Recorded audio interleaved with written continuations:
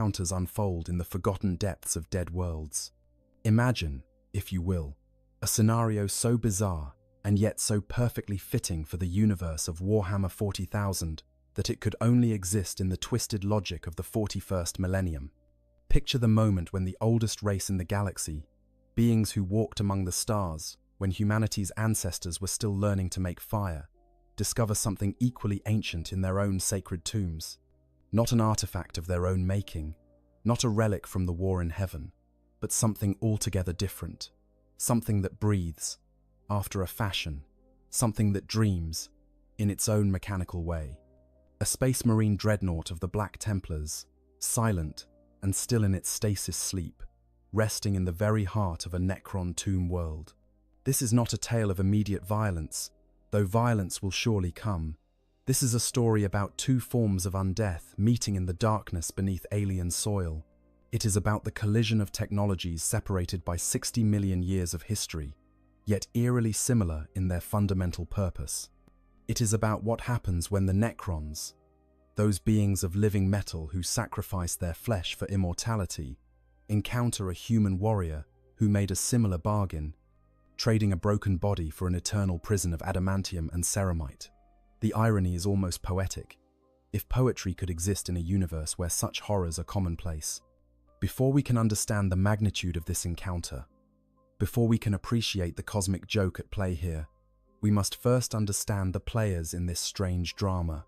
We must delve into what the Necrons truly are, what drives them, what they fear, and what they desire. We must explore the nature of the Black Templars, those zealous crusaders who have waged war without rest for 10,000 years in the name of a god who never wished to be worshipped. And we must comprehend the dreadnought itself, that walking tomb that is neither fully alive nor truly dead, a consciousness preserved in metal, like a fly in amber, forever frozen in the moment before death. The stage is set deep beneath the surface of a world whose name has been lost to time, or perhaps was never known to begin with. The planet orbits a dying star in a region of space that the Imperium of Man has marked with grim efficiency as a dead zone, a place where ships do not venture and explorers do not return. It is a world of ash and silence, its surface scoured by radiation from solar flares that occur with increasing frequency as its star enters its death throes. Nothing lives on the surface. Nothing can. The atmosphere is thin and toxic. The temperature swings from freezing to boiling, depending on proximity to the star's unpredictable eruptions. It is, in every sense, a dead world. But beneath the surface, in chambers carved from living rock and reinforced with technologies that predate human civilization by epochs, something stirs. The tomb world has been dormant for millions of years, its inhabitants locked in stasis sleep while the galaxy changed around them. Cities rose and fell, species evolved and went extinct. The Eldari Empire reached its zenith and collapsed into darkness, birthing a god through their excess. Humanity spread across the stars, fell into barbarism, and rose again under the banner of the Emperor. Wars raged, planets burned, and through it all, the Necrons slept. They slept because they had no choice. Their transformation from flesh to metal, from the short-lived Necrontyr to the immortal Necrons, had come at a terrible price. The Khaitan, those star vampires who promised eternal life, had delivered on that promise in the most literal and horrifying way possible. They gave the Necrontyr bodies that could not die, but in doing so, they hollowed them out. The souls were consumed, the passions were dulled. The very essence of what made them a living race was stripped away, leaving only the will to endure and the capacity for war. When the war in heaven finally ended, when the Old Ones were defeated and the Khaitan were shattered into fragments, the Necrons faced a galaxy that no longer had a place for them. The Eldari had risen to dominance, young and vital and numerous. The Necrons, depleted by millions of years of warfare, chose to retreat. They would sleep, their leaders decided, and let the younger races exhaust themselves. When they awoke, the galaxy would be theirs to reclaim. It was a plan that made perfect sense to beings who measured time in geological ages rather than mere centuries. The tomb worlds were prepared with meticulous care. Each one was a marvel of technology, utilizing principles of physics that the Adeptus Mechanicus would call heretical and impossible in equal measure. Vast stasis chambers were constructed, capable of preserving millions of Necron warriors in perfect dormancy. Command systems were installed, artificial intelligences of staggering complexity, tasked with monitoring the tomb's systems and initiating awakening protocols when the time was right. Defense mechanisms were put in place, from simple mechanical traps to weapons capable of reducing a tank to its component atoms. And most importantly, Canoptech constructs were left active, mindless servants of living metal, programmed to maintain the tomb and its sleeping occupants for however long the Great Sleep might last. The tomb world beneath this nameless planet had been constructed according to these specifications. It had been a minor holding, not a crown world where dynasties ruled, but a garrison post, a way station on the great webway-like network that the Necrons had once used to traverse the galaxy. Its defenders numbered in the tens of thousands rather than millions. Its nobles were of minor houses rather than great dynasties, and its strategic importance was measured in terms of its location rather than its resources. When the time came to sleep, the tomb sealed itself according to protocol, its inhabitants settling into stasis with the expectation that they would wake to a galaxy cleansed of the Eldari threat and ready for reconquest. They could not have known that their tomb would malfunction. None of them could have predicted that a cascade failure in the command systems, triggered by a seismic event some 30,000 years into their slumber,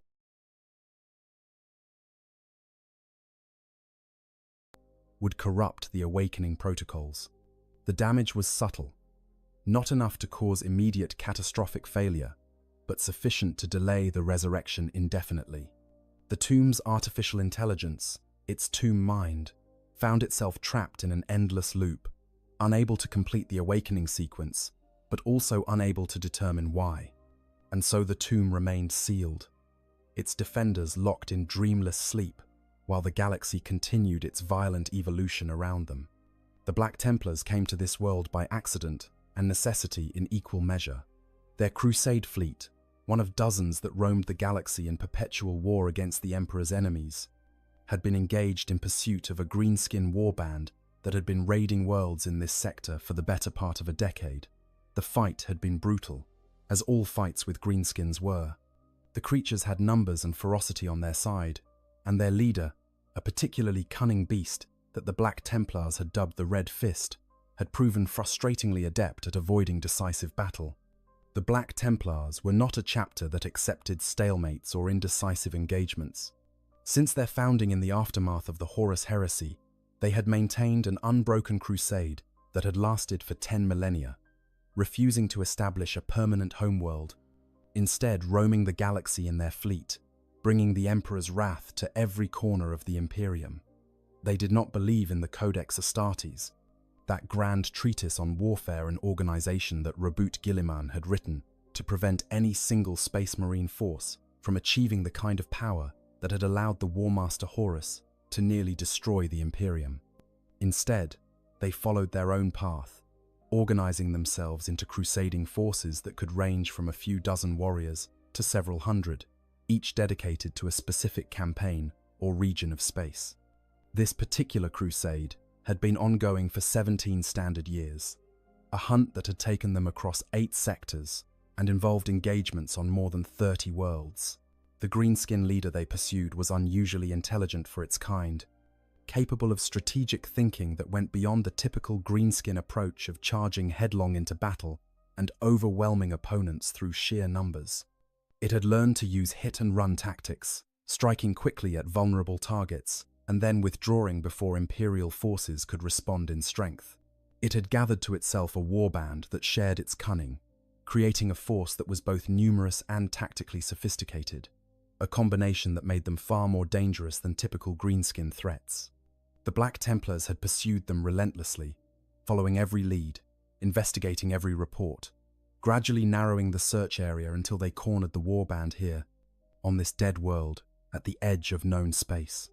The greenskins had thought themselves safe, assumed that no Imperial force would bother investigating a planet so obviously hostile to life, so far from anything of strategic value.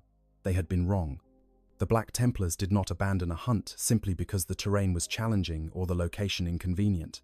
They had tracked their prey across half the galaxy. A little radiation and a dying star would not deter them now. The pursuit had led them to this dead world. The Greenskins had established a crude base on the surface, using the ruins of some ancient civilization as shelter from the solar radiation. The Black Templars had descended upon them with righteous fury, their drop pods screaming through the thin atmosphere like meteors of judgment. The battle had been fierce but short. Greenskins, for all their savage strength, could not stand against the disciplined wrath of the Emperor's chosen warriors. The Black Templars had carved through them like a power sword through flesh, their chainswords singing hymns of slaughter, their bolters speaking the Emperor's final sermon to the Xenos filth. But victory had come with a price. Brother Captain Godfrey, a warrior who had served the chapter for 3 centuries, had been mortally wounded in the final assault. A greenskin power claw had caught him in a moment of overextension, crushing his torso and shattering his spine. The apothecaries had done what they could, but even the advanced medical science available to the Adeptus Astartes had its limits. Godfrey would die, they declared, unless more drastic measures were taken. The decision to inter him in a dreadnought was not made lightly. It never was. To become a dreadnought was, in theory, a great honor. It was a way for a fallen hero to continue serving the Emperor even after their mortal body had failed. But everyone who had witnessed the process, who had spoken with the Ancient Ones, who had endured centuries or even millennia locked in their armored sarcophagi, knew the truth. It was not an honor. It was a curse dressed in the language of duty. It was a prison sentence that would last until the Warwalker was finally destroyed in battle, or until madness claimed whatever remained of the pilot's mind. But Godfrey was a hero of the chapter. He had led successful campaigns on a dozen worlds. He had slain enemy champions in single combat. He had earned the respect of his brothers and the fear of the Emperor's enemies. To let him die when the technology existed to save him would be to waste a resource that the chapter could ill afford to lose. And so the decision was made. Godfrey would become a dreadnought. The process took time, more time than the Crusade fleet had to spare in one location. They needed a place to work, somewhere secure where the Tech Marines could perform the delicate operation of extracting what remained of Godfrey's body and installing it into the dreadnought chassis. The surface of this world was unsuitable for such work. The radiation made it dangerous for extended operations, and the risk of additional greenskin presence was too high. They needed somewhere underground, somewhere shielded, somewhere they could work without interruption. The decision to enter a warrior in a dreadnought was always heavy with significance. It was presented as an honor, a way for a fallen hero to continue serving the Emperor beyond the normal limits of mortality. But those who had witnessed the reality knew the truth. Godfrey had known it too, even before the process began. He had spoken with the chapter's ancient dreadnoughts, those venerable warriors who had endured centuries, or even millennia, locked in their armored sarcophagi. He had seen the weariness in their mechanical voices, heard the faint echoes of barely suppressed madness that colored their words, sensed the profound isolation that came from being neither fully dead nor truly alive. But he was a Black Templar. Duty came before personal preference. Service to the Emperor transcended concerns about comfort or happiness or sanity. If the chapter needed him to continue fighting, if his experience and skill could still be brought to bear against the Emperor's enemies, then he would accept internment regardless of what it cost him personally. This was the oath he had sworn when he first took the Black Cross of the Black Templars. This was the commitment that had defined his 3 centuries of service. One more sacrifice in a lifetime of sacrifices. Their Auspex scans revealed the entrance to the Necron tomb. At the time, they did not know what it was. The readings were confusing, showing vast empty spaces beneath the surface, but no clear indication of what had created them. Some of the more experienced members of the fleet suggested it might be a natural cave system, expanded by ancient volcanic activity. Others theorized it was the remnant of whatever civilization had left the ruins on the surface. None of them guessed the truth. because the Imperium's understanding of the Necrons in this era was fragmentary at best. Some members of the Inquisition knew of them, some chapter masters had encountered them, but to the average Space Marine, they were just another Xenos race, no more or less threatening than the Eldar or the Tyranids. The Black Templars descended into the tomb. They found corridors of black stone, perfectly smooth and geometrically precise, in a way that suggested advanced technology rather than natural formation. They found chambers vast enough to hold entire companies of warriors, empty and silent. They found no signs of life, no indication that anyone had been here in centuries or perhaps millennia. It was perfect for their needs. The Tech Marines established a temporary workshop in one of the deeper chambers, a space large enough to accommodate the Dreadnought chassis and all the equipment necessary for the procedure.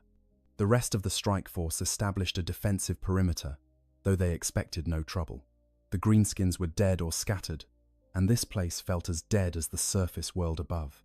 Some of the Marines reported a strange unease about the location, a feeling of being watched despite the obvious emptiness, but such sensations were dismissed as the product of overactive imaginations or the lingering effects of combat stress. The operation to transfer Godfrey into the Dreadnought took 3 days. It was a process that was part surgery, part mechanical integration, and part religious ritual.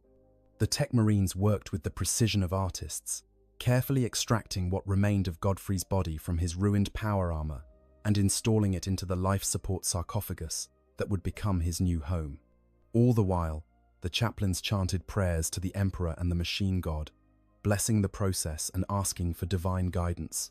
Godfrey himself remained conscious throughout much of it, his pain managed by drugs, but his awareness maintained because the integration process required his active participation. He needed to learn to interface with the Dreadnought's systems, to think in the machine's language, to make the Warwalker's body his own. When it was done, when the sarcophagus was sealed and integrated into the Dreadnought chassis, when the weapon systems were tested and the neural links verified, Godfrey stood for the first time in his new body. He was no longer a man wearing armor. He was a walking tank, a towering engine of war that could crush enemy vehicles with its power fist and reduce infantry to smears of organic matter with its assault cannon. The Tech Marines declared the operation a success. The chaplains offered prayers of thanksgiving, and Godfrey, himself, speaking through the mechanical Vox system that now served as his voice, swore that he would continue to serve the Emperor until the last enemy was slain, and the galaxy was cleansed of all who opposed the imperial truth. But the operation had exhausted him. The neural integration, the trauma of the transformation, the sheer psychological shock of finding himself locked in a metal box, all of it had pushed even his superhuman endurance to its limits. The Tech Marines recommended that he be placed immediately into stasis sleep, to give his mind and what remained of his body time to adjust to the new reality of his existence. This was standard procedure for newly interred dreadnoughts. The first sleep helped ease the transition, allowed the neural pathways to stabilize, prevented the madness that could come from too sudden a realization of what had been lost. The Black Templars prepared to depart. They would take the dreadnought with them, sealed in stasis and secured in the transport holds. But as they were making final preparations, a priority astropathic message reached the fleet. Another greenskin horde had been detected 3 systems away, heading toward an Imperial mining colony. The Black Templars were the only force in position to intercept them. They had to leave immediately, with no time for the careful loading procedures that transporting a dreadnought required. The decision was made to leave Godfrey behind temporarily. He was in stasis, safe and secure in the depths of this dead world. They would return for him after dealing with the greenskin threat. A matter of weeks at most. The chamber where he rested was deep within the ancient structure, protected by layers of stone and the strange black metal that lined the corridors. Nothing would disturb him. He would wait in his sleep, dreaming whatever dreams dreadnoughts dreamed, until his brothers returned to collect him. They marked the location carefully, recording the exact coordinates and leaving a locator beacon that would guide them back. They sealed the chamber behind them, activating the dreadnought's internal systems to maintain the stasis field without external power. And then they departed, their ships burning hard for the transit point that would take them to the next battle, secure in the knowledge that they would return for their fallen brother soon. They could not have known that soon would become months, and months would become years. The battle against the Greenskins proved more complex than anticipated. The enemy had a weird boy among their ranks, a psyker of surprising power who managed to tear a temporary rift in reality, scattering the Black Templars' fleet across several systems.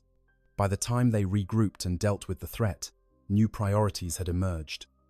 A chaos incursion in a neighboring sector, a Tyranid splinter fleet detected on approach vectors, a distress call from a chapter keep under siege by traitor Astartes. The crusade moved from one war to the next, as it had for 10,000 years, always following the path of greatest need. Years became decades. The coordinates of that nameless world remained in the fleet's records, but the priority of retrieving Godfrey dropped with each passing year. He was not forgotten, exactly, but he became one more task on an ever-growing list of responsibilities that the chapter never quite had time to address. The Marines who had been present for his interment were reassigned to different crusades, killed in battle, or elevated to positions where their immediate tactical concerns took precedence over historical obligations. The knowledge that he remained there, sleeping in the depths of an empty tomb on a dead world, became one of those things that everyone knew, but nobody felt an immediate urgency to address. And so Godfrey slept. His stasis field kept him in perfect suspension, his consciousness trapped in that strange state between awareness and oblivion that dreadnoughts knew well. He was not awake, but neither was he truly unconscious. He existed in a kind of limbo, aware on some level of the passage of time, but unable to mark its progression.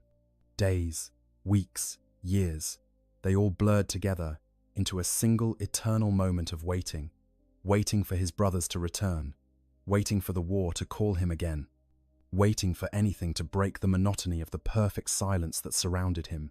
Below him, separated by mere meters of stone and ancient metal, the Necrons continued their own sleep.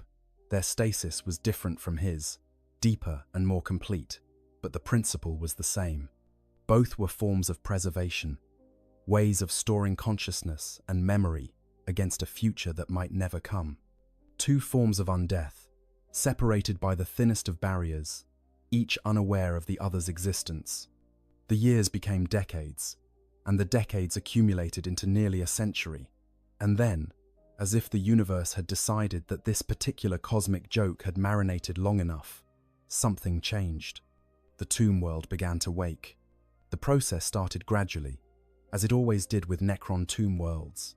The first stirrings were not the warriors themselves, but the automated systems that maintained the tomb. Canoptek scarabs, those beetle-like constructs of living metal programmed to perform maintenance and repairs, began to activate in small numbers. They emerged from their own storage alcoves and began their endless tasks of patrolling the tomb, checking systems, repairing damage from age and seismic activity. The reason for the awakening was unclear even to the tomb's own systems.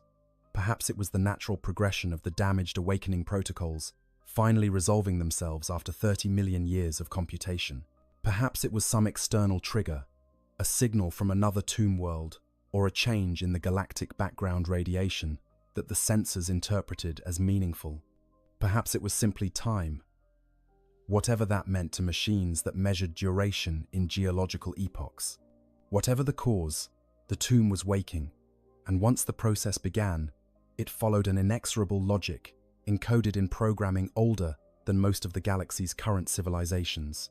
The scarabs went about their work with the mindless efficiency that characterized their existence. They found corridors that had collapsed, and they rebuilt them. They found power conduits that had degraded, and they replaced them. They found stasis chambers whose seals had failed, spilling their occupants into dust, and they catalogued the losses with neither emotion nor judgment. They were machines doing what machines did, following their programming without question or hesitation, and in the course of their duties, they found the intruder. The chamber where Godfrey rested had remained sealed since the Black Templars departed, but the tomb's awakening brought new attention to every corner of the structure.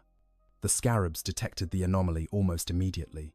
There was something in that chamber that did not belong, something that was not stone, not living metal, not any material that existed in their database of known substances. Their sensors detected heat signatures, energy readings, electromagnetic emissions that suggested active technology.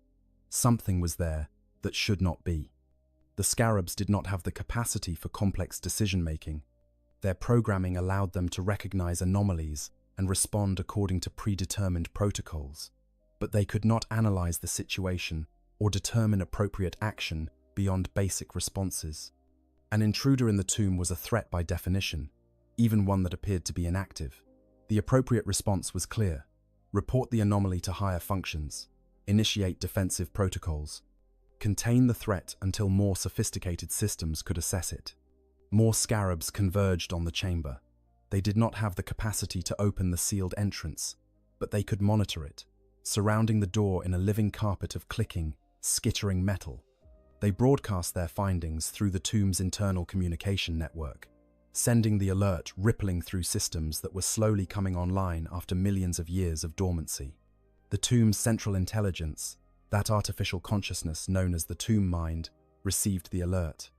This was a system of vastly greater sophistication than the scarabs, capable of analysis and decision-making that approached something resembling genuine thought. It had been dormant along with everything else, its processes reduced to the bare minimum necessary to maintain awareness of critical systems. But the awakening of the scarabs had activated a cascade of subroutines, bringing more and more of its capacity online. The tomb mind analyzed the data the scarabs had gathered.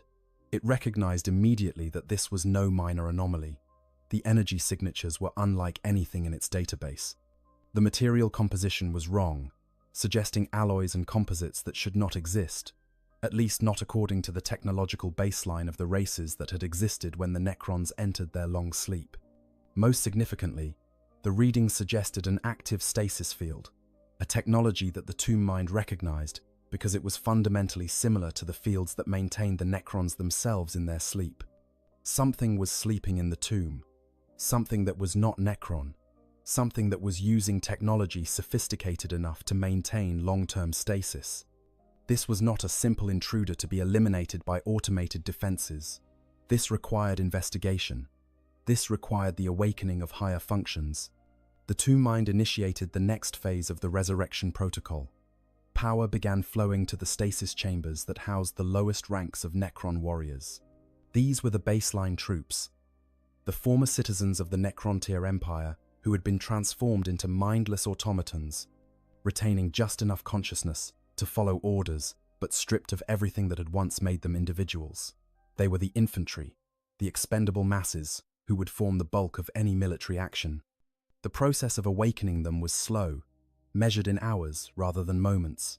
Each warrior had to be carefully brought out of stasis, their systems checked and verified, their neural engrams loaded with current tactical data. The tomb mind coordinated this with the efficiency of long practice, though it was hampered by the degradation its systems had suffered during the long sleep. Some chambers failed to activate. Some warriors emerged with corrupted consciousness matrices, their minds scrambled by millions of years of interrupted stasis. These were catalogued as losses, and their bodies recycled, their living metal harvested for repairs to more functional units. The awakening process followed ancient protocols established millions of years ago by cryptechs who had long since been destroyed or gone mad. Each stasis chamber was connected to the tomb's central power grid through redundant conduits, ensuring that even if primary systems failed, secondary and tertiary backups could complete the resurrection. The chambers themselves were marvels of dimensional engineering, utilizing principles of physics that made a mockery of conventional three-dimensional space. From the outside, each alcove appeared to be barely large enough to contain a single warrior, but within the folded space of the chamber, entire legions could be stored, compressed, and layered in ways that human science would have declared impossible. As power flowed through these ancient systems, the living metal that composed each warrior's body began to respond. Necrodermis was not simply an alloy or a compound in any conventional sense.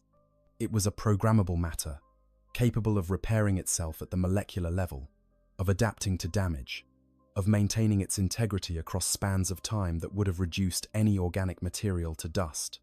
The tiny machines that comprised it, those billion-strong swarms of nanoscarabs, began to activate, checking connections, repairing damage from age and entropy, preparing the body for consciousness.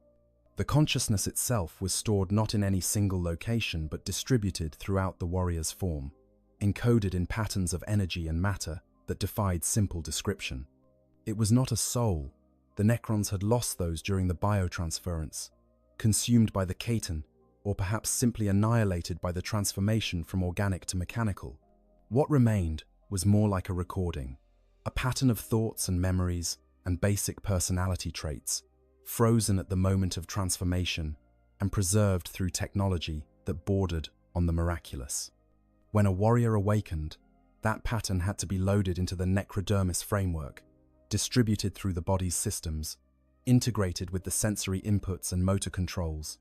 It was a process that took time, and during that time, the warrior existed in a state of partial awareness, conscious but not yet fully coherent, aware of existence but not yet capable of organized thought or action.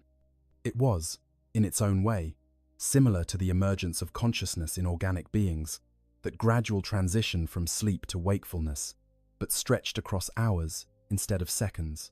The tomb mind monitored each awakening with patient attention, its distributed intelligence capable of tracking thousands of simultaneous processes without confusion or error.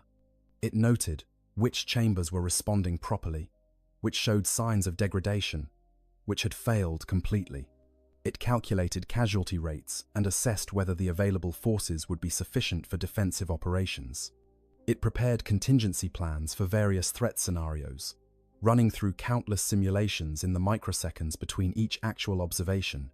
This was what the tomb mind had been designed for, this careful orchestration of awakening, this measured approach to resurrection that minimized waste and maximized combat effectiveness. It had performed these duties before, during earlier partial awakenings, when threats to the tomb had required temporary mobilization. Each time, it had learned, refining its protocols, adjusting its procedures based on what had worked and what had failed. The damage to its higher functions had not impaired these basic capacities. If anything, the endless cycles of maintenance and repair had made it more efficient at this fundamental task.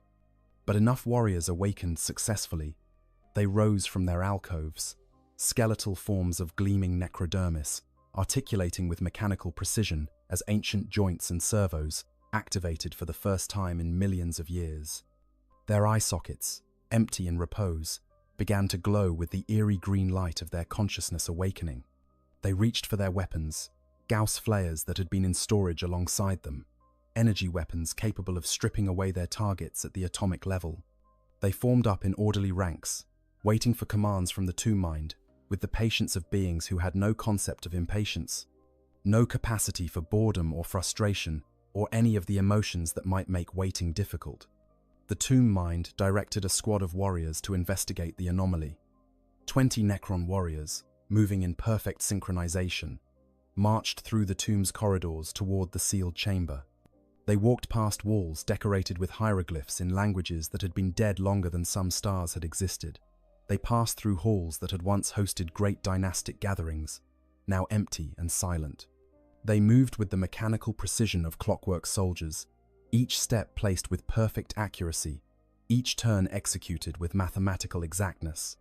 They reached the chamber and stopped, forming a perimeter around its entrance. The scarabs parted to let them pass, their simple programming recognizing the authority of the warriors. One of the Necrons stepped forward, interfacing directly with the door's locking mechanism. The technology was not Necron, but the principles were universal enough. Lock, unlock, open, close. These were concepts that transcended specific technological implementation. The warrior found the release mechanism and activated it. The door slid open with a hiss of escaping air that had been sealed in for nearly a century. The stale atmosphere of the chamber mixed with the tomb's own recycled air, creating a brief swirl of dust and particles. The Necron warriors filed in, their glowing eyes illuminating the darkness. And there, in the center of the chamber, they found him, brother, Captain Godfrey, interred in his dreadnought chassis, locked in stasis sleep. The Warwalker stood silent and still, its massive form dominating the chamber. Its weapons were powered down, its systems in minimal operation mode, but even in sleep, it radiated a sense of suppressed power. This was a machine built for war, designed to deliver death with brutal efficiency, currently dormant, but never truly harmless. The Necron warriors regarded it with their empty metal faces, incapable of showing emotion or surprise because they possessed neither. They simply observed, their sensors gathering data, their consciousness matrices, processing information and comparing it against their limited databases. They did not recognize what they were seeing because nothing in their programming had prepared them for the concept of a dreadnought, but they recognized danger when they encountered it, even dormant danger. One of the warriors stepped closer, extending a hand toward the dreadnought's armored surface. The necrodermis of its fingers made contact with the ceramite of the Warwalker's hull. There was no immediate reaction, no alarm, no sudden activation. The stasis field held, keeping Godfrey locked in his dreamless sleep, unaware of the metal skeletons examining him with their cold, mechanical curiosity. The warriors transmitted their findings back to the tomb mind. Visual data, sensor readings, material analysis, everything they could determine about this strange object they had found sleeping in their tomb. The tomb mind processed the information with growing confusion, an emotion that it had not experienced in millions of years, and that it did not have the capacity to recognize as such. This object was clearly advanced technology, clearly a war machine of some kind, but it did not match any known design in the Necron databases. The materials were wrong, the power source was wrong, the architecture was wrong. Most puzzling of all was the stasis field itself. It was using principles that the Necrons recognized, concepts that should have been exclusive to their own technology, or perhaps to the ancient work of the Old Ones. But this field was neither. It was similar, sharing fundamental characteristics, but implemented in a completely different way. It was as if someone had independently discovered the same mathematical principles, but approached them from an entirely different angle, arriving at a solution that was simultaneously familiar and alien. The tomb mind needed more information. It needed someone with the capacity for true analysis, not just the algorithmic processing that it was capable of. It needed a higher intelligence, one of the Necron nobles, who had retained enough of their original consciousness to understand complex situations and make sophisticated decisions. It initiated the next phase of awakening, focusing on the tomb's command structure. The process of awakening a Necron noble was significantly more complex than awakening a simple warrior. The nobles had been higher-ranking members of Necrontyr society before the transformation, and their consciousness matrices were correspondingly more sophisticated. They retained memories, personalities, something approaching genuine thought and emotion, though all of it was filtered through the cold logic of their mechanical forms. Awakening them required careful calibration, ensuring that their higher functions activated properly, that the neural engrams loaded correctly, that the personality survived the transition from dormancy to activity.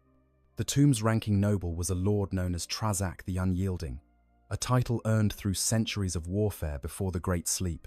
His stasis chamber was in the tomb's deeper levels, in a section reserved for the nobility where the architecture was more elaborate, the chambers more spacious, the decorations more ornate. When the awakening signal reached his chamber, systems that had been idle for 30 million years began to activate. Power flowed through ancient circuits. The stasis field began to collapse in carefully controlled stages, and within the sarcophagus, consciousness began to return. Trazak's awakening was not immediate. Unlike the warriors who simply activated like machines being powered on, his emergence from dormancy was gradual, almost organic in its progression. Memory returned in fragments. Awareness filtered in through layers of dormancy. Identity reasserted itself against the void of non-existence. He remembered who he had been, what he had done, why he had entered the Great Sleep. He remembered the war in heaven, though the details were fragmented, corrupted by age and trauma. He remembered the biotransference, that moment of transformation when flesh became metal and mortality gave way to this eternal half-life. He remembered the decision to sleep, the expectation that they would wake to a galaxy purged of the Eldari threat. and he realized immediately that something was wrong. The awakening was too early, or perhaps too late. It was impossible to tell without accessing current astronomical data. The tomb's systems were reporting damage, failures, degradation that spoke of far more time passing than the planned duration of the Great Sleep. And most concerning of all, there was an alert, a report of an intruder, something foreign in the tomb that required his immediate attention. Trazak rose from his sarcophagus, his necrodermis form articulating with the smooth precision of living metal. He was taller than the warriors, more elaborately constructed, his form suggesting the aristocratic bearing he had possessed in life. His skull-like face was more detailed than theirs, capable of suggesting expression through the positioning of its mechanical features, even though true expression was beyond him. His single eye socket glowed with the same green light as the warriors, but brighter, more focused, suggesting greater awareness behind it. He accessed the tomb's data network directly, interfacing with the tomb mind through protocols that were part of his fundamental programming. Information flooded into his consciousness, status reports, damage assessments, the alert about the intruder, visual data from the warriors who had found it, analysis from the tomb mind, tentative and incomplete, acknowledging that this was beyond its programmed capacity to evaluate. Trazak studied the images of the dreadnought with fascination. This was unprecedented in his experience. In all his years of war, in all the conflicts he had participated in before the Great Sleep, he had never encountered anything like this. It was clearly a war machine, clearly sophisticated technology, clearly designed by an intelligence that understood the principles of armored warfare. But it was not Catan work, not Old One technology, not anything that should exist according to his understanding of the galaxy's technological hierarchy. The stasis field suggested a level of advancement that should not exist among the younger races. The Aeldari had been primitive when the Necrons went to sleep, barely capable of warp travel, millennia away from the heights of power they would eventually achieve. The other races had been even less developed. But this technology, whatever it was, spoke of knowledge that rivaled the Necrons' own achievements. Not in scale, perhaps, but in sophistication. Someone had learned to maintain life in stasis, to preserve consciousness across time, to blend the organic with the mechanical in ways that the Necrons themselves had pioneered, but through completely different methodologies. Trazak made his way through the tomb toward the chamber where the dreadnought waited. Other warriors joined him as he walked, emerging from their own awakening alcoves to form an honor guard around their lord. They did not speak because they had nothing to say. No capacity for the kind of casual communication that the Necrontyr had once enjoyed. They simply walked, their footsteps echoing in perfect rhythm through the empty halls, moving with the inexorable patience of beings who measured time in epochs rather than moments. When Trazak entered the chamber, the warriors parted to let him pass. He approached the dreadnought slowly, circling it, examining it from every angle. His advanced sensors probed the Warwalker's structure, analyzing its composition, mapping its internal systems as far as the stasis field allowed. He reached out, placing his hand against its surface, feeling the vibrations of the power source that kept the stasis field active, sensing the faint electromagnetic signatures that suggested organic processes preserved within. There was something alive inside this machine, not alive in the conventional sense, not the vital energies that the Catan had once harvested with such terrible hunger, but something, a presence, a consciousness maintained against entropy, preserved through technology, waiting to wake. It was eerily similar to the Necron's own situation, different in execution, but identical in purpose. This machine was a tomb, just as the chamber around them was a tomb, just as Trazak's own body was a tomb, for whatever remained of the consciousness that had once been a Necrontyr named Trazak. The irony was not lost on him, even filtered through his mechanical psychology. They had found a sleeper in their sleeping place, an intruder who was not intruding so much as existing in the same state they had existed in for millions of years. It was, in its own way, amusing, though Trazak had long since lost the capacity to express amusement in any conventional sense. The best he could manage was an acknowledgement of the incongruity, a recognition that the universe still had the capacity to present unexpected situations. But amusement, or its mechanical equivalent, did not change the fundamental problem. This thing was here, in the tomb, and its presence raised questions that demanded answers. Where had it come from? What race had constructed it? Why was it here, sleeping in this specific location, in this specific chamber? Was it a weapon, a trap, an accident? The Tomb Mind's analysis suggested it had been here for a relatively short time by Necron standards. Mere decades or perhaps a century, a blink of an eye compared to the millions of years the Necrons had slumbered. But that still left the question of how it had arrived and why. Trazak commanded the Tomb Mind to attempt communication with the device. This was a risky decision, potentially dangerous, but necessary. If this was a weapon of some kind, waking it could trigger an attack. But the alternative was to remain ignorant. And ignorance was its own form of danger. Better to know what they were dealing with, even if that knowledge came with risks. The Tomb Mind reached out, probing the Dreadnought's systems with careful electronic tendrils, seeking any interface that might allow communication. It found ports, connection points, data channels that suggested the machine was designed to receive external input. The protocols were alien, completely different from Necron systems, but the basic concepts were universal. Binary states, voltage differentials, electromagnetic pulses. These were the fundamental language of all technology, transcending specific implementations. The Tomb Mind attempted to establish a connection. It sent carefully crafted signals, probing for responses, trying to determine if there was an intelligence on the other side that could be reached. And slowly, gradually, it began to receive responses. Not coherent communication, not yet, but acknowledgements. The Dreadnought systems were recognizing the attempts at contact, responding with automated protocols that suggested its programming included contingencies for external communication. But the stasis field was a barrier.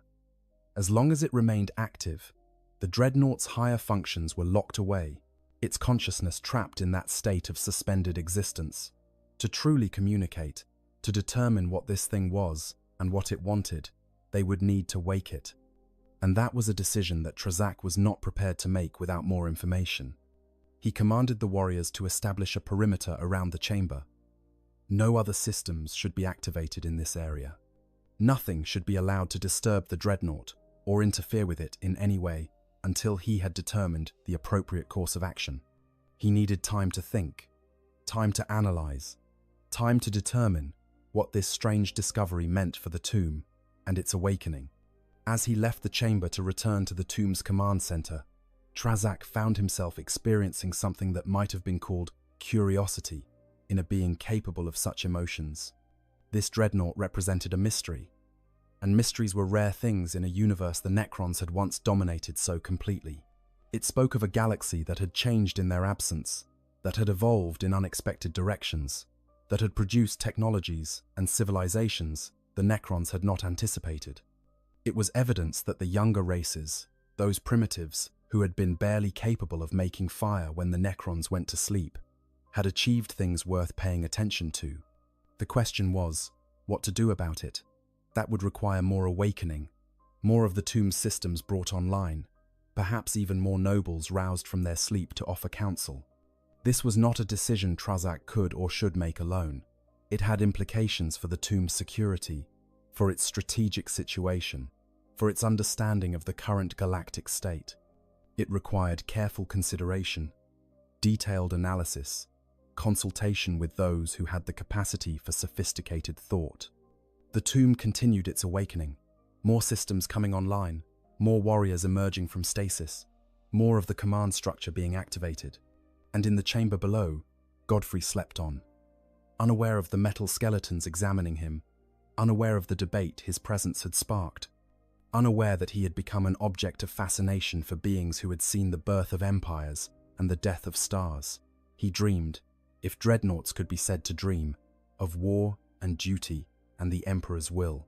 And around him, the Necrons watched and waited and decided what to do about this unexpected guest in their ancient tomb. The decision about what to do with the dreadnought required more than just Trazak's judgment. As more of the tomb's nobility awakened, each brought their own perspective to the problem. A cryptech named Zarneth, one of the tomb's technological specialists, who had once been a master craftsman among the Necrontyr, was particularly fascinated by the Warwalker's construction. He spent hours examining it, his enhanced sensors probing every aspect of its design, cataloging each component, analyzing the principles underlying its function. What he discovered both impressed and puzzled him. The dreadnought was crude by Necron standards, built with materials and techniques that were primitive compared to living metal and molecular manipulation. Yet it was effective.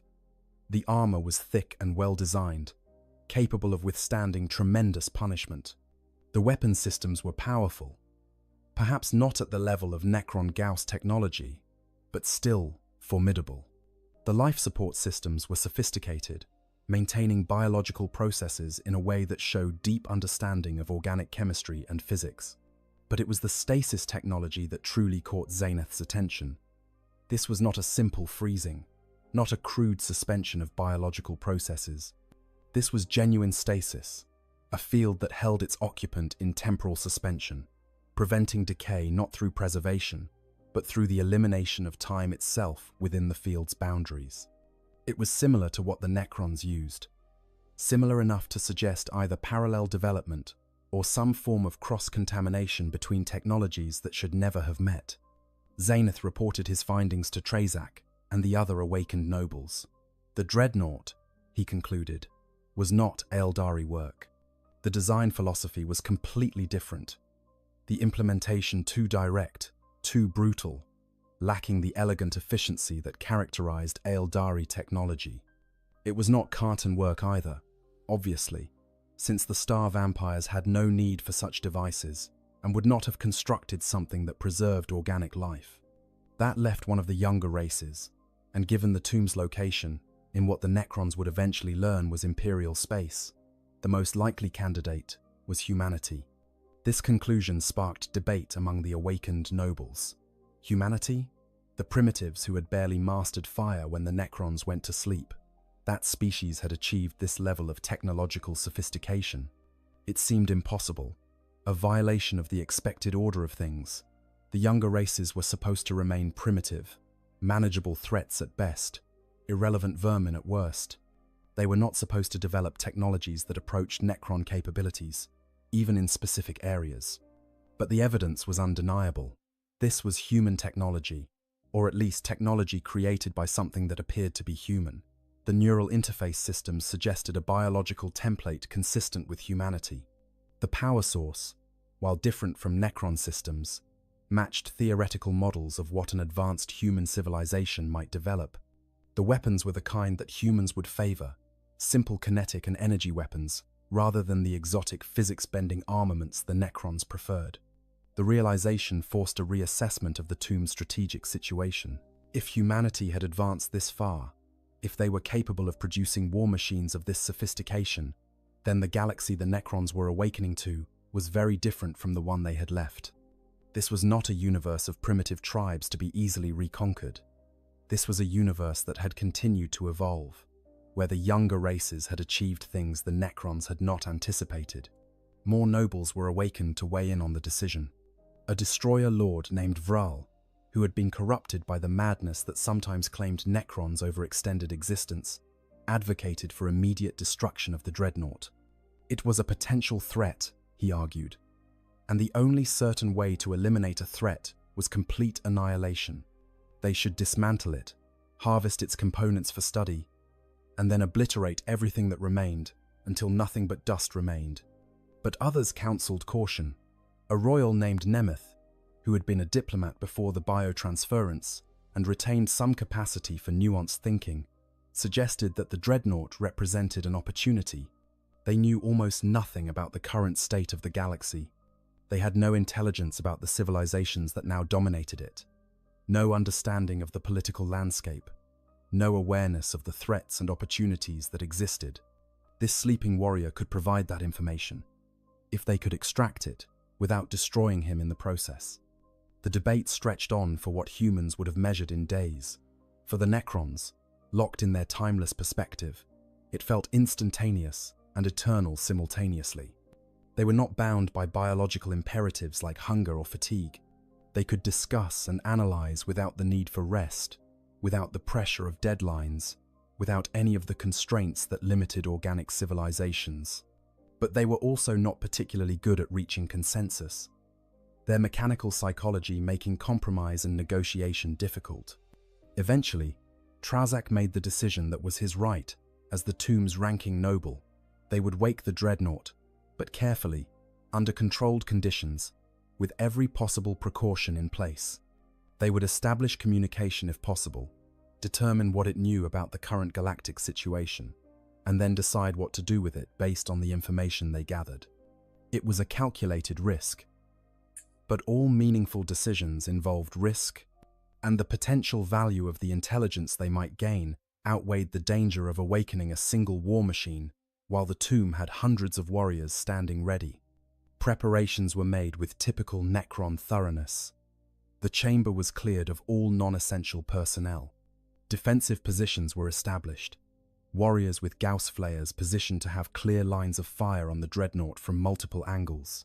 Zarnath prepared systems to interface with the Warwalker's technology, to attempt communication, to shut it down if necessary. Trazak himself would be present, ready to make real-time decisions if the situation developed in unexpected ways. The process of deactivating the stasis field was delicate. They could not simply turn it off all at once. That might cause catastrophic system shock to the occupant. Instead, they needed to lower it gradually, allowing the dreadnought's own systems to wake naturally, to transition from stasis to active operation in a controlled manner. Zanith worked carefully, his mechanical fingers manipulating controls that had been designed for human hands, but were universal enough in their principles that he could operate them. The stasis field began to collapse. The shimmer in the air around the dreadnought, invisible to normal perception but obvious to Necron sensors, started to fade. The Warwalker's systems began to activate, power flowing through circuits that had been dormant for nearly a century. Lights flickered to life on its hull, status indicators glowing softly in the chamber's darkness. The hum of generators and motors became audible, a sound that the Necrons recognized as the mechanical equivalent of breathing. Inside his sarcophagus, Godfrey began to wake. The transition was gradual, consciousness filtering back in stages. First came awareness of existence, the fundamental knowledge that he was. Then came memory, fragmented and confused, recollections of who he had been and what had happened to him. The battle with the Greenskins, the terrible wound, the decision to enter him in this metal tomb, the operation, with all its pain and terror, the final moments of settling into stasis, his brothers standing around him, promising they would return. He tried to move and felt the response of the dreadnought's systems. His mind, interfaced with the Warwalker's neural network, sent signals that his mechanical body obeyed. He could feel his limbs, though they were power fists and weapon mounts rather than arms and hands. He could see, though his vision came from optical sensors rather than eyes. He could hear the mechanical sounds of his own operation, the whir of servos and the hum of reactors that were now extensions of his own body. But something was wrong. The last thing he remembered was his brothers sealing the chamber, the promise that they would return soon. But how much time had passed? His internal chronometer had been in stasis, along with everything else, giving him no reference point. And where were his brothers? He could not detect any of the familiar signals, the Vox frequencies that the Black Templars used, the electromagnetic signatures of Imperial technology. What he could detect were other signals, readings that made no sense, energy signatures unlike anything in his database. His optical sensors activated fully, and he saw them, the Necron warriors, standing in perfect ranks around him, their Gauss flares pointed in his direction, the metal skeletons with their glowing green eyes, radiating an aura of wrongness that his every instinct recognized as Xenos, as enemy, as something that should not exist. And before them, Trazak, taller and more elaborate than the warriors, regarding him with that empty metal face that somehow managed to convey intelligent evaluation despite lacking any features that could properly express such things. Godfrey's combat protocols activated automatically. Threat detected. Xenos presence confirmed. Status: enemy contact imminent. He tried to raise his weapons, to train his assault cannon on the closest concentration of threats, to prepare for battle the way he had been programmed to respond to any hostile contact. But his systems did not respond properly. Something was interfering with his weapon systems, some external control that had locked them down. He was awake but paralyzed, conscious but helpless, trapped in his armored shell with enemies all around and no way to fight. The terror that swept through him was beyond anything he had experienced as a flesh and blood warrior. To be helpless was the ultimate nightmare for a space marine, and to be helpless while locked in a body that could not flee, could not hide, could not even properly express fear, was worse than death. He tried to access his Vox systems, to call for aid, to send a distress signal that might reach his brothers wherever they were. But those systems too were locked, controlled by whatever was interfacing with his technology. Trazak observed the dreadnought's attempted activation with interest. The war machine had tried to prepare for combat. That much was clear from the energy signatures and the mechanical movements that had been aborted by Xaneth's control protocols. It had recognized them as threats, as it should have. It had tried to respond appropriately. This was good. It meant the consciousness inside was intact, aware, capable of responding to stimuli. They could work with that. Xaneth had established a crude communication link through the dreadnought's external data ports. It was far from perfect, limited by the incompatibility between Necron and human systems, but it allowed for basic information transfer. The cryptech began transmitting what he hoped would be recognized as an attempt at peaceful contact. Not words, not yet. The linguistic barriers were too great. But mathematical concepts, universal constants, patterns that any technological civilization should recognize as deliberate communication rather than random noise. Inside his sarcophagus, Godfrey received the transmissions through his neural interface. His enhanced mind, trained for information processing beyond human norms, began to parse the data. He recognized it as communication, recognized the intent, even if he could not yet understand the content. Someone, or something, was trying to talk to him. The Xenos creatures were not simply attacking, they were attempting contact. This did not make them less dangerous. Xenos were Xenos, alien and unknowable, their very existence an affront to humanity's manifest destiny. The Emperor's will was clear on this matter. The alien must be destroyed, not negotiated with, not communicated with, not acknowledged as anything other than a threat to be eliminated. Every fiber of his being, every aspect of his conditioning as a Black Templar, demanded that he resist, that he fight, that he die before cooperating with these abominations. But he was helpless. His weapons were locked, his communications were jammed. He could not even move in any meaningful way.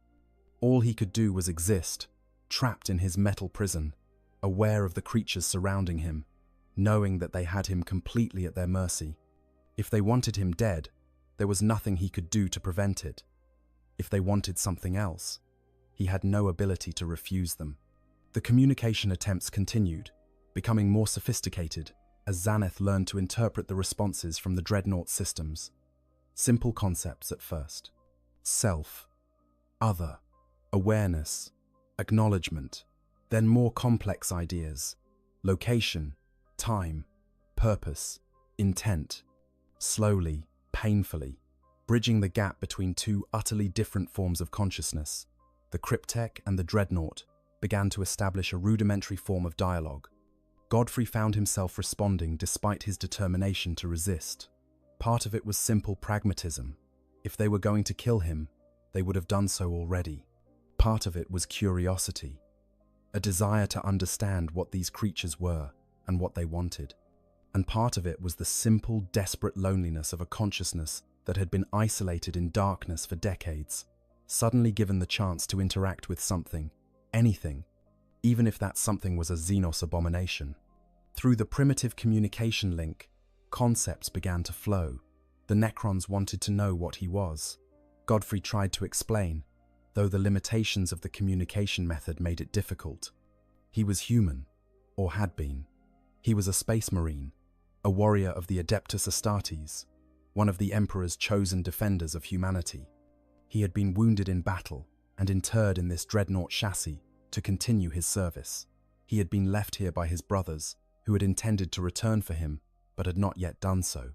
The Necrons absorbed this information with the cold analysis of beings who processed data rather than experienced emotion. A human warrior, transformed into a war machine to extend his usefulness beyond the limits of his biological form. It was conceptually similar to what the Necrons themselves had become, though executed with far cruder technology. The parallel was obvious, almost painfully so. Both had sacrificed their flesh for continued existence. Both were now more machine than their original forms. Both were, in their own ways, undead. Trazak made his decision. This dreadnought was not a threat, not in its current state, and the information it could provide about the current galactic situation was too valuable to destroy. They would keep it intact, study it, learn what they could from its systems and from the consciousness within. And in return, they would offer it something that Godfrey had not expected, had not even thought to hope for. They would offer him knowledge. The Necrons had been asleep for millions of years, yes, but their sensors had not been completely inactive. The tomb had maintained minimal surveillance of its surroundings, recording seismic data, stellar observations, electromagnetic radiation patterns. It was limited information, but it was information. And from it, the Necrons could make certain inferences about the galaxy's current state. Through the communication link, they transmitted what they knew. The Great Rift, that massive warp storm that had split the galaxy in two, though they did not understand its nature or significance. The movements of various stellar phenomena that suggested organized civilizations spanning multiple systems. The electromagnetic signatures of advanced technology that indicated multiple spacefaring races. The galaxy had changed, evolved, developed in ways that neither Godfrey nor the Necrons fully understood. For Godfrey, this information was both reassuring and terrifying. The Imperium clearly still existed, still spanned the stars, still waged its endless wars. But he had been asleep longer than he thought, longer than his brothers could have intended. Nearly a century, if his calculations based on the stellar data were correct. Nearly a century of waiting for rescue that had not come. Nearly a century of his chapter, moving from war to war while he lay forgotten in this tomb. The realization hit him with crushing force. He had been abandoned. Not intentionally, perhaps, but abandoned nonetheless. His brothers had promised to return, and they had not. They had left him here, sleeping in the darkness, while decades passed, and the galaxy moved on without him. Whatever crusade had taken them from this world had led them far away, too far to return, too committed to other battles to spare the resources for retrieving one sleeping dreadnought from a dead world in the middle of nowhere. The despair that filled him was total and absolute. He had fought for 3 centuries. He had bled for the Emperor on 100 worlds. He had earned glory and honor and the respect of his brothers. And his reward was this: to be forgotten, left behind, abandoned in a tomb filled with Xenos machines, his existence reduced to an inconvenience that his chapter had never quite found time to address. Trazak observed the emotional distress in the dreadnought's responses with something that might have been sympathy in a being capable of such feelings. He understood abandonment. The Necrons had been abandoned by their gods, betrayed by the C'tan who had promised them immortality and delivered only horror. They had been abandoned by the Silent King, who had destroyed the command protocols and disappeared into the void. They had been abandoned by the galaxy itself, which had moved on without them, leaving them to wake to a universe that no longer had a place for them. The Necron Lord made an offer that shocked everyone present, including himself. He offered the dreadnought a choice. The tomb would wake more of its forces, assess its strategic situation, determine its place in this new galaxy. This would take time, perhaps years by human reckoning. During that time, the dreadnought could remain here, in stasis if he preferred, or active if he chose. The Necrons would not harm him. They would not use his technology for their own purposes.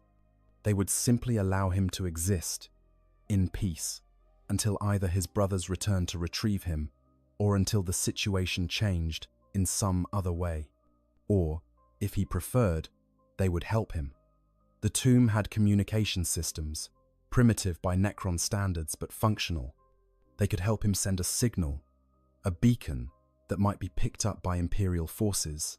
They could provide him with information about nearby Imperial worlds. They could even, if circumstances permitted, transport him to a location where he might rejoin his chapter. Why this offer? Why this kindness to a creature that should have been their enemy? Trazak struggled to articulate the reasoning even to himself. Perhaps it was recognition of a kindred spirit, another being who had been transformed into something inhuman in service of a greater purpose. Perhaps it was sympathy for abandonment, a shared experience that transcended the vast gulf between their civilizations. Perhaps it was simple pragmatism, the recognition that treating this warrior with respect might yield better intelligence than treating him as a prisoner. Or perhaps it was something else entirely. Perhaps it was the ghost of a dead Necrontyr named Trazak, buried deep within the mechanical construct that bore his name, recognizing a fellow sufferer and offering the mercy that he himself would have wanted in similar circumstances. Godfrey did not know how to respond. This was beyond anything his training or experience had prepared him for. Xenos were supposed to be brutal, savage, incomprehensible. They were not supposed to offer assistance. They were not supposed to show mercy. They were not supposed to recognize suffering and respond to it with anything other than predatory exploitation. But these Necrons were not following the script. They were offering him choices when they could simply have destroyed him or harvested his technology for their own purposes. They were treating him not as an enemy to be eliminated, but as an intelligence to be negotiated with. It violated every assumption he had about Xenos, every principle he had been taught about the nature of the alien threat. Through the communication link, he transmitted his response. He was a Black Templar. He could not simply accept aid from Xenos, even if they offered it freely.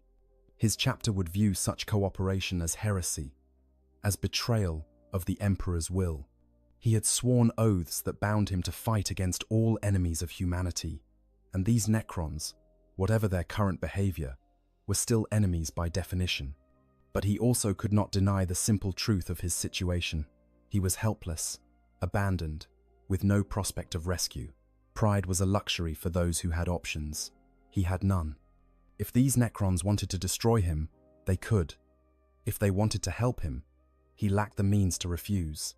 All he could do was exist, trapped in his metal shell, and respond as best he could to the situation that fate, or the Emperor, or simple random chance had placed him in. Trazak understood the dilemma without needing it explained. Honor and pragmatism warring against each other, duty conflicting with survival, the weight of oaths that bound even when circumstances made them impossible to fulfill. The Necrons had their own codes, their own hierarchies of obligation that had survived the transformation from flesh to metal. They recognized the bind that the Dreadnought was in because they had experienced similar conflicts throughout their own long existence. The Necron Lord made a suggestion. They would send a signal, a general distress call using frequencies that the tomb's sensors had detected as common to Imperial communication systems. They would not identify the Dreadnought specifically, not mention the Necron presence, simply broadcast a basic help-requested message. If Imperial forces responded, they could retrieve their lost warrior. If they did not, well, then at least an attempt had been made. This, Godfrey found, he could accept. A distress call was not cooperation with Xenos, not in any meaningful sense. It was simply a recognition of reality, a desperate measure taken by a stranded warrior trying to reconnect with his chapter. If the Emperor judged him for it, so be it. He had fought faithfully for 3 centuries. He had earned the right to try to rejoin his brothers, even if the method was less than orthodox. The signal was prepared and transmitted. It was simple, elegant in its brevity. Imperial warrior, stranded on dead world in this system. Request immediate extraction. Repeat, Imperial warrior requires extraction. The coordinates were included, precise to within meters of the tomb's entrance. Any Imperial vessel passing through this region of space would receive the signal and could investigate if they chose.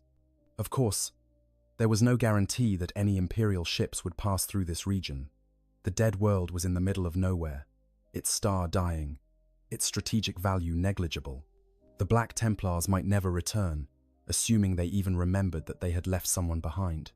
Other Imperial forces had no reason to investigate random distress signals from abandoned systems, not with the galaxy burning and every available resource committed to fighting wars that actually mattered.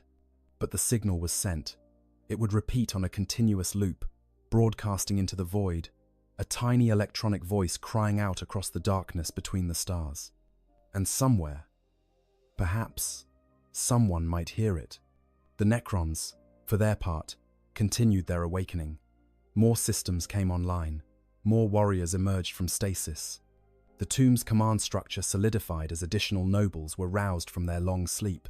They found themselves in a galaxy they did not fully understand, facing threats they could not yet identify, surrounded by younger races that had achieved levels of development the Necrons had not anticipated.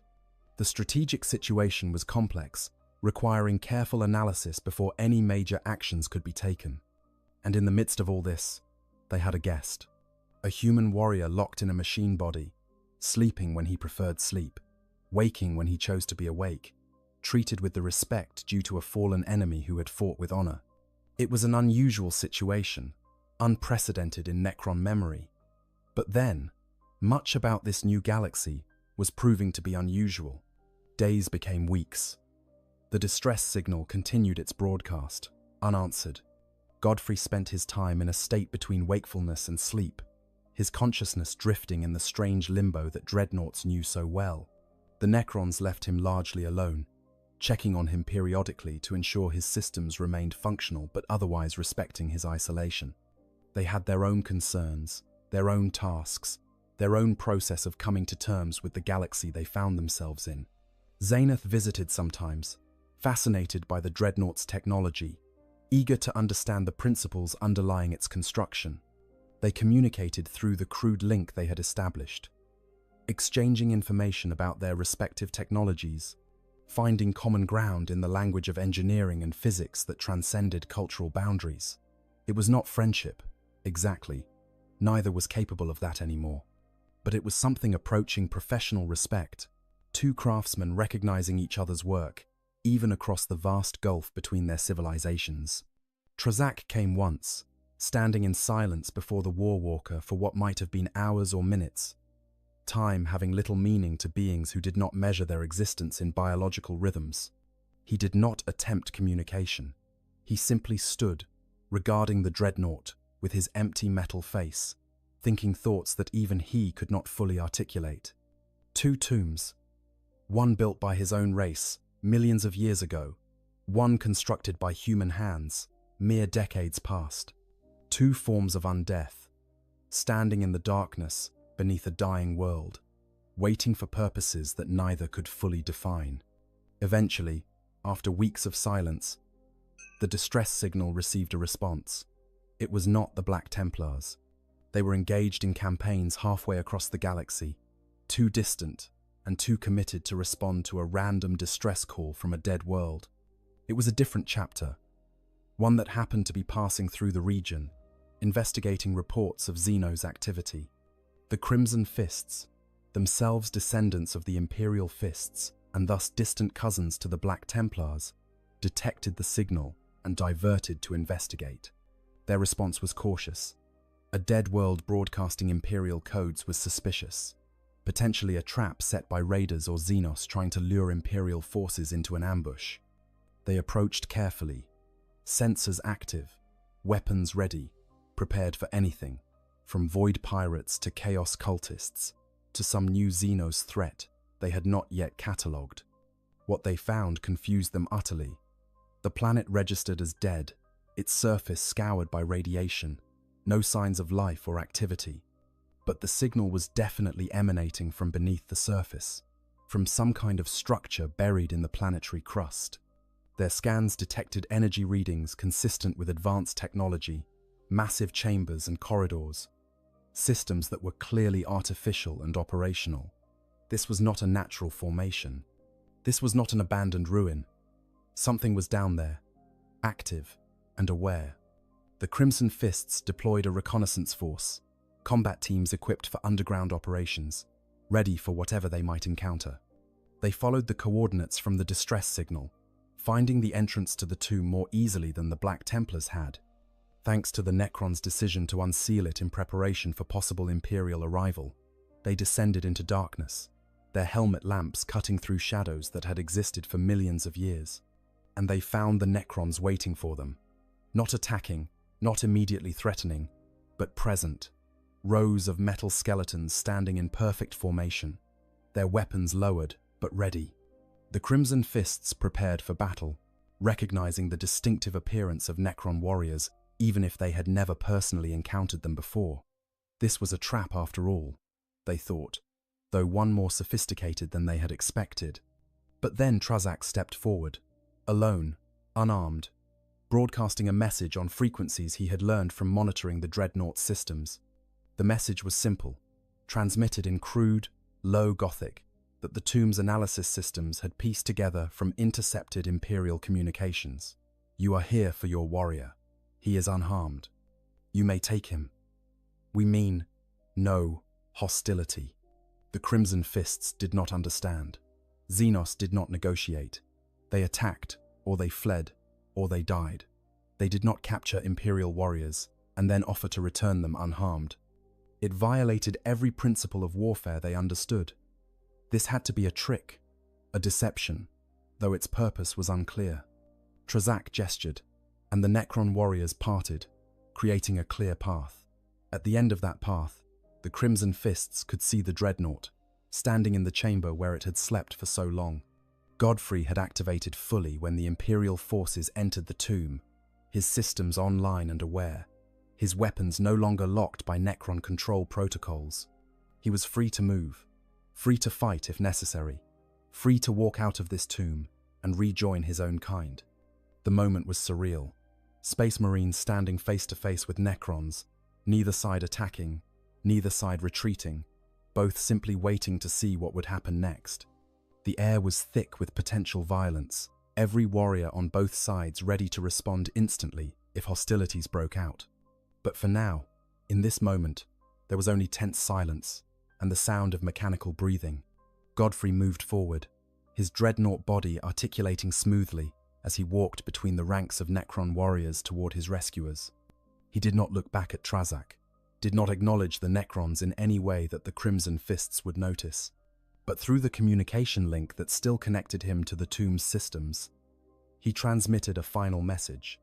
A single concept, difficult to express through the crude interface, but unmistakable in its meaning. Gratitude, acknowledgement, recognition of the mercy he had been shown. Trazak received the message and responded with his own. Survival, persistence, the hope that both their kinds would endure whatever the galaxy threw at them. It was as close to a blessing as a being without a soul could offer. The Crimson Fists escorted the Dreadnought out of the tomb, moving slowly, weapons ready, expecting an attack at any moment. But the Necrons simply watched them go, making no move to prevent their departure. When the Space Marines reached the surface and began the ascent to their orbiting ships, they looked back once and saw the tomb entrance sealing itself, the ancient metal doors closing with final solidity, leaving no trace that anything had ever existed there. In their ships, safe in the void above the dead world, the Crimson Fists tried to understand what had happened. They questioned the Dreadnought, asking about his captivity, about what the Necrons had done to him, about what information he might have been forced to reveal. Godfrey answered honestly, within the limits of his obligations to the chapter. He had been left behind by accident. The Necrons had found him during their awakening. They had chosen not to harm him. They had sent the distress signal that had brought rescue. That was all. The Crimson Fists did not believe him. Not entirely. It was too strange, too unlike anything they knew about Xenos behavior. They suspected some kind of contamination, some subtle corruption or programming that the Necrons had inflicted on him, but their examinations found nothing. His systems were clean, his consciousness uncorrupted, his memories consistent with what he claimed. If the Necrons had done something to him, it was too subtle for Imperial technology to detect. Eventually, reluctantly, they accepted his story at face value. Xenos had shown mercy. It was unprecedented, inexplicable, but apparently genuine. They would report it to their chapter master, who would report it to the Inquisition, who would file it away in some archive where it would gather dust alongside 10,000 other inexplicable incidents that did not fit neatly into humanity's understanding of the universe. Godfrey was eventually returned to the Black Templars. The reunion was awkward, filled with guilt and apology from his brothers who had inadvertently abandoned him, filled with quiet dignity from Godfrey, who refused to blame them for circumstances beyond their control. He was given a position of honor within the chapter, his long and faithful service recognized, his ordeal acknowledged as one more burden borne for the Emperor's sake. But he never spoke about what had happened in the tomb. When questioned, he provided the same basic facts he had given the Crimson Fists. Left behind, found by Necrons, held peacefully, released unharmed. That was all. The details, the conversations with Trazak, the weeks of strange coexistence with beings that should have been his mortal enemies, all of that remained locked in his memory, a private chapter of his long service that belonged to him alone. Sometimes, in the depths of sleep when dreadnoughts dreamed their mechanical dreams, he thought about the tomb, about Trazak and Xaneth and the other Necrons, who had treated him not as an enemy, but as something approaching a guest, about the irony of finding mercy among Xenos while being forgotten by his own kind, about the strange kinship he had felt with beings whose existence was as much a curse as his own. He never spoke of these thoughts. They would not have been understood. The Black Templars were warriors of absolute faith, believers in clear moral absolutes, defenders of a truth that allowed for no ambiguity. To suggest that Xenos could show compassion, that enemies could act with honor, that the universe might be more complex than the simple narratives of good versus evil that sustained the Imperium, would have been heresy. But he knew, and that knowledge, locked away in his consciousness like a secret treasure, changed something fundamental in his understanding of the war. Not his commitment to it, that remained absolute. Not his loyalty to the Emperor, that was beyond question. But his understanding of what they were fighting for, and perhaps more importantly, what they were fighting against. The galaxy was vast beyond comprehension, ancient beyond reckoning, filled with wonders and horrors that defied easy categorization.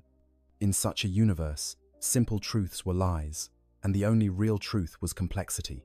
The Necrons were enemies. Yes, Xenos abominations who would need to be fought and defeated in service of humanity's manifest destiny. But they were also something else. They were beings who had endured unimaginable horror, who had persisted through epochs that reduced civilizations to dust, who had chosen mercy when they might have chosen cruelty.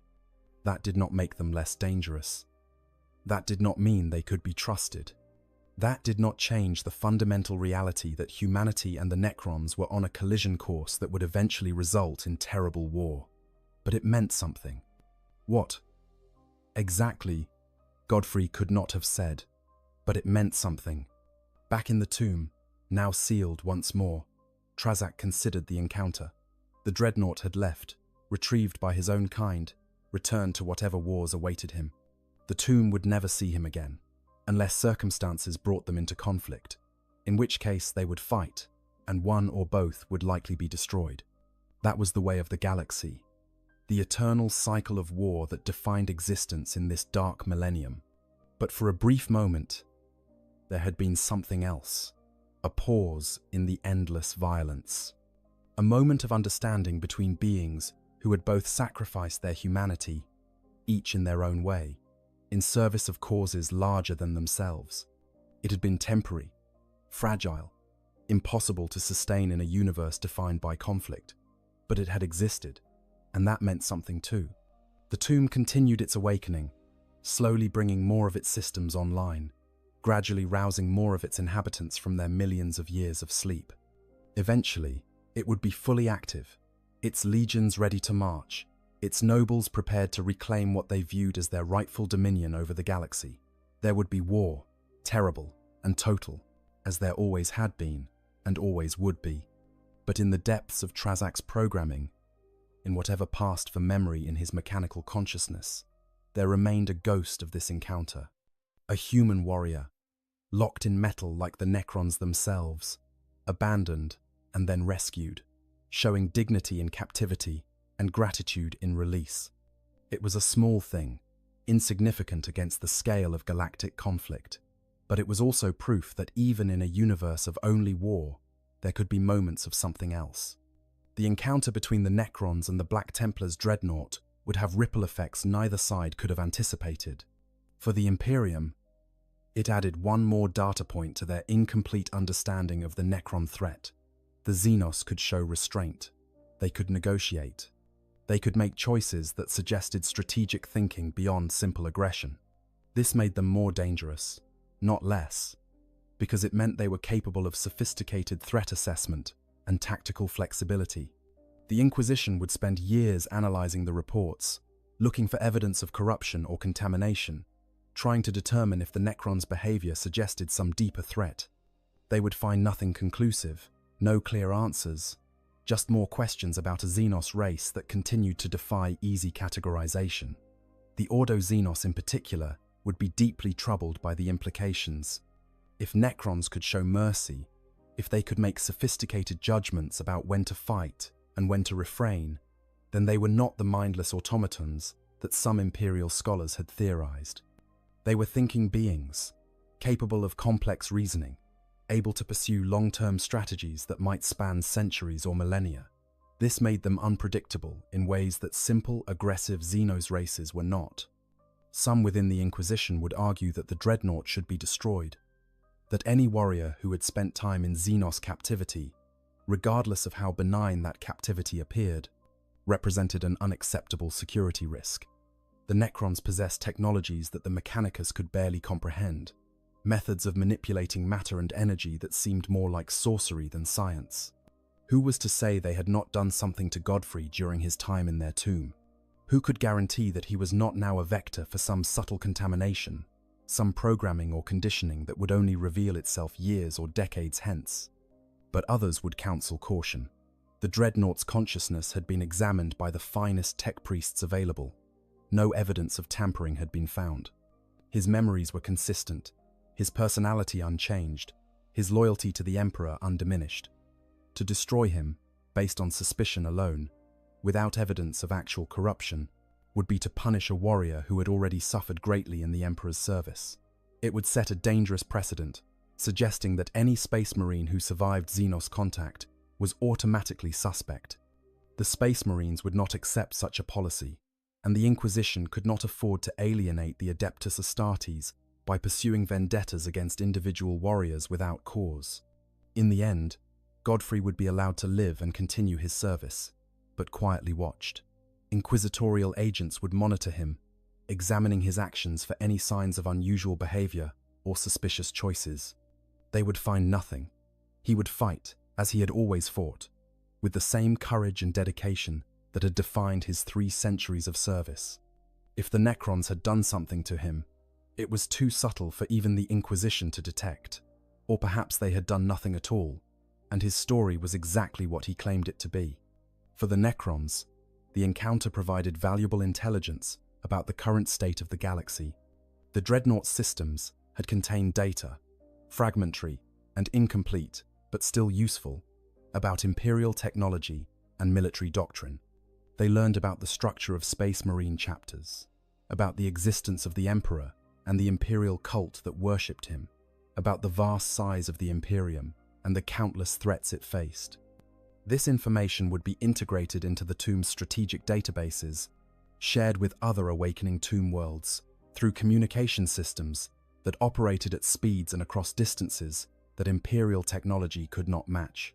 More importantly, the interaction had confirmed that the younger races, particularly humanity, had achieved levels of development that demanded serious attention. The existence of the Dreadnought proved that humans had mastered technologies that approached Necron capabilities in specific areas. The stasis field technology was particularly significant. While not as sophisticated as Necron systems, it demonstrated an understanding of temporal manipulation that should not have been possible for a race that had been barely past the Stone Age when the Necrons went to sleep. This suggested either remarkable progress during the millions of years of the Great Sleep, or possibly cross-contamination between technologies, knowledge transferred somehow from the Necrons or other ancient races to the younger civilizations that now dominated the galaxy. The implications were profound. If humanity could develop one piece of advanced technology, they could potentially develop others. If they understood temporal stasis, what else might they understand? What other principles of physics had they uncovered? What other technologies had they created? The galaxy the Necrons were awakening to was not the primitive wasteland they had anticipated. It was a mature technological civilization, or rather, a collection of such civilizations, each with their own capabilities and strengths. The reconquest of the galaxy would not be the simple matter of sweeping aside primitives that some had assumed. It would require careful planning, sophisticated strategy, and most importantly, better intelligence about the various races that now claimed dominion over worlds. The Necrons still considered their rightful territory. For the Necrons, the encounter provided valuable intelligence about the current state of the galaxy. The Dreadnought systems had contained data, fragmentary and incomplete, but still useful, about Imperial technology and military doctrine. More importantly, the interaction had confirmed that the younger races, particularly humanity, had achieved levels of development that demanded serious attention. This was not a galaxy ripe for easy conquest. This was a galaxy that had evolved in their absence, developing its own powers and technologies, creating civilizations that could present genuine threats to Necron supremacy. The knowledge would inform their awakening protocols, shape their strategic planning, influence their decisions about when to fight and when to bide their time.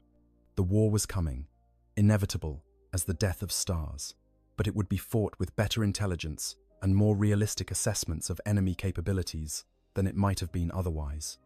But beyond these practical considerations, beyond intelligence and strategic advantage and tactical doctrine, there was something else.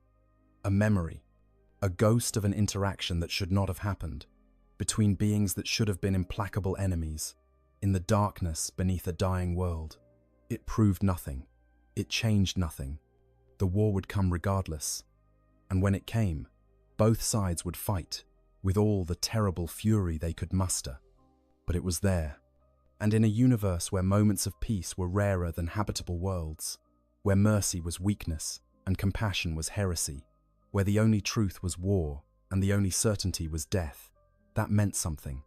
What exactly it meant, none of the participants could have said, but it meant something. Godfrey would fight for centuries more, a walking engine of destruction, a consciousness locked in metal, slowly losing himself to time and trauma, until finally, thankfully, he would be destroyed in battle against a tyrannid bio-titan on a world whose name he no longer remembered. In his final moments, as his systems failed and his consciousness began to fade, he thought briefly of that tomb, of the Necrons who had shown him mercy when his own brothers had forgotten him, of Trazak's empty metal face, regarding him with something that might have been respect. And Trazak would continue to serve his tomb world for millennia more, awakening fully, leading his forces in the wars to come, fighting against the younger races with the cold efficiency that defined Necron warfare. He would destroy thousands of enemies, reclaim dozens of worlds, secure his dynasty's place in the new galactic order, and always, in some buried subroutine of his programming, in some inaccessible corner of his machine consciousness, there would be a memory of a human warrior who had thanked him for mercy. Neither would ever speak of it. Neither would ever reference it in any way that outsiders could detect. But it was there. A bridge across the void, too fragile to bear any weight, too temporary to matter in any practical sense, but real nonetheless. In the grim darkness of the far future, where there was only war, there had been one moment of something else, and that was enough. So ends the tale of when the Necrons found a sleeping Black Templar's dreadnought in their tomb. It is a small story in a galaxy of grand epics, a footnote to histories written in the blood of countless trillions. But it is our story, the story of what happens when two forms of undeath meet in the darkness and choose, for just a moment, to be something other than enemies. Make of it what you will. If you found this exploration of one of Warhammer 40,000's most fascinating what-if scenarios compelling, if you enjoyed this deep dive into the unexpected places where humanity and Xenos might find common ground, however temporary and fragile, then please consider subscribing to the channel. Hit that notification bell so you don't miss future videos exploring the darker corners of the 40K universe, the strange encounters that happen in the spaces between the major events, the stories of individual warriors caught up in circumstances beyond their control or comprehension. Leave a comment below telling us what you think would happen in this scenario. Would the Necrons really show mercy, or would their reaction be more hostile? What would the Imperium do if they learned the full truth of what transpired? How would other Space Marine chapters respond to the knowledge that Xenos could act with something approaching honor? The beauty of Warhammer 40,000 is that there are no definitive answers, only possibilities to explore and debate. And if you have suggestions for other scenarios you'd like to see explored, other strange meetings between factions that normally only meet in battle, other corners of the lore that deserve deeper examination, let us know. The galaxy is vast, the stories are endless, and there are always more tales to tell about this dark millennium where there is only war, except for those brief moments when there is something else. Thank you for joining us on this journey into the depths of a Necron tomb world, into the consciousness of a sleeping dreadnought, into the strange space where mercy and duty and abandonment and honor all collide in ways that defy easy understanding. Until next time, may the Emperor protect you, may your weapons never fail, and may you find mercy even in the darkest corners of the galaxy. For in the grim darkness of the far future, where there is only war, even the smallest moment of peace is worth remembering. In the grim darkness of the far future, where humanity wages endless war against the horrors that lurk between the stars, there exists perhaps no greater heresy than the union of human and Xenos. The Imperium of Man teaches from birth that alien life is an abomination, a stain upon the galaxy that must be scoured clean with bolter and flame.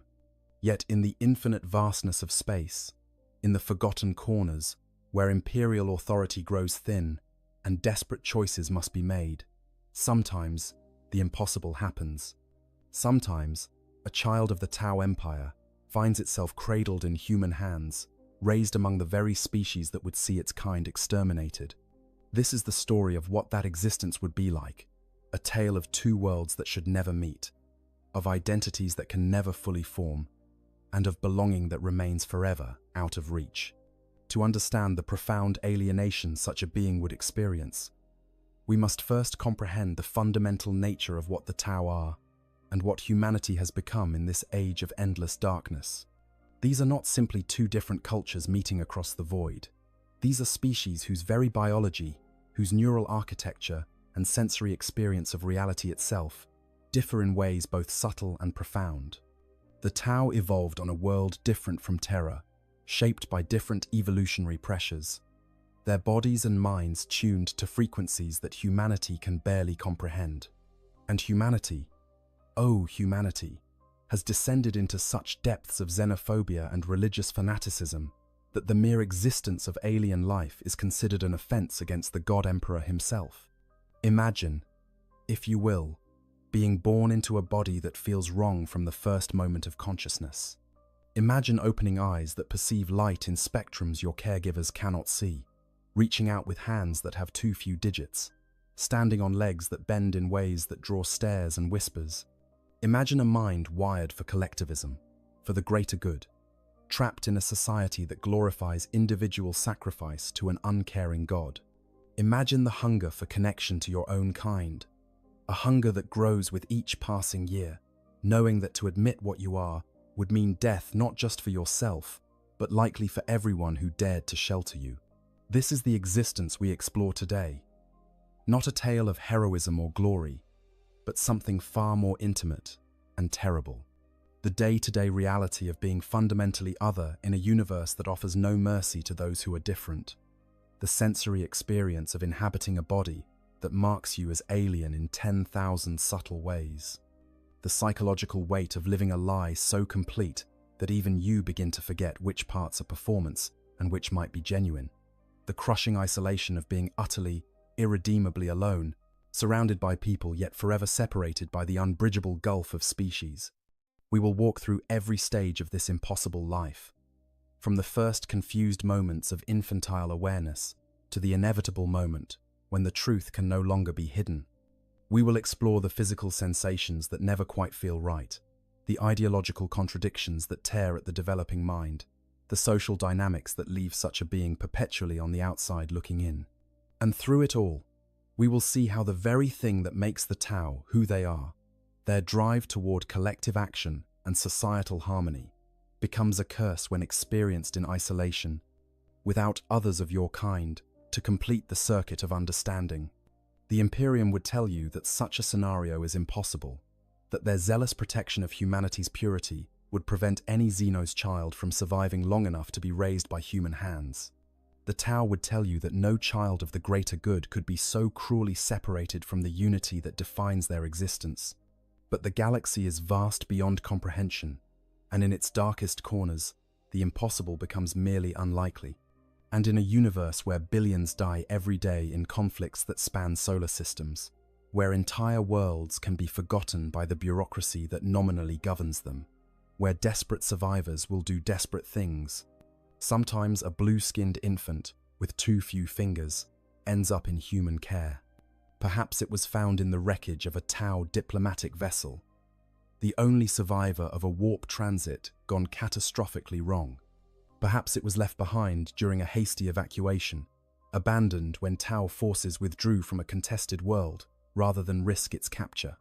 Perhaps some smuggler thought a Tau infant might fetch a price from collectors of exotic specimens, only to have the deal fall through, leaving them with a living, breathing liability. Perhaps a human family, far from imperial authority on some forgotten frontier world, found themselves moved by compassion when they discovered a crying child amid the ruins of battle, the fact that it had bluish skin seeming less important than the fact that it was alive and alone. However it happened, the result is the same. A Tau child, cut off from everything that would make it Tau, forced to navigate a human world with an alien's biology and psychology, forced to become something that neither species has a name for, something that exists in the spaces between, belonging nowhere and to no one. This is their story, the story of an impossible existence in an unforgiving galaxy, the nature of the Tau. Before we can truly understand what it means to be a Tau raised by humans, we must first comprehend what the Tau are in their natural state. They are, by galactic standards, remarkably young as a species. While humanity has spread across the stars for tens of thousands of years, and ancient races like the Eldari measure their existence in millions of years, the Tau have only recently developed interstellar travel. 6,000 years ago, when an explorator fleet from the Adeptus Mechanicus first discovered their homeworld, the Tau were still a primitive species, barely beginning to work metal and build permanent settlements. What happened next remains one of the great mysteries of the galaxy. The Mechanicus fleet marked the Tau world for later exploitation and moved on. When they returned, mere centuries later, they found not primitives, but a unified, technologically advanced civilization already reaching for the stars.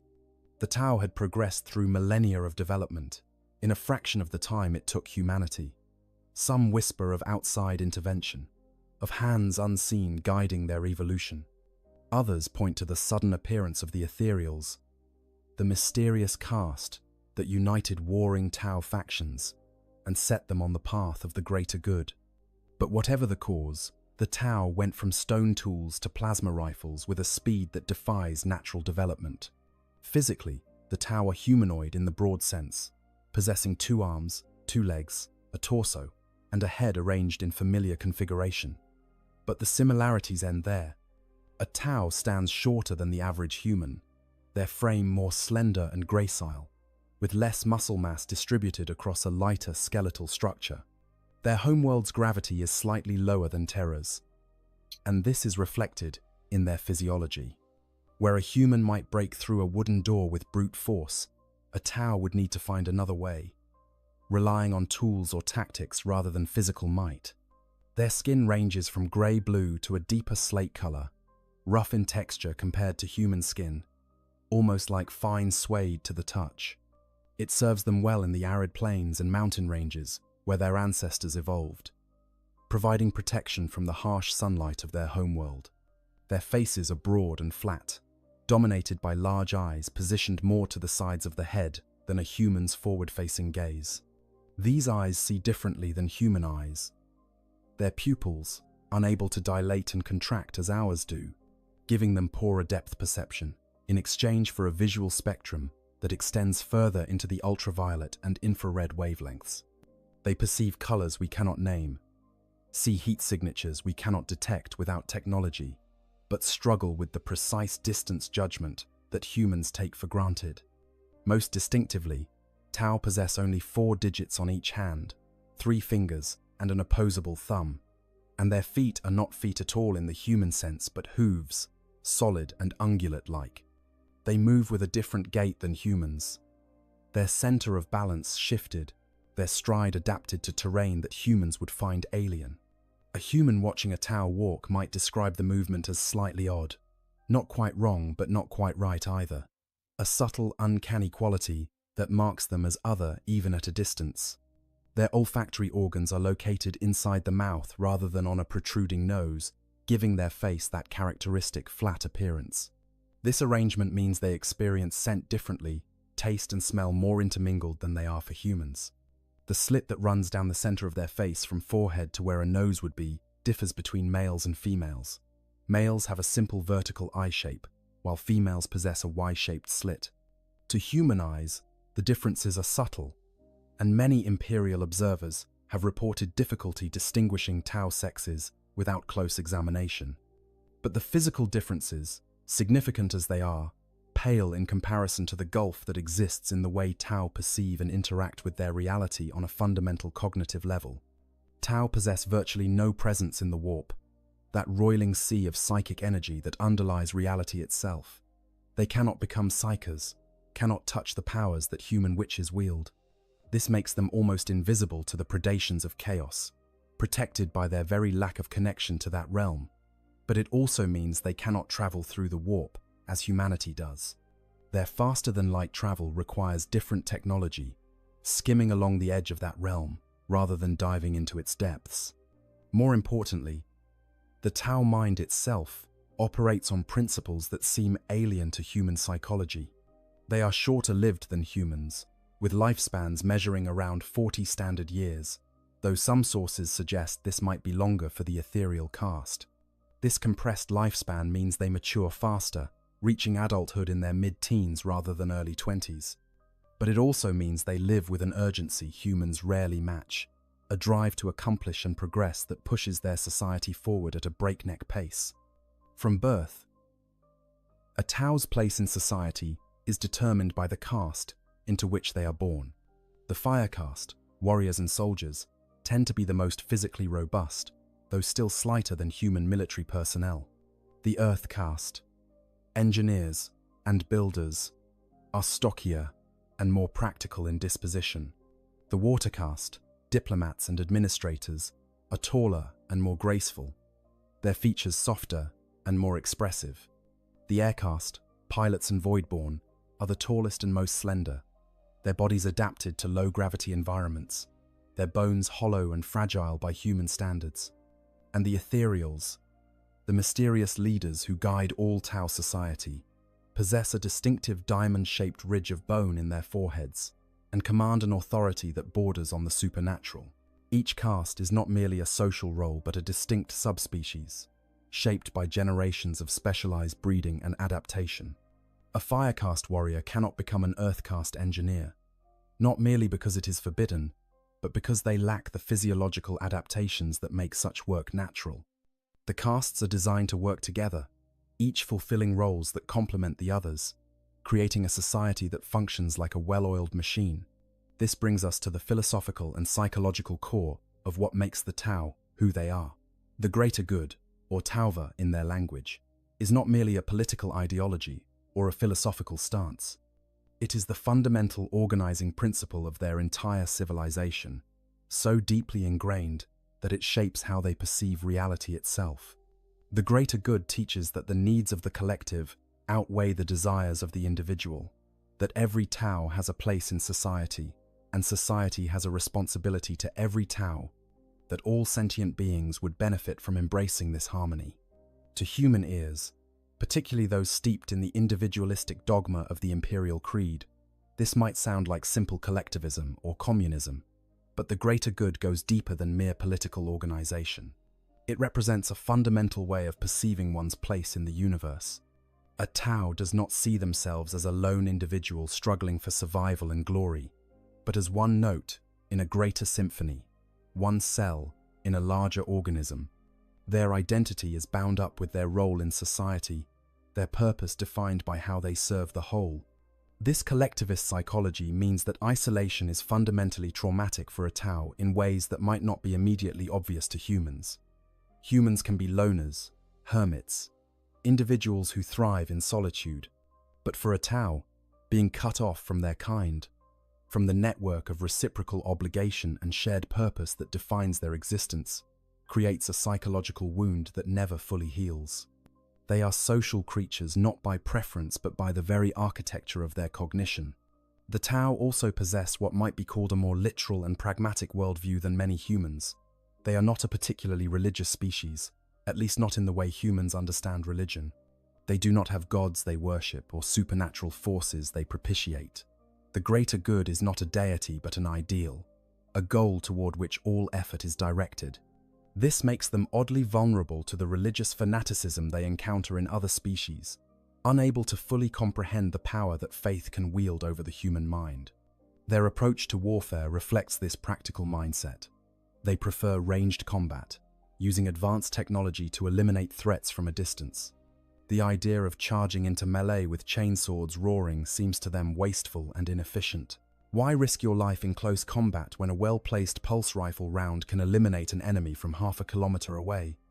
Why glory in personal combat prowess when coordinated fire from a squad can achieve better results? This practicality extends to all aspects of their civilization. They value what works, what advances the greater good, rather than what honors ancient tradition or pleases supernatural entities. When humans join the Tao Empire, becoming Guevesa or human helpers, they are welcomed into this system, but can never truly become Tao. They cannot join the castes, cannot access the deepest levels of Tao society. They are auxiliaries, valued and utilized, but forever marked as other.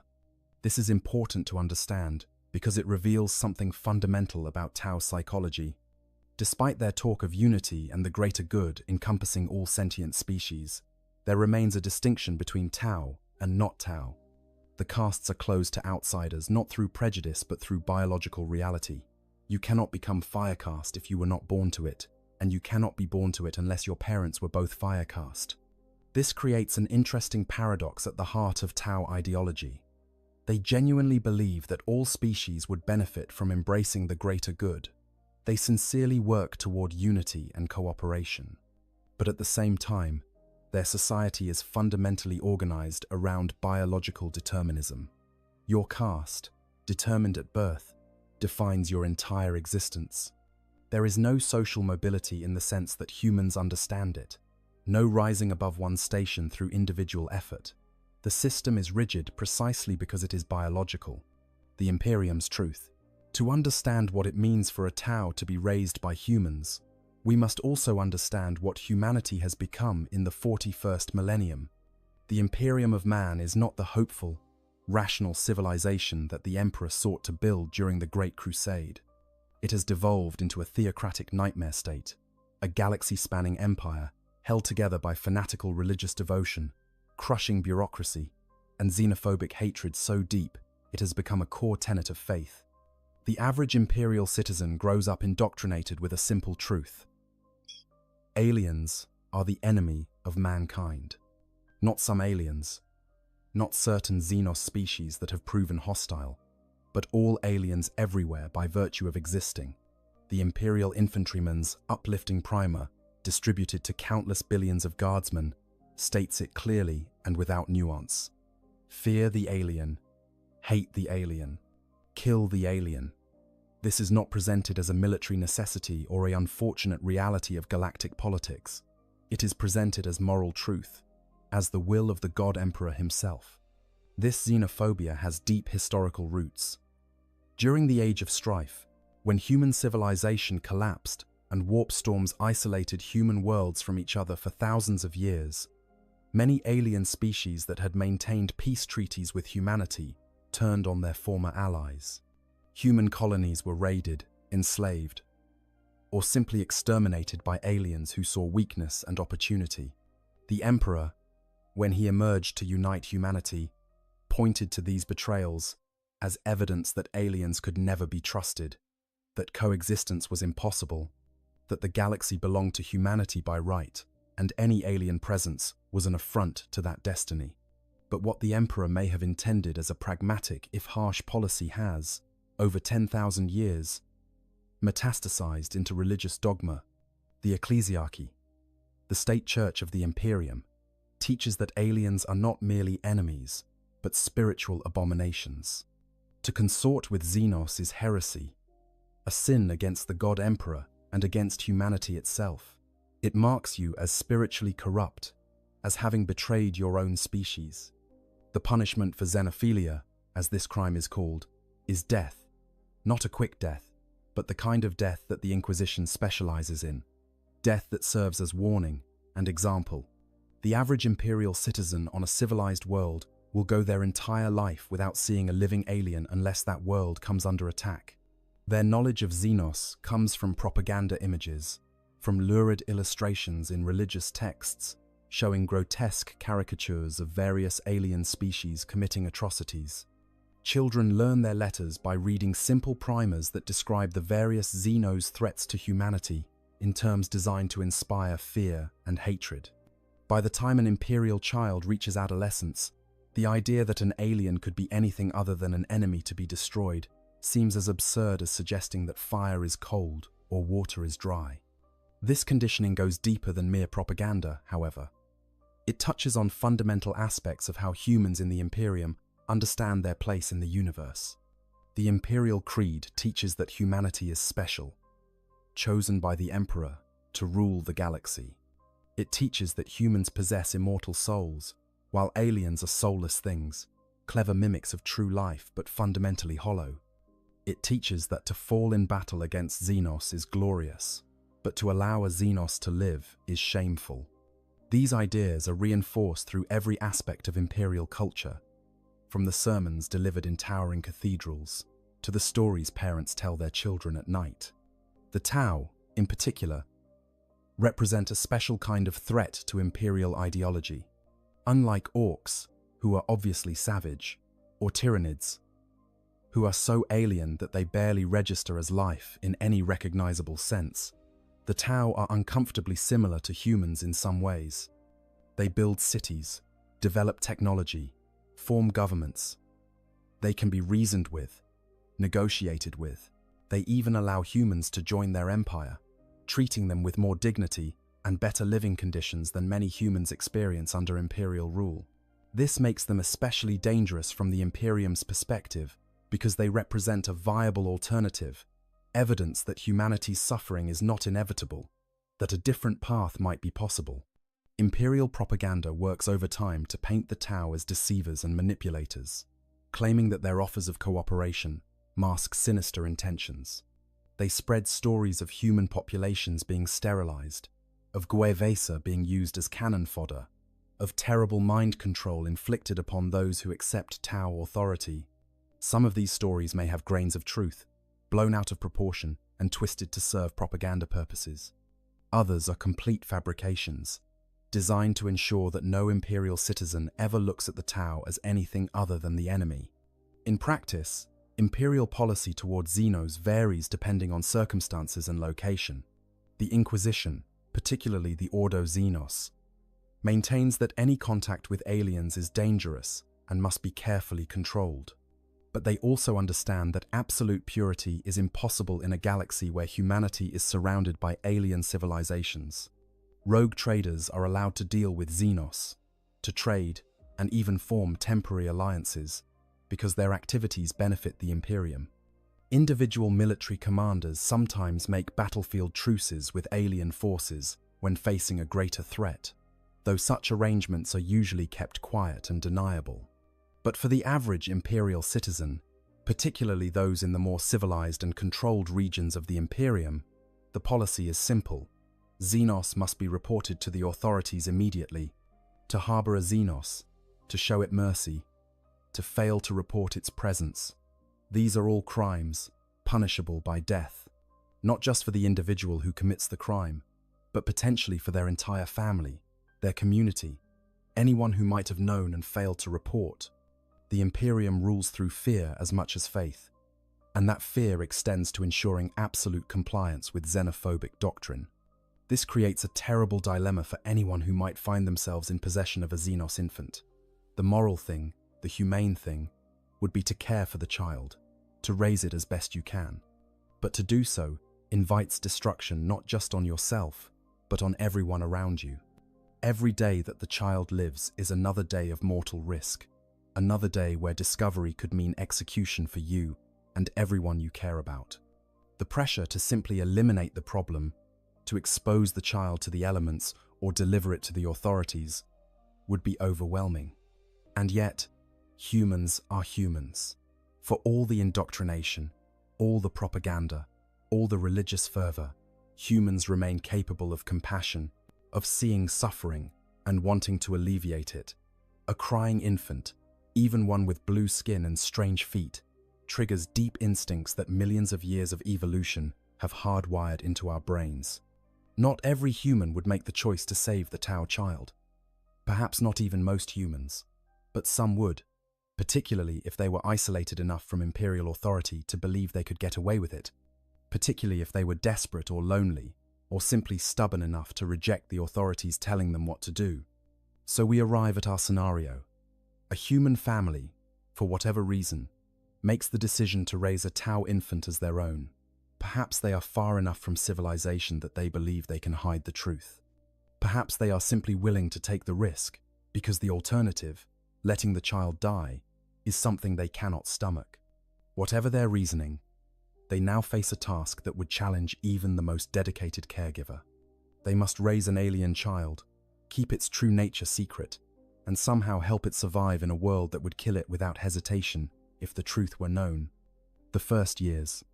The infant's first memories would be confusion, though of course it would not have the language to describe them as such. The Tau child, assuming it survives the shock of being separated from its mother and any other Tau who might have been present at birth, would experience the world through senses that humans cannot fully share.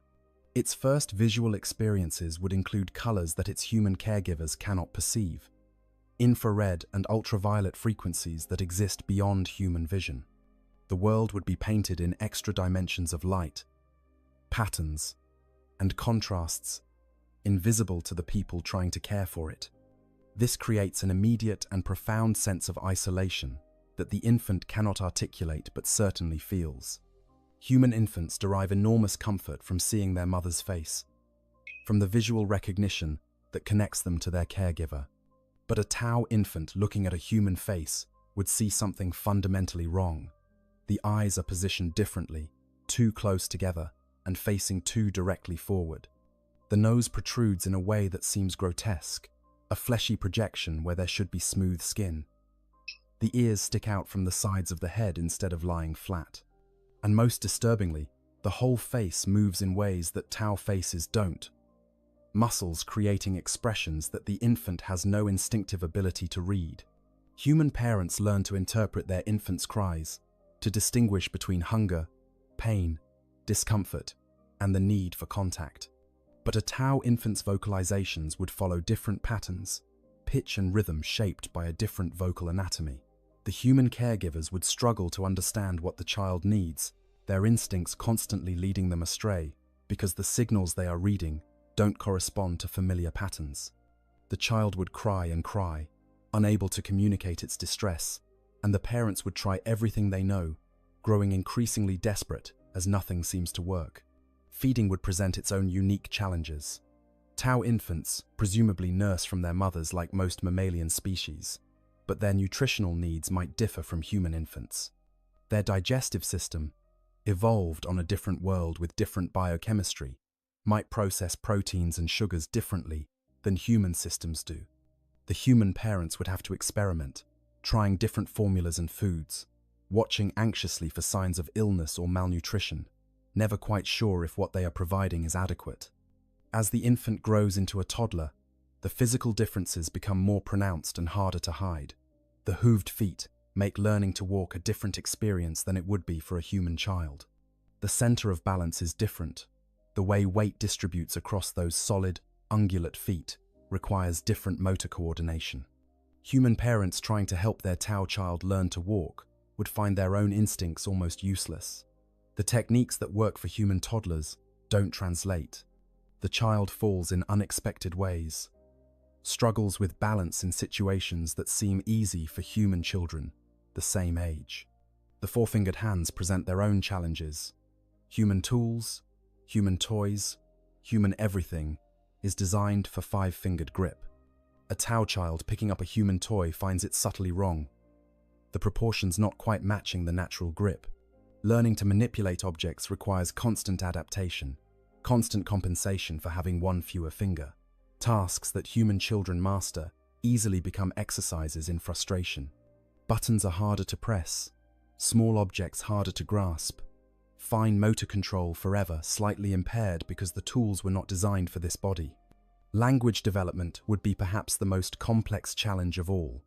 Tao vocal anatomy differs from human anatomy in ways that affect phoneme production. Some sounds that humans make easily might be difficult or impossible for a Tao to reproduce accurately.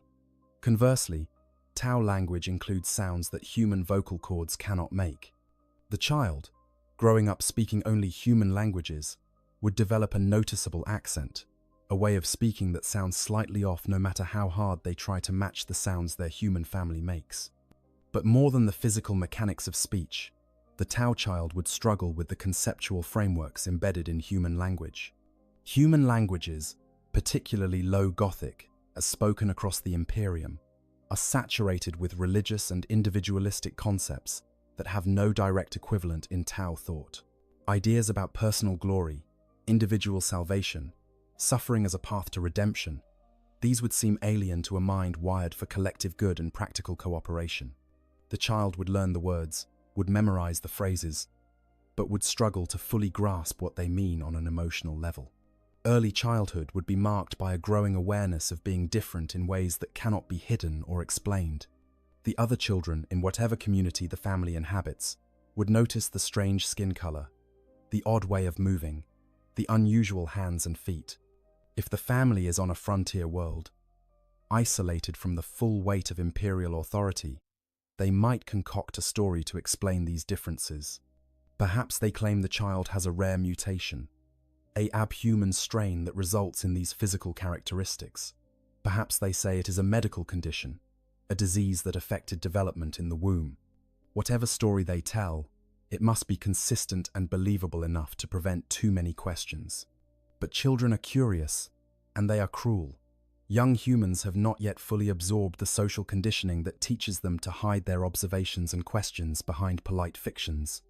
They would point and stare. They would ask loud, innocent questions that make the adults around them uncomfortable. Why does it have hooves? Why is its skin blue? Why does it only have 4 fingers? The Tao child would grow up as a spectacle, the weird kid, the one who is different in ways that invite constant commentary. This constant othering would shape the child's psychology profoundly. Human children develop self-concept partly through social mirroring, seeing themselves reflected in how others treat them. A Tao child, growing up among humans, would see itself reflected as strange, as wrong, as fundamentally different in ways that seem to matter to everyone around them. They would internalize the message that their body is not normal, that the way they move and speak and perceive the world marks them as lesser or broken.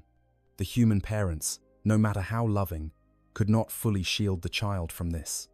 They might tell the child that the differences don't matter, that they are loved regardless of how they look. But the child would see the way people stare on the rare occasions they venture into public. They would hear the whispers, feel the judgment, and as they grow older and more aware, They would begin to understand the danger, that their very existence represents a threat, not just to themselves, but to their family, living in an alien body. As the Tao child grows through childhood and into adolescence, the physical reality of inhabiting a body designed for a different world becomes increasingly apparent. Every day brings new reminders that this flesh, these bones, these senses were shaped by evolutionary pressures that have nothing to do with the environment they find themselves in.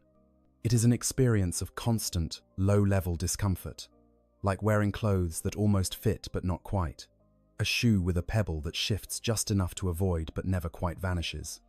The visual experience alone would be profoundly isolating. When the Tao child looks at a sunset, they see colors that no human eye can perceive. The infrared signature of heat bleeding off sun-warmed rocks, the ultraviolet patterns on flowers that human eyes cannot detect. These are part of the child's everyday visual reality. But they have no words to describe these colors, because human languages contain no terms for wavelengths that humans cannot see. Imagine trying to describe purple to someone who was born blind, and you begin to grasp the frustration of perceiving things that you cannot share, that you cannot even adequately name. This extends to reading human faces and body language. Human children learn from infancy to interpret the complex interplay of facial muscles that signals emotion. A raised eyebrow, a tightened lip, a crinkled nose. These micro-expressions communicate volumes in human social interaction. But Tao faces work differently. Their flatter facial structure, their more limited range of expression, means they evolved different ways of communicating emotion and intent. The Tao child, looking at human faces, would struggle to read these signals accurately. They would miss sarcasm, misinterpret anger as mere intensity, fail to recognize subtle signs of affection or disapproval. Conversely, whatever expressions the Tao child makes would not register correctly for human observers. When the child tries to show happiness, human onlookers might interpret it as confusion. When the child is distressed, humans might think they are simply tired. This creates a constant wall of miscommunication, where the child's internal emotional state and their external presentation fail to align in ways that others can understand. They would be accused of being cold or unfeeling, when in reality, they are expressing emotion in a language that their audience cannot read. The lack of depth perception that comes from their pupil structure would make certain activities difficult or dangerous. Human children learn to judge distances instinctively, calibrating their reaches and jumps through constant practice. But the Tao child's eyes, unable to dilate and contract like human pupils, would struggle with this in ways that human vision instructors would not understand how to correct. They would be clumsy in ways that seem baffling, misjudging simple reaches, struggling with tasks that require precise distance estimation. The hooved feet would be a constant source of difficulty and comment. Human shoes are designed for feet with separate toes, with ankle articulation that works differently than what the Tao child possesses. Every shoe would need to be custom-made or significantly modified, and even then, they would not fit correctly. The child would likely go barefoot as much as possible, but this itself would draw attention and comment. In the Imperium, where conformity is next to godliness, such visible difference would be dangerous. Walking on human-designed surfaces, stairs with dimensions calculated for human stride length, floors with textures that humans find comfortable but which feel wrong under hooves, doorways positioned at heights that assume human proportions. All of this would require constant adaptation. The child would be forever adjusting, calculating, compensating for environments that were not built with their body in mind. It would be exhausting in ways that are difficult for the naturally proportioned to understand, a constant mental and physical effort just to navigate spaces that humans take for granted. The four-fingered hands would present similar challenges. Human technology, from door handles to writing implements to eating utensils, is designed for five-fingered manipulation. The Tao child would need to develop compensatory techniques for everything: writing with a pen or stylus, holding a cup, using tools. All of these would require conscious thought and effort, where human children develop automatic motor patterns. They would be slower, clumsier, forever struggling with fine motor tasks, in ways that would invite impatience and criticism from human teachers and peers. Temperature regulation would feel subtly wrong. Tau skin, evolved on a world with different climate patterns, would experience Earth-normal temperatures differently than human skin does. The child might feel comfortable at temperatures that humans find slightly too warm or too cool. They would want to wear different clothing than their peers, seeking or avoiding layers in ways that seem odd to human observers. Well-meaning human parents would insist they bundle up or lighten their clothing based on what feels right for human physiology, leaving the Tau child either too warm or too cold, uncomfortable in ways they struggle to articulate. Their sense of smell and taste, processed through olfactory organs located in the mouth, would create a different experience of food and environmental odors. Flavors that humans find distinct might blend together for the Tau palate, while subtle differences that humans cannot detect would be obvious and significant to the Tau child. They would have strong food preferences that make no sense to their human family, refusing dishes that humans find delicious while craving combinations that humans find bizarre. Well-meaning human parents trying to provide balanced nutrition would struggle to understand what their child actually needs versus what they are simply being picky about. As the child reaches adolescence, the physical changes of puberty would further complicate matters. Tau mature faster than humans, reaching adulthood in their mid-teens rather than early 20s. This means the Tau child would undergo puberty at perhaps 12 or 13 standard years, while their human peers are just beginning this process. The physical and psychological changes would happen faster, more intensely, leaving the child feeling even more out of sync with the people around them. They would be dealing with adult emotions and urges while their peers are still children, creating yet another layer of isolation and incomprehension. The shorter lifespan that awaits them, though not yet apparent in childhood, would begin to make itself felt as they mature. Tau live roughly 40 years on average, less than half a human lifespan. This means they age faster, their bodies wearing down at a rate that would seem premature and disturbing to human observers. A Tau in their late 20s would show signs of aging that humans don't develop until their 40s or 50s. This compressed existence means they would feel urgency that their human peers cannot understand, a need to accomplish and achieve burning inside them, while humans, their same chronological age, seem content to drift and explore. The lack of any psychic presence in the warp, that roiling sea of chaotic energy that underlies reality, would make the Tau child fundamentally invisible to certain detection methods. If Imperial Inquisitors searched for hidden Xenos using psychic detection, they would pass right by the Tau child without registering their presence.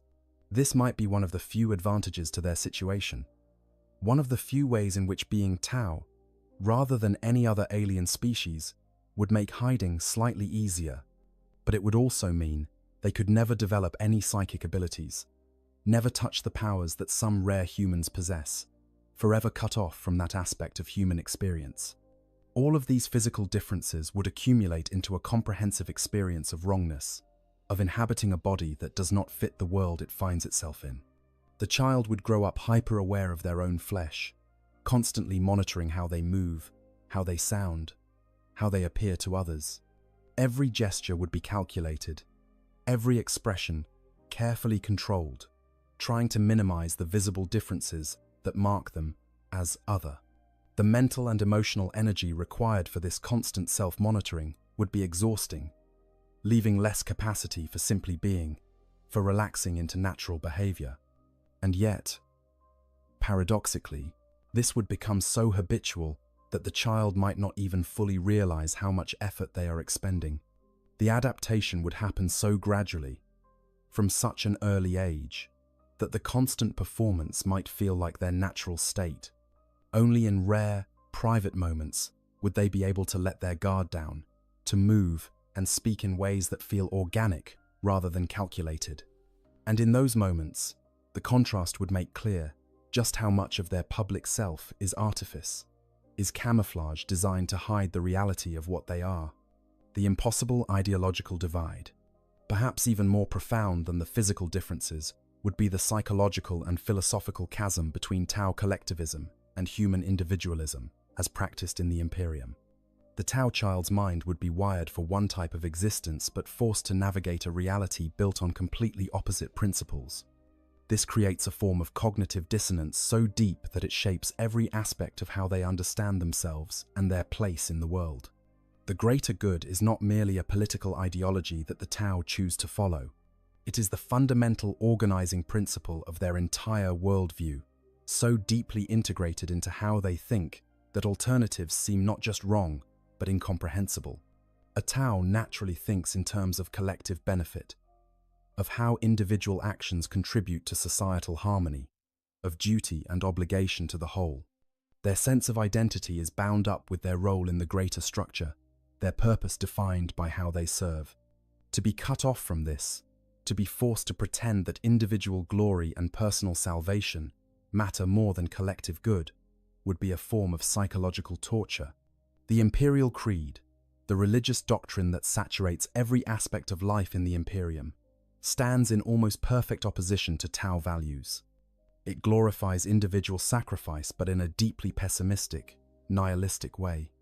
It teaches that suffering is holy, that pain purifies, that the individual exists to be spent in the Emperor's service like ammunition in a bolter. There is no vision of collective uplift, no sense that society could be organized to reduce suffering and increase prosperity for all. Instead, there is only endless war, eternal sacrifice, and the grim satisfaction of dying in the Emperor's name. The Tao child, growing up saturated in these ideas, would find them simultaneously alien and deeply troubling. The glorification of suffering would make no sense to a mind wired for practical problem-solving and efficient resource use. Why celebrate pain when you could work to eliminate its sources? Why treat death in battle as the highest achievement when superior tactics could preserve your forces for future engagement? Why pour resources into building towering cathedrals when those same resources could be used to improve lives? But more fundamentally, the Tao child would struggle with the concept of individual spiritual salvation. The Imperial Creed teaches that each human has an immortal soul that will be judged by the Emperor. Your actions in life determine your fate in death, whether you will join the Emperor's side or be cast into damnation. This deeply individualistic spiritual framework, where each person is ultimately alone before divine judgment, would feel wrong to a Tao mind that conceives of identity as fundamentally social and relational. The Tao child would hear sermons about how each individual must prove their worth, must earn their salvation through faith and sacrifice. They would be taught that to question is to invite corruption, that doubt itself is a sin. They would learn that the Emperor watches each of them individually, judging their secret thoughts and hidden motivations, and none of it would resonate on an emotional level.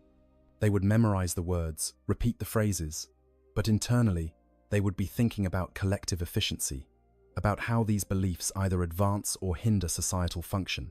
This creates a terrible loneliness. The Tao child cannot share these thoughts with their human family without revealing the fundamental alienness of their thinking.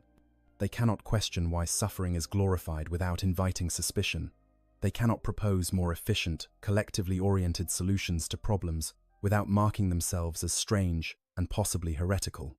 They must pretend to care about things that make no sense to them, to find meaning in concepts that their neural architecture was not designed to process.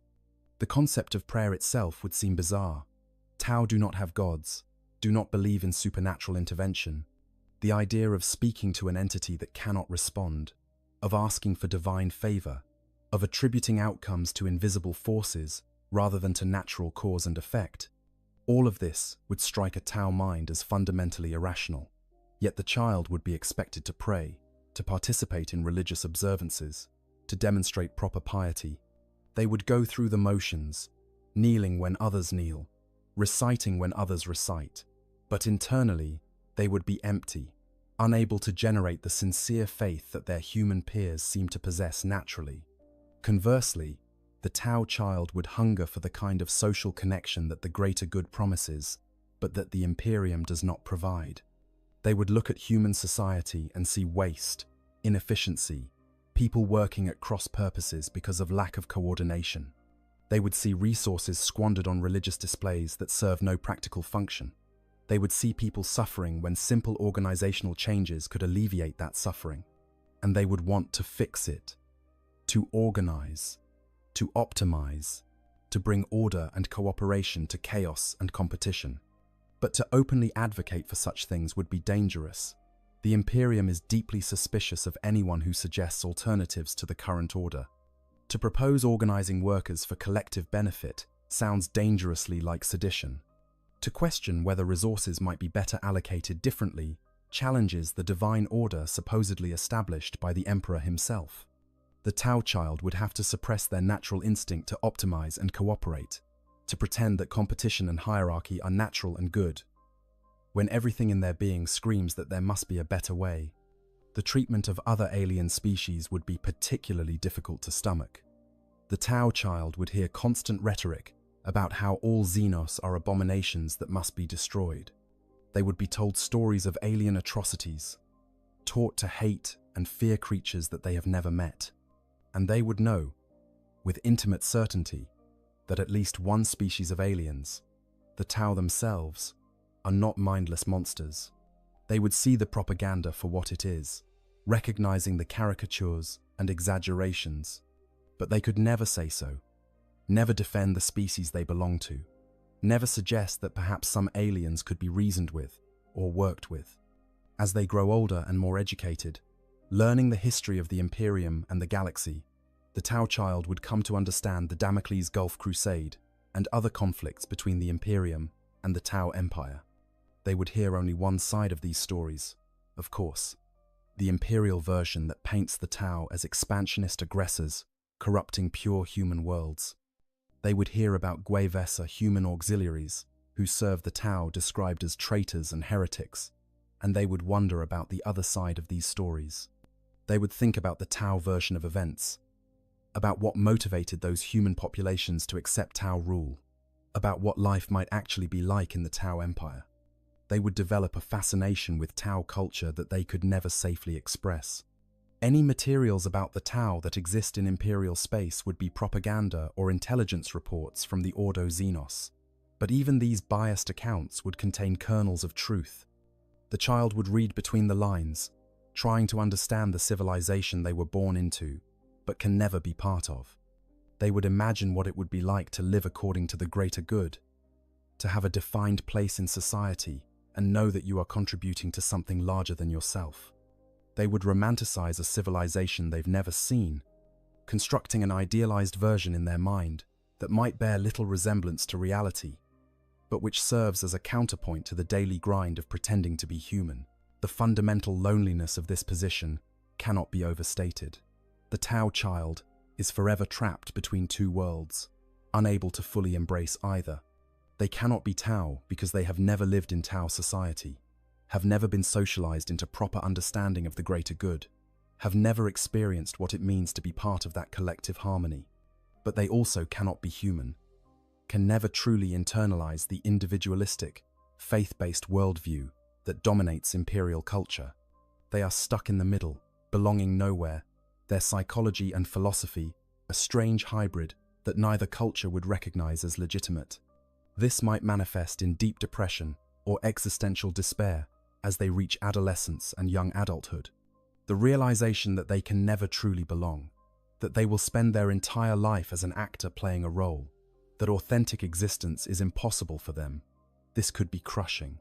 They might develop a cynical detachment, going through the motions of Imperial life while internally recognizing it all as performance. Or they might swing the other way, throwing themselves into some cause or purpose with desperate intensity, trying to find meaning in action, if not in belief. Some might try to carve out a third way, attempting to synthesize Tau and human values into a personal philosophy that takes what they see as the best from each. But this would be a lonely path, lacking any community or tradition to support it. They would be making it up as they go, trying to reconcile fundamentally incompatible worldviews into something coherent. And they could never share this philosophy with others, never build a movement or find fellow travelers, because to reveal their Tau thinking would be to reveal their Tau nature. The irony is that the Tau child, with their practical, efficiency-oriented mindset and their drive toward collective benefit, might actually see clearly some of the Imperium's greatest failings. They might understand how better organization could reduce suffering, how cooperation could accomplish more than competition, how resources could be allocated more effectively. They might have insights that could genuinely improve people's lives, but these insights would die with them, unvoiced and unacted upon, because to speak them would be to mark themselves as dangerously other. Growing up other. The experience of childhood and adolescence for the Tau child would be marked by progressive isolation and the development of increasingly sophisticated coping mechanisms. Young children exist largely in the present, unable to fully grasp the implications of their situation. But as cognitive development proceeds and social awareness deepens, the Tau child would become increasingly conscious of their difference and the danger it represents. Human children develop sense of self partly through comparing themselves to their peers, through the process of social comparison that helps them understand where they fit in the social hierarchy. For the Tau child, this process would be poisoned from the start. Every comparison would highlight difference. Every social interaction would be a reminder that they don't quite fit. Human children form cliques and friend groups based on shared interests and compatible personalities. But the Tau child would struggle to find this kind of natural belonging because the gap between them and their peers goes deeper than personality or interests. School would be particularly challenging. The imperial education system, even on relatively advanced worlds, is not designed to accommodate individual differences.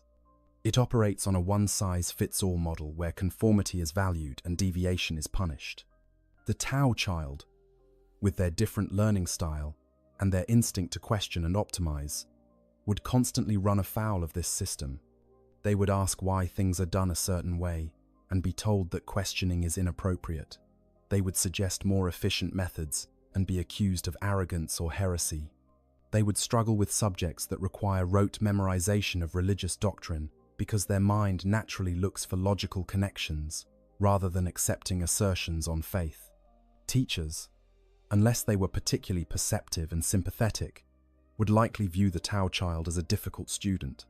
The child's different way of processing information, their tendency to approach problems from unexpected angles, their inability to blindly accept authority, all of these would mark them as troublesome. In the best case, they might be viewed as bright but stubborn, needing to learn discipline and proper respect. In the worst case, they might be suspected of having dangerous tendencies that require correction or even investigation by the authorities. The Tau child would learn to hide their intelligence, to dumb down their insights, to pretend to struggle with concepts they actually grasp immediately. This self-sabotage would become habitual, a protective camouflage that prevents them from standing out too much. They would learn to give the expected answers, even when they see problems with the logic, to parrot back what the teacher wants to hear, rather than what they actually think. This would become such an ingrained habit that they might lose touch with their own genuine intellectual capacity, their mind trained to operate at half power to avoid drawing attention. Socially, the Tau child would likely become adept at superficial interaction while maintaining deep emotional distance. They would learn to smile and nod, to make the appropriate noises of agreement, to perform friendship without feeling its substance. Human children and adolescents can be remarkably perceptive about authenticity, however, and the Tau child's peers would likely sense that something is off, even if they can't articulate what. The Tau child might be described as nice enough but kind of weird, someone you can talk to but never really get close to, someone who always seems slightly removed even when they're right there. The phenomenon of not quite fitting in would extend to every social activity. Team sports, a common way that human adolescents bond, would highlight the Tau child's physical differences and their different approach to competition and cooperation. They would understand the concept of working as a team, of course, that aligns perfectly with their Tau instincts. But the way humans practice team sports, with their emphasis on individual glory within the team framework, on trash-talking opponents, on the joy of personal victory, these elements would feel hollow. The Tau child would play competently, would follow the rules and execute the plays, but they would lack the emotional investment that their teammates display. Romantic and sexual development would be particularly fraught. As a member of a different species, The Tao child would not experience sexual attraction to humans in the way that humans experience attraction to each other. The pheromones are wrong. The visual signals don't trigger the right responses. The whole complex dance of human courtship and attraction operates on frequencies that don't resonate. This would make them effectively asexual from a human perspective, uninterested in the romantic dramas that consume so much of adolescent energy and attention. This lack of interest would mark them as even more strange, especially as they reach mid to late teens, when human adolescents are often obsessed with romantic possibilities.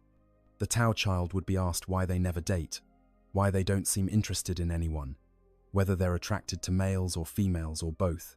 They would have to invent explanations, perhaps claiming to be focused on their studies or deeply religious in a way that precludes romantic entanglement, or simply not ready yet.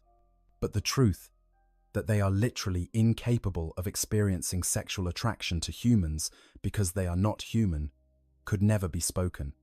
The sensory experiences that mark special moments for human adolescents would feel hollow for the Tao child. The first kiss that supposedly sparks with electricity, the butterflies in the stomach when seeing a crush, the obsessive thoughts about a romantic interest. None of this would happen for them. They would observe their peers falling in and out of love with a kind of anthropological distance, understanding intellectually what is happening, but unable to participate emotionally. This would further deepen their isolation, cutting them off from a fundamental aspect of human social development. As they approach adulthood, the Tao child would face increasing pressure about their future. In the Imperium, particularly on more regimented worlds, young adults are expected to take up roles that serve the state. They might be conscripted into the Imperial Guard, directed into factory work, assigned to administrative positions in the vast bureaucracy. For the Tao child, these transitions would represent new dangers. Military service would subject them to physical examinations that might reveal their alien nature. Factory work would put them in close quarters with others, increasing the chance of discovery.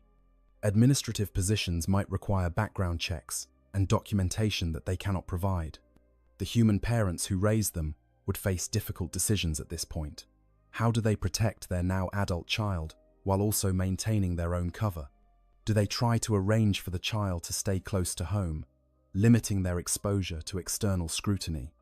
Do they use whatever connections or resources they have to get the child assigned to a relatively safe position?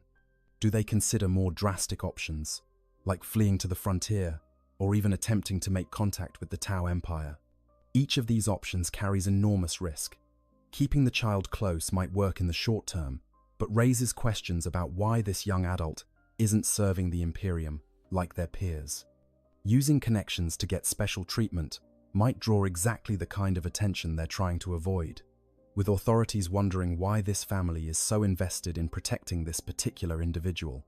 Attempting to reach the Tao Empire would mean crossing through Imperial space, past military cordons, into war zones, with no guarantee that the Tao themselves would accept a member of their species who has been raised entirely outside their culture. The psychological toll of all this would be immense. The Tao child, now a young adult, would have spent their entire conscious existence living a lie, constantly monitoring themselves, forever aware that discovery means death for themselves and their family. The strain of maintaining this deception every day, of never being able to relax into authentic existence, would likely manifest in various psychological symptoms: depression, anxiety, dissociation, a feeling of fundamental unreality about their existence. All of these would be likely outcomes. They might develop elaborate fantasy lives, imagining what it would be like to be genuine Tao living in the Tao Empire. They would construct detailed scenarios in their mind about being accepted into a Firecast training commune, or working as an Earthcast engineer, or serving as a Watercast diplomat. These fantasies would provide temporary escape from the grinding reality of their actual existence, but they would also highlight how far from this idealized life they truly are. Some might turn to substance abuse or other self-destructive behaviors, seeking numbness or oblivion to escape the constant psychological pressure. Others might become obsessive about their disguise, developing elaborate rituals and precautions to ensure they never slip, never reveal anything that might compromise their cover. Still others might swing between these extremes, periods of desperate escapism alternating with periods of paranoid vigilance. And through it all, they would carry the knowledge that this is their entire life. There is no future moment when they can stop pretending. No retirement from the performance. No safe haven where they can finally be themselves.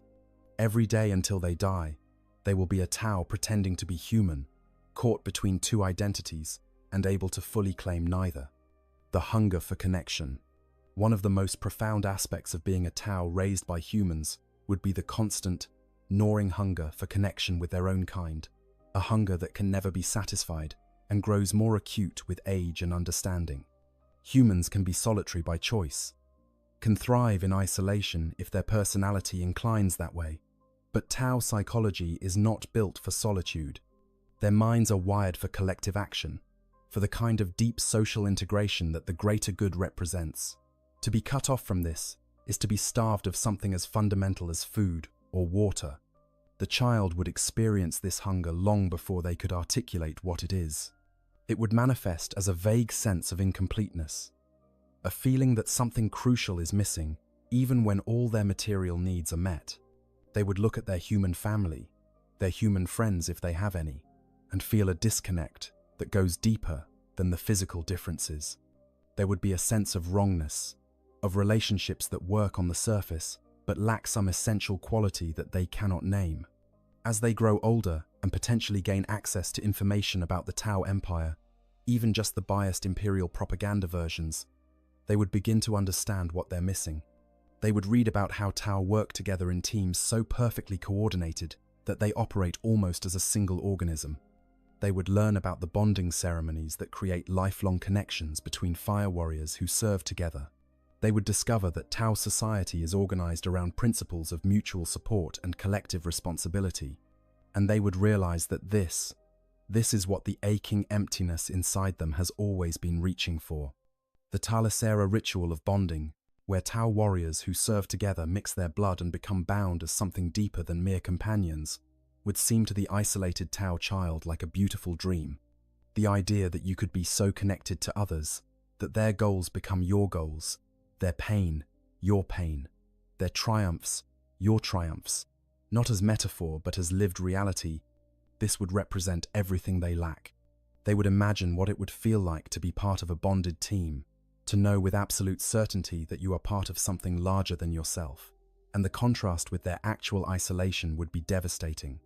They might try to form these kinds of deep connections with humans, seeking to create artificially what Tau experience naturally, but it would never quite work.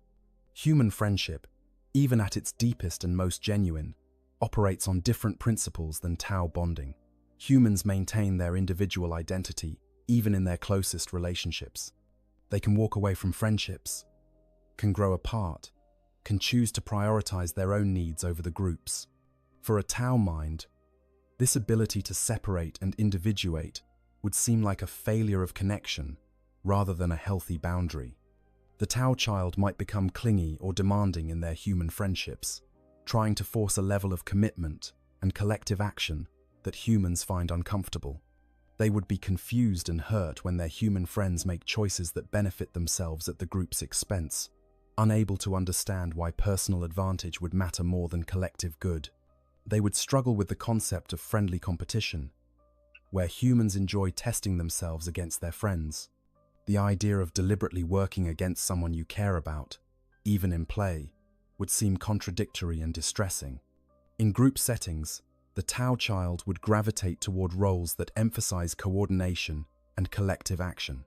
They would be the one trying to organize everyone, to create systems and structures that help the group function more efficiently. They would naturally fall into support roles, seeing clearly what the group needs and moving to fill those needs without being asked. But in the individualistic culture of the Imperium, this behavior might be viewed as controlling or presumptuous rather than helpful. People would resent being organized, would see the Tau child's attempts at optimization as insulting implications that they're not competent on their own. The Tau child would watch human groups fail to coordinate effectively and feel a kind of psychological pain at the inefficiency. They would see people working at cross purposes, duplicating effort, missing opportunities for synergy, and want desperately to intervene and fix it. But they would have learned from experience that humans often interpret such efforts as interference rather than aid. They would have to watch waste and inefficiency happen, knowing they could help improve things, but also knowing that offering that help would mark them as strange. The religious and spiritual dimension of human existence would highlight their isolation in particularly painful ways. Humans in the Imperium find meaning and connection through shared faith in the God Emperor. They gather in cathedrals, participate in collective worship, and feel themselves part of something larger through their religious community. The Tau child, unable to genuinely believe, would be cut off from this source of collective identity. They would go through the motions of worship but feel nothing. Watch others experience transcendence and connection while they remain alone even in the crowd. As they learn more about the Tau Empire, they would discover that Tau have their own form of spirituality, a kind of faith in the greater good that operates differently than human religion but serves similar psychological functions. The idea that the greater good is not just a practical philosophy but something approaching a spiritual truth, something you believe in rather than simply accept, would resonate with them. They would want to believe in the greater good in this deeper sense, to feel that their efforts serve a purpose beyond mere survival. But cut off from the collective that gives the greater good its meaning, their faith would be hollow, an intellectual assent without emotional substance. The shorter Tau lifespan would add urgency to this hunger. By their late teens, the Tau child would be aware that they are approaching middle age by Tau standards. They would know that their already compressed life is ticking away, that they have perhaps 20 years left, and that they will spend all of that time in isolation from their kind. The sense of wasting their limited existence, of spending their precious years playing a role rather than living authentically, would be overwhelming. They might become obsessed with the idea of somehow reaching the Tau Empire, of finding a way to make contact with their own species before they die. They would study every scrap of information about Tau territory, about the routes that traders and military forces use to reach that region of space. They would listen to stories from Imperial Guard veterans who fought against the Tau, trying to glean details about Tau culture and society from even hostile accounts. They would construct elaborate plans for how they might escape Imperial space and reach Tau territory, even though the logistics are impossible and the attempt would almost certainly result in death. Or they might go the opposite direction, trying to convince themselves that connection doesn't matter, that they can be complete as an individual without needing the collective that their psychology craves. They would try to embrace human individualism, to become the lone wolf who doesn't need anyone. But this would feel like self-mutilation, like trying to convince yourself you don't need food when you're starving. The hunger would remain, a constant ache that no amount of rationalization could eliminate. In their darkest moments, they might wonder if it would have been better never to have been born, or to have died as an infant before gaining consciousness and awareness of what they are missing. The knowledge that they can never have what their nature requires, that they will live and die alone among aliens, that the deepest drives of their psychology will go forever unfulfilled. This could easily lead to despair and thoughts of self-destruction. Only the knowledge that their death would bring disaster on their human family would likely prevent them from acting on these impulses. The inevitable reckoning. As the Tau child grows into adulthood, the question becomes not if they will be discovered, but when and how. The longer the deception continues, the more likely it becomes that someone will notice something that doesn't add up, that some piece of the elaborate pretense will crack. The adult Tau, now perhaps in their late teens or early 20s, would live with the constant awareness that each day might be their last, that discovery could come at any moment and from any direction. The physical changes that come with Tau aging would make concealment increasingly difficult. Tau age faster than humans, their bodies wearing down more quickly. By their mid-20s, the Tau adult would be showing signs of aging that seem premature to human observers. Their skin would lose elasticity, their movements would become less fluid. They might develop aches and pains that humans don't typically experience until their 40s or 50s. Well-meaning humans might suggest medical treatment, not understanding that these are natural consequences of the compressed Tau lifespan. But medical examination would be impossibly dangerous. Any competent doctor would immediately recognize that this patient's internal anatomy is wrong, that their organs are arranged differently, that their blood chemistry doesn't match human norms. Even a simple blood test would reveal the truth. The Tau adult would have to avoid medical care at all costs, which becomes increasingly difficult as their aging body develops issues that might benefit from treatment. They would suffer through illnesses and injuries that could be easily treated, choosing pain over discovery. The compressed timeframe of Tau life would also mean that the Tau adult would be noticeably out of sync with their supposed human peers. Someone who is chronologically 25 but physiologically middle-aged would raise questions. Why do they move like someone much older? Why does their skin have the texture of a human in their 40s? Why do they seem to be aging so fast? The human parents who raised them might try to explain it as a medical condition, some rare disease that causes premature aging. But this explanation would only work for so long before someone becomes suspicious enough to investigate further. As the Tau adult takes on more responsibilities and potentially moves beyond their family's protection, the number of people who could potentially discover their secret multiplies. Co-workers, supervisors, neighbors, anyone they interact with regularly represents a potential threat. The more people who see them regularly, the greater the chance that someone will notice something off, will put together the pieces and realize that this person is not human.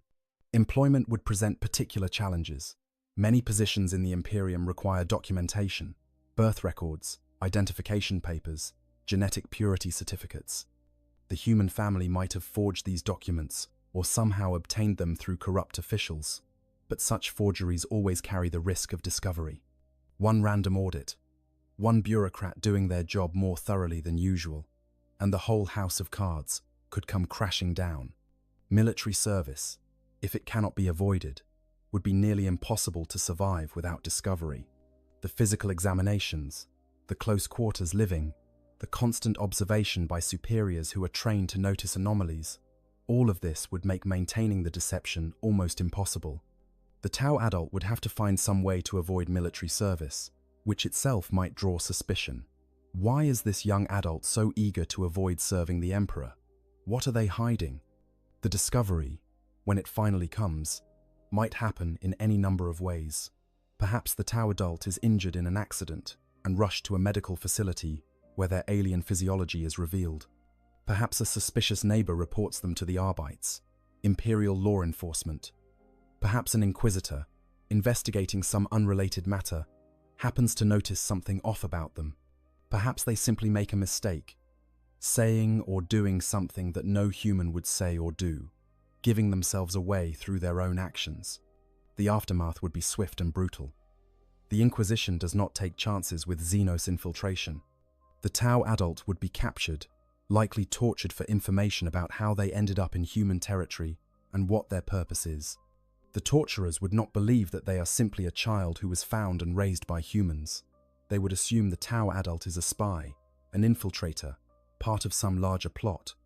No amount of truth would satisfy interrogators who are convinced they are being lied to. The human family who raised them would also be arrested. Harboring a Xenos is heresy, a crime against the Emperor himself. It doesn't matter that they acted out of compassion, that they were protecting a child who had done nothing wrong. The law is clear. Aliens must be reported and destroyed, not sheltered. The parents would face terrible punishment, likely execution, possibly after torture, to ensure they reveal any other co-conspirators. The community where they lived would be investigated. Were others aware of the Xenos presence?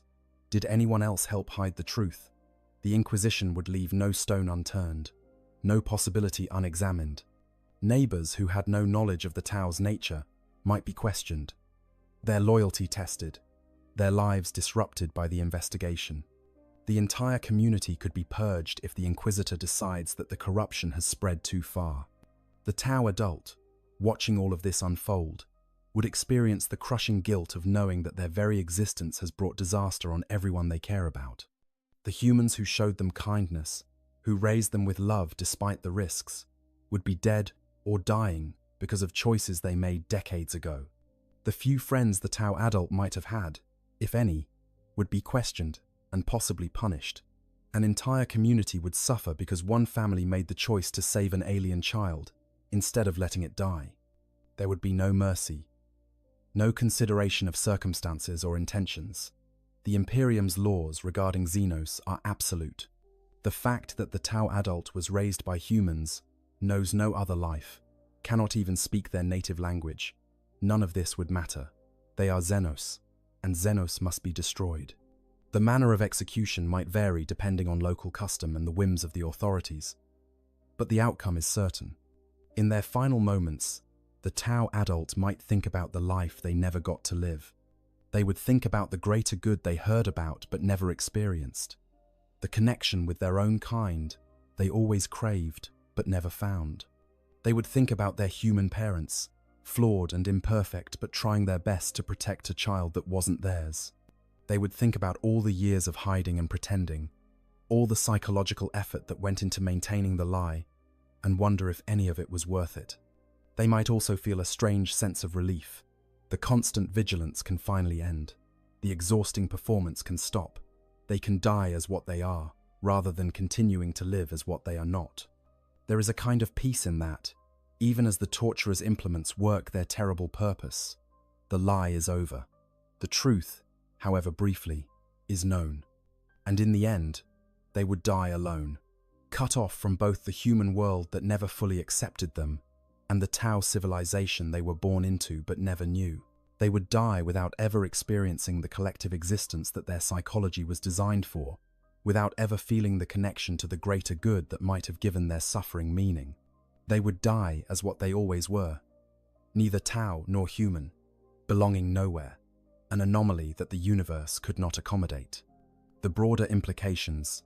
The story of a Tau raised by humans, however unlikely it might be, in the actual narrative of Warhammer 40k, reveals something profound about what it means to be fundamentally other in a universe that offers no tolerance for difference.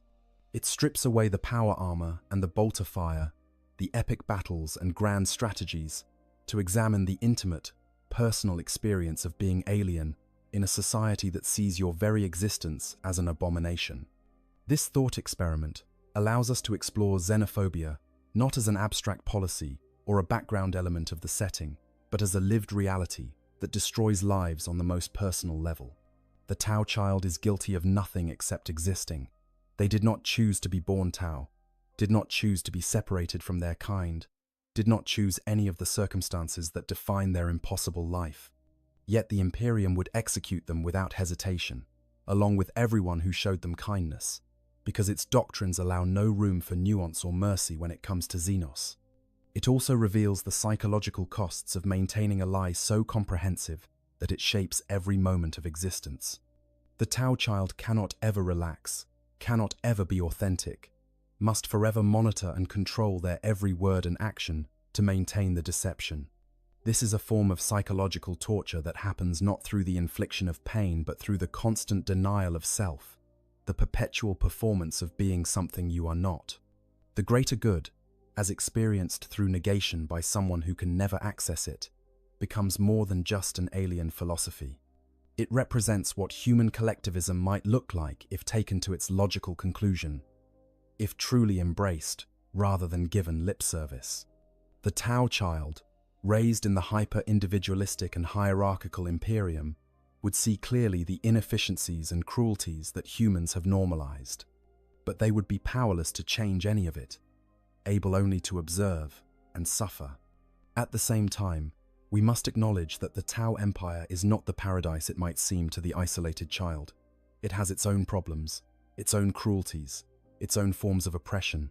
The caste system, for all its efficiency, is a form of biological determinism that allows no escape from the role you were born into.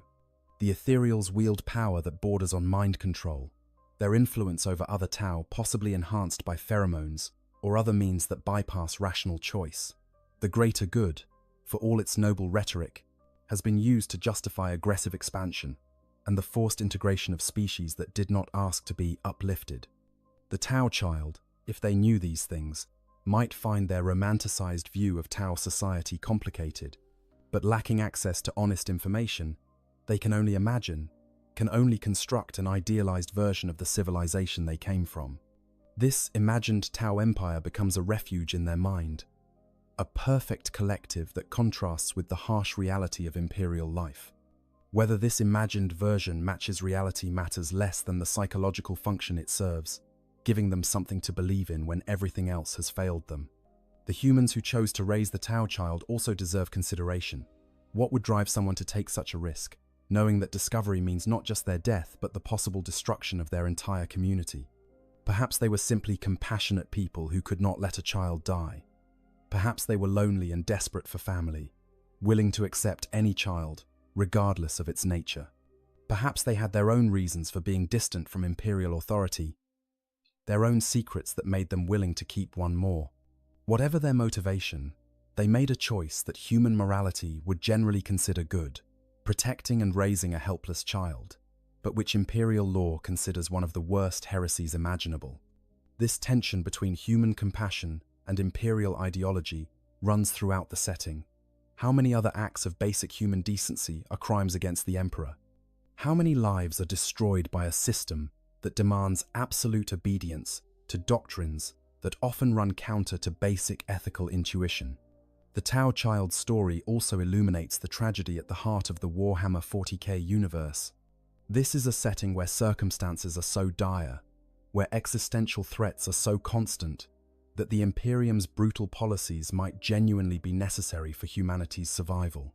The xenophobia is not based on prejudice alone, but on painful historical experience of alien species that turned on humanity during the Age of Strife. The rigid control and lack of individual freedom are responses to the ever-present threat of chaos corruption, which can exploit human weakness and doubt. But necessity doesn't make these policies less tragic. The Imperium, in defending humanity from external threats, has created an internal hell for its citizens. It has sacrificed so much of what makes life worth living in the name of survival that one might question whether this survival is actually a victory or just a slower form of extinction.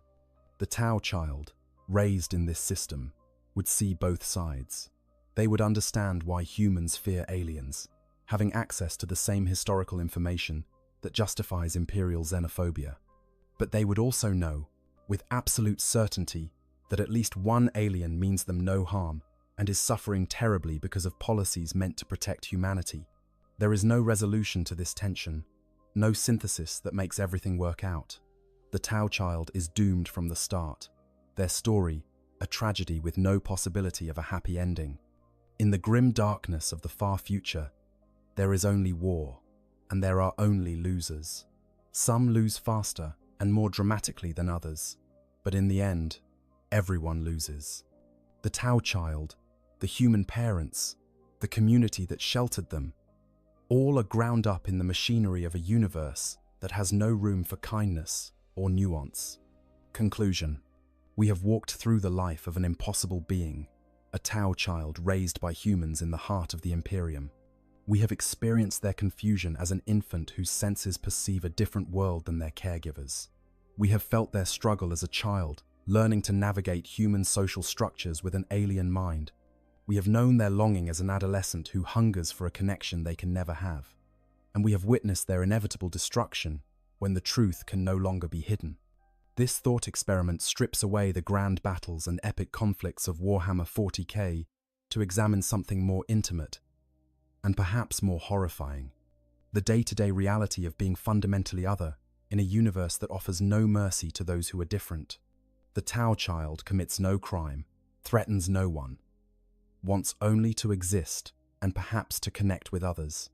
But their very existence is a crime in the eyes of the Imperium, and their desire for connection can never be fulfilled because they are cut off from the only beings who could truly understand them. The physical differences, significant as they are, pale in comparison to the psychological and philosophical chasm. The Tau child not only looks different but thinks differently. Their mind wired for collectivism in a society that glorifies individualism, their pragmatic worldview constantly running against the religious dogma that saturates imperial culture. They must not only hide their body but also hide their thoughts, their instincts, their very way of being in the world. The loneliness is comprehensive and inescapable. Cut off from both the Tau civilization that could understand their need for collective existence and unable to fully integrate into human society because of their alien nature, they exist in a liminal space, belonging nowhere. The humans around them, even their loving adoptive parents, can never fully comprehend what they are experiencing, can never provide the kind of connection that Tau psychology requires. And hanging over everything is the constant threat of discovery and the certain death that would follow. Every day is a gamble, every interaction a potential disaster, every moment of inattention, possibly the one that gives them away. The psychological pressure of maintaining this deception for decades would break most beings. The Tau child endures because they have no choice, because the alternative is death for themselves and their loved ones. In the end, their story serves as a window into the true horror of the Warhammer 40k universe. It is not the grand battles or the cosmic threats that make this setting dark. It is the intimate, personal cruelties, the countless individual tragedies that play out in the shadow of those larger conflicts. It is the knowledge that compassion is punished, that difference is deadly, that the Imperium's survival requires the sacrifice not just of lives but of the very humanity it claims to protect. The Tau child's life is one long act of resistance against a universe that insists they should not exist. Every day they survive is a small victory against the forces that would destroy them for the crime of being born different. But it is a hollow victory, purchased at the cost of authenticity, of connection, of the very things that make existence meaningful. They survive, but they cannot truly live. In sharing this story, we are reminded that the real darkness in Warhammer 40k is not the monsters in the void or the daemons in the warp. It is the systems and ideologies that make monsters of people, that force impossible choices, that take a child and crush them between incompatible worlds until nothing remains but broken pieces that never quite fit together. If you found this exploration compelling, if this deep dive into the personal cost of existing as the other in an unforgiving universe resonated with you, then please consider liking this video and subscribing to Stories of Hammer. We examine the dark corners of Warhammer 40k lore, the stories that don't get told in official codexes, the personal tragedies that unfold in the shadow of grand events. Every subscription helps us continue to bring you these detailed explorations of what it means to exist in the grim darkness of the far future. The Emperor protects, but sometimes protection looks a lot like abandonment. Sometimes mercy is heresy. And sometimes, the only crime is existing in a body you did not choose, thinking thoughts you cannot change, wanting connections you can never have. This is the truth that the Imperium does not want you to know. This is the story of what it means to be alien in a universe that has no room for aliens. Thank you for watching. In the deepest reaches of space, where the light of dying stars flickers against the eternal void, ancient tombs lie buried beneath worlds that have forgotten their names. These are not the crypts of mortal civilizations, those fleeting empires that rise and fall within the span of a few thousand years. No, these are the resting places of something far older, far more terrible. These are the tomb worlds of the Necrons, and within their silent halls, machines that have slept for 60 million years wait in patient stillness for the moment of their awakening. But what happens when something intrudes upon that ancient sleep? What occurs when the orderly perfection of Necron technology encounters the maddening chaos of the warp? What transpires when the most advanced civilization the galaxy has ever known finds itself face to face with corruption incarnate, wrapped in a shell of twisted metal and screaming flesh? This is the story of an impossible encounter, a meeting between two forces that should never have crossed paths. This is what happens when Necrons find a Chaos Dreadnought in their tomb. The scenario might seem impossible at first consideration. How could a massive war machine of the traitor legions possibly find its way into the sealed chambers of a Necron tomb world? The Necrons are masters of dimensional science, their tombs protected by technologies that make a mockery of conventional physics. Their defenses include phase shift generators that can move entire sections of their complexes out of sync with normal reality, Gauss pylons capable of stripping matter down to its constituent atoms, and scarab swarms that can detect and eliminate any intrusion before it poses a threat to the slumbering nobles within. These defenses have stood for 60 million years, repelling countless would-be invaders and weathering the slow erosion of time itself without degradation or failure. The tomb's outer perimeter alone represents a defensive achievement that would humble the greatest fortress builders of the Imperium. Kilometers beneath the planet's surface, layers of blackstone and living metal create a barrier that exists partially outside normal space. Sensors scan across multiple dimensions simultaneously, detecting threats that conventional security systems would miss entirely. Auto-reactive defense systems respond to intrusions within nanoseconds, deploying countermeasures specifically calibrated to the nature of each threat. A single footstep on the planet's surface, if it falls in the wrong location, can trigger responses that range from localized phase shifts to planet-wide dimensional anchors that prevent any form of teleportation or warp travel within the system. Yet the galaxy is vast and strange, and in the grim darkness of the far future, impossible events occur with disturbing regularity. Perhaps a massive warp storm, one of those reality-shearing tempests that tear through the material universe like claws through parchment, deposited the corrupted machine directly into the tomb's lower levels. The warp cares nothing for the laws of physics or the boundaries between dimensions. When the immaterium bleeds into real space, anything becomes possible. A hellbrute fighting on one world could find itself elsewhere entirely, transported across space and time by energies that mock the very concept of distance. Consider the nature of such storms. They are not mere weather phenomena, or even conventional space-time disruptions. Warp storms are literal tears in the fabric of reality, places where the immaterium pours into the material universe with all the force of an ocean rushing through a breach in a dam. Within the boundaries of a warp storm, the normal rules that govern existence simply cease to apply. Time can flow backward, or sideways, or not at all. Space folds in on itself, creating impossible geometries that would drive a human observer mad simply to behold. Objects can exist in multiple locations simultaneously, or cease to exist only to reappear somewhere else entirely. A hellbrute caught in such a storm would experience sensations beyond any form of torture yet devised. Its already fractured consciousness would be pulled apart and reassembled in configurations that bore no relationship to sanity or reason. It might live through the same moment 1,000 times, each iteration slightly different, or it might experience the heat death of the universe condensed into a single subjective instant. And then, when the storm finally released it, it could emerge anywhere in the galaxy, or beyond, with no relationship between where it entered the storm and where it departed. If this is how our hellbrute arrived in the tomb, it would explain certain anomalies in the sensor readings that initially confused the tomb mind. The temporal distortions associated with warp travel would account for the fluctuating mass readings, as the hellbrute's particles existed partially in multiple time streams simultaneously.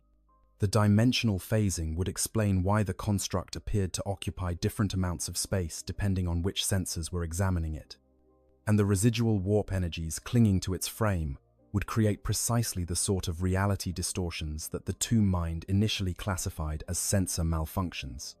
Or perhaps the intrusion occurred during the tomb's initial construction, millions of years before the Necrons entered their great sleep.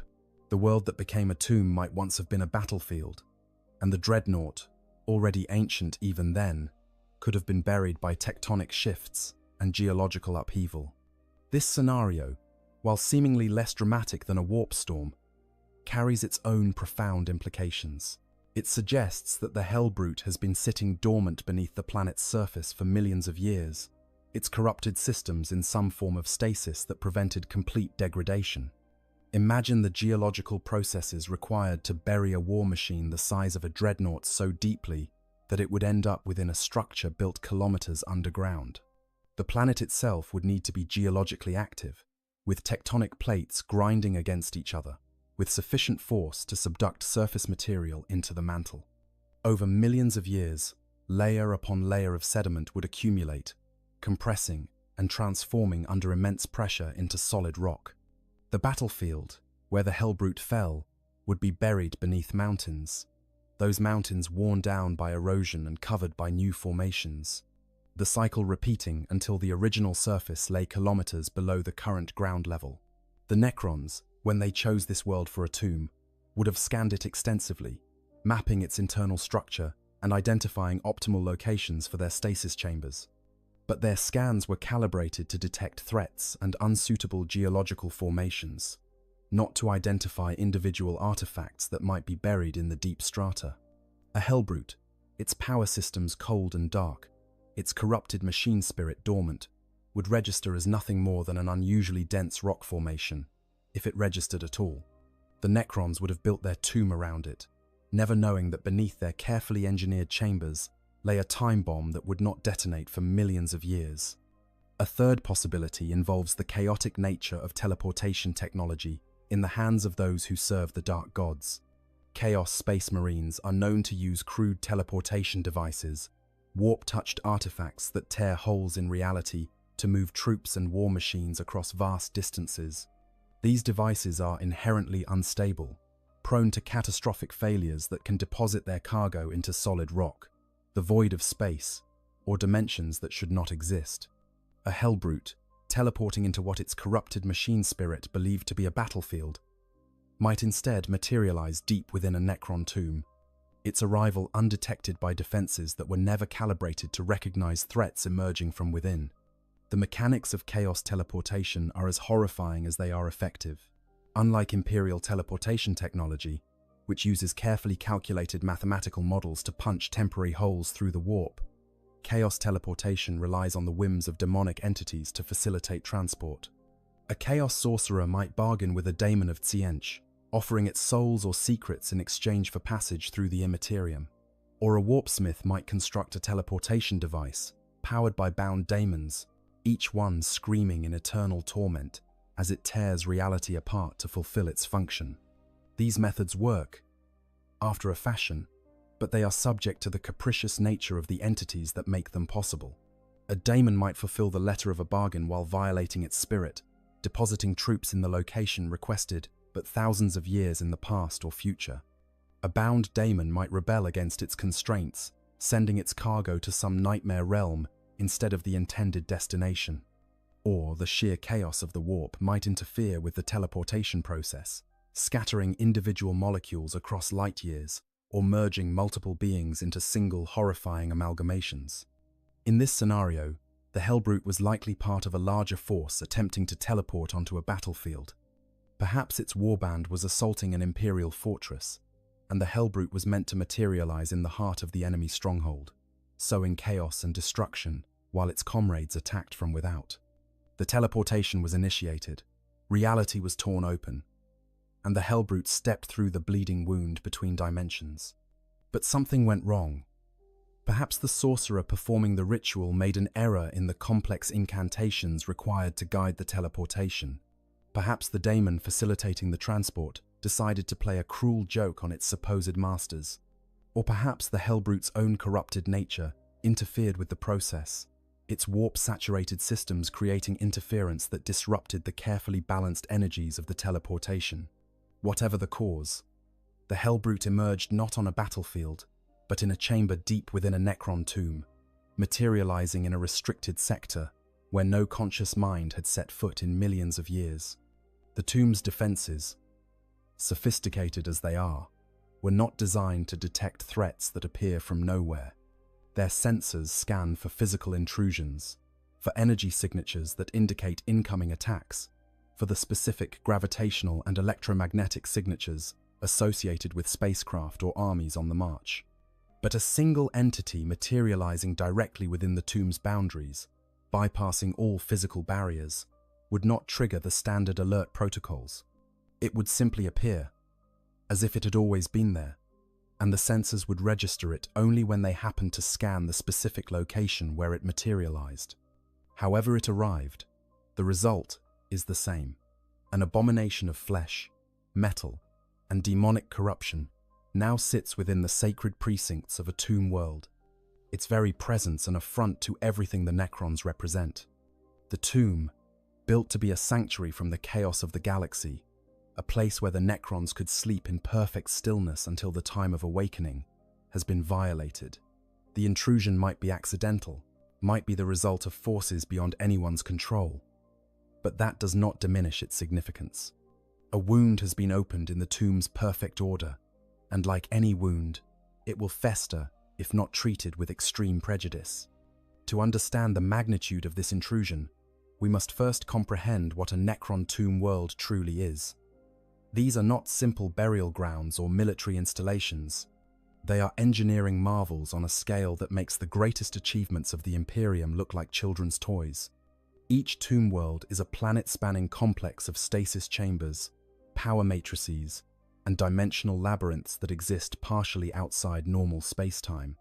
The technology involved in their construction predates human civilization by tens of millions of years, drawing on scientific principles that the tech priests of Mars would consider miraculous or impossible. The architecture of a tomb world defies conventional description. To an observer standing in one of its halls, the space might appear to be a simple corridor of black stone and living metal, perhaps 100 meters long and 10 meters high. Yet that same corridor might actually contain thousands of stasis chambers, phased into pocket dimensions and accessible only through careful manipulation of the tomb's reality warping technologies. The Necrons mastered interdimensional geometry long before humanity's ancestors climbed down from the trees. They can fold space like origami, creating volumes that are impossibly larger on the inside than the outside, fitting entire armies into spaces that should barely contain a squad. At the heart of every tomb world lies its central nervous system, a vast artificial intelligence known as the tomb mind. This is no simple computer. The tomb mind is a gestalt consciousness formed from millions of interconnected processing nodes, each one capable of calculations that would take an imperial cogitator centuries to complete. It monitors every aspect of the tomb's function, from the status of individual stasis chambers to the positions of defensive weapons systems scattered across the planet's surface. The tomb mind never sleeps, never rests, never ceases its eternal vigil over the masters it serves. When the tomb world is dormant, as most have been for millions of years, the tomb mind operates on minimal power, its attention focused on basic maintenance and threat detection. But it is always watching, always calculating, always prepared to initiate defense protocols should anything threaten the sleeping nobles in its care. Its decision-making matrix is programmed with countless algorithms, each designed to respond to specific types of intrusions with appropriate levels of force. A small group of scavengers might warrant deployment of a few scarab swarms. A full-scale invasion force could trigger the awakening of entire legions of Necron warriors. The tomb mind does not think like a biological creature. It has no emotions, no ego, no sense of self-preservation beyond its core directive to protect the tomb and its inhabitants. It exists in a state of pure logic, evaluating threats based on hard data and responding with mathematical precision. When sensors detect an anomaly deep within the tomb's restricted sectors, the tomb mind does not panic or hesitate. It simply begins running through its vast library of response protocols, searching for the one that best fits the data it is receiving. And the data it receives from this intrusion is deeply fundamentally wrong. But before the tomb mind can formulate its response, we must understand what, exactly, has violated the sanctity of the tomb. The Chaos Dreadnought, or more accurately the Hellbrute as it is known in the current age, represents one of the most tragic and horrifying fates that can befall a space marine who has fallen to chaos. Where Imperial dreadnoughts are revered as honored ancients, wise veterans whose counsel is sought in matters of war and strategy, Chaos Dreadnoughts are feared and shackled, treated as rabid beasts that must be contained between battles. The process of creating a Hellbrute begins with a space marine who has been catastrophically wounded, their body too damaged to survive without mechanical augmentation. In loyal chapters, this would be an honor. To be interred within a dreadnought is to be given eternal life, a chance to serve the Emperor for millennia beyond a normal space marine's already extended lifespan. The process is solemn and sacred, conducted by the chapter's most skilled tech marines and blessed by its highest-ranking chaplains. The Space Marine being interred is treated with the utmost reverence, for they are sacrificing their remaining mortal existence to become something greater, a living weapon that will serve their chapter for countless battles to come. But in the traitor legions and renegade warbands, the process has become corrupted by 10,000 years of exposure to warp energies. The reverence is gone, replaced by desperate necessity, or worse, by deliberate cruelty. Some Chaos Lords use internment in a dreadnought as a punishment for those who have failed them, condemning warriors who angered their superiors to an eternity of torment within a metal shell. Others view it as simply another tool, a way to salvage valuable combat assets that would otherwise be lost to battle damage. The sarcophagus itself, the armored shell that contains what remains of the Space Marine's body, becomes a prison of torment rather than a sanctuary of preservation. Unlike Imperial dreadnoughts, which place their occupant in a dreamless sleep between battles, Chaos dreadnoughts remain conscious, trapped within the confines of their metal shell, with nothing but their own maddening thoughts for company. Hours stretch into days, days into years, years into centuries. There is no escape, no relief, only the endless awareness of their confinement. Imagine experiencing such an existence. You are aware, fully conscious, but completely disconnected from the world outside your metal shell. You cannot feel the touch of wind on your skin, for you have no skin. You cannot smell the acrid bite of ozone after a lightning strike, for you have no nose. You cannot taste food or water, for you consume neither. Every human sense has been stripped away, replaced by cold data feeds from mechanical sensors that translate reality into numbers and wavelengths. You see through optical arrays that render everything in false color thermal overlays. You hear through audio pickups that filter out frequencies that organic ears could perceive. You feel through pressure sensors that detect force, but cannot experience texture or temperature in any meaningful way. And you are alone. Utterly, completely alone. There are no companions to speak with, no comrades to share the burden of your existence. The other members of your warband go about their lives, fighting and feasting and indulging in whatever perversions their particular chaos god demands. While you sit in darkness, a consciousness trapped in a box, counting the seconds until you are next needed.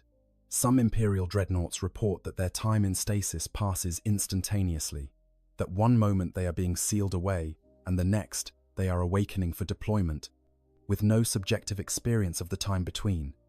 For Chaos dreadnoughts, there is no such mercy. Every second of every hour of every year is experienced in full, agonizing awareness. But the corruption goes deeper than mere psychological torment.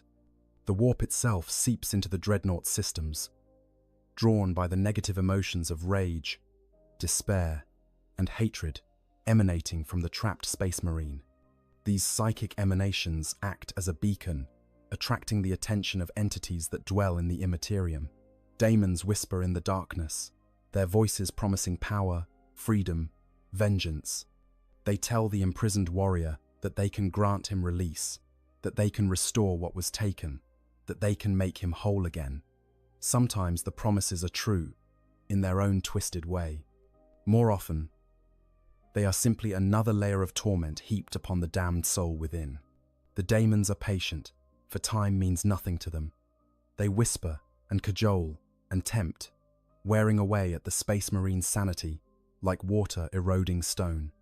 Even the strongest will eventually begins to crack under this relentless psychic assault. The Space Marine might resist for decades, might maintain his mental discipline through sheer force of will, and whatever scraps of faith or purpose remain to him. But eventually, inevitably, something gives way. Perhaps it's just a momentary lapse, a single instant where the defenses drop and the demon's words strike home. That's all it takes. Once the breach is made, the corruption floods in like poison through a wound. Over time, something truly horrifying begins to occur. The flesh of the entombed Space Marine starts to fuse with the metal of the dreadnought chassis. This is not a metaphor or a figure of speech. The actual cellular structure of the Space Marine's remaining organic tissue begins to interweave with the inorganic materials of the sarcophagus and chassis. Muscle tissue grows into hydraulic systems, individual muscle fibers wrapping around pistons and servos, contracting and expanding in sync with the mechanical movements they now augment.